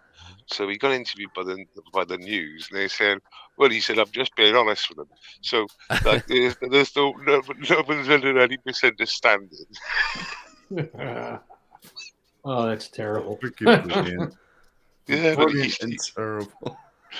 Just fucking hilarious. Honestly, it's a huge, big sign. Love guns. Love Trump. Man, you gotta respect a guy who just doubles down. And just yeah. You do. I think at the bottom he says he's a nice neighbour as well. If you don't mind, he's lovely. If you don't mind any of these things, we'll get on great. Or something like that. Oh, he's great. Just don't talk to him about politics, then it's fine. But can you imagine it? The neighbour must be fuming. And he went to court.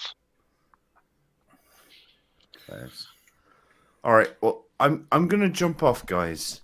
Thank you for having me. Goon, it's always a pleasure to see you. I always love seeing you, buddy. Thanks for stopping by. Great. Beautiful to see you guys. Thanks for the show. I enjoyed it earlier. Thank you for the requests as well. The hives and stuff. Good job, even though I couldn't play it. All right. Good night, everyone. All right, take it easy. Yeah, this is my last smoke. Nice one. I'm goners after this ends. Yeah. Well, why don't we just end it? Oh, Last Dance is ready. So you don't think Smokesteve's coming back? Like you got no faith? I don't think he's coming back. Have a good night, guys. All right, guys. Good seeing you guys. Take it easy, and I'll have to say the goodbye to Aphid Lip, Based Welshman, and the crowd. All right. Nice one.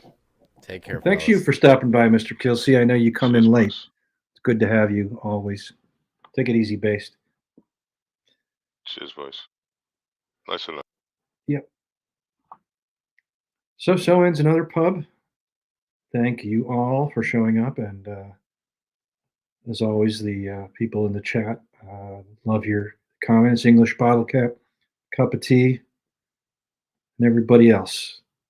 Have a great week coming up, and hopefully we'll see you at the next pub, which, as far as I know, is scheduled for Saturday night at 7:30. But these things tend to change. Take it easy. Good night.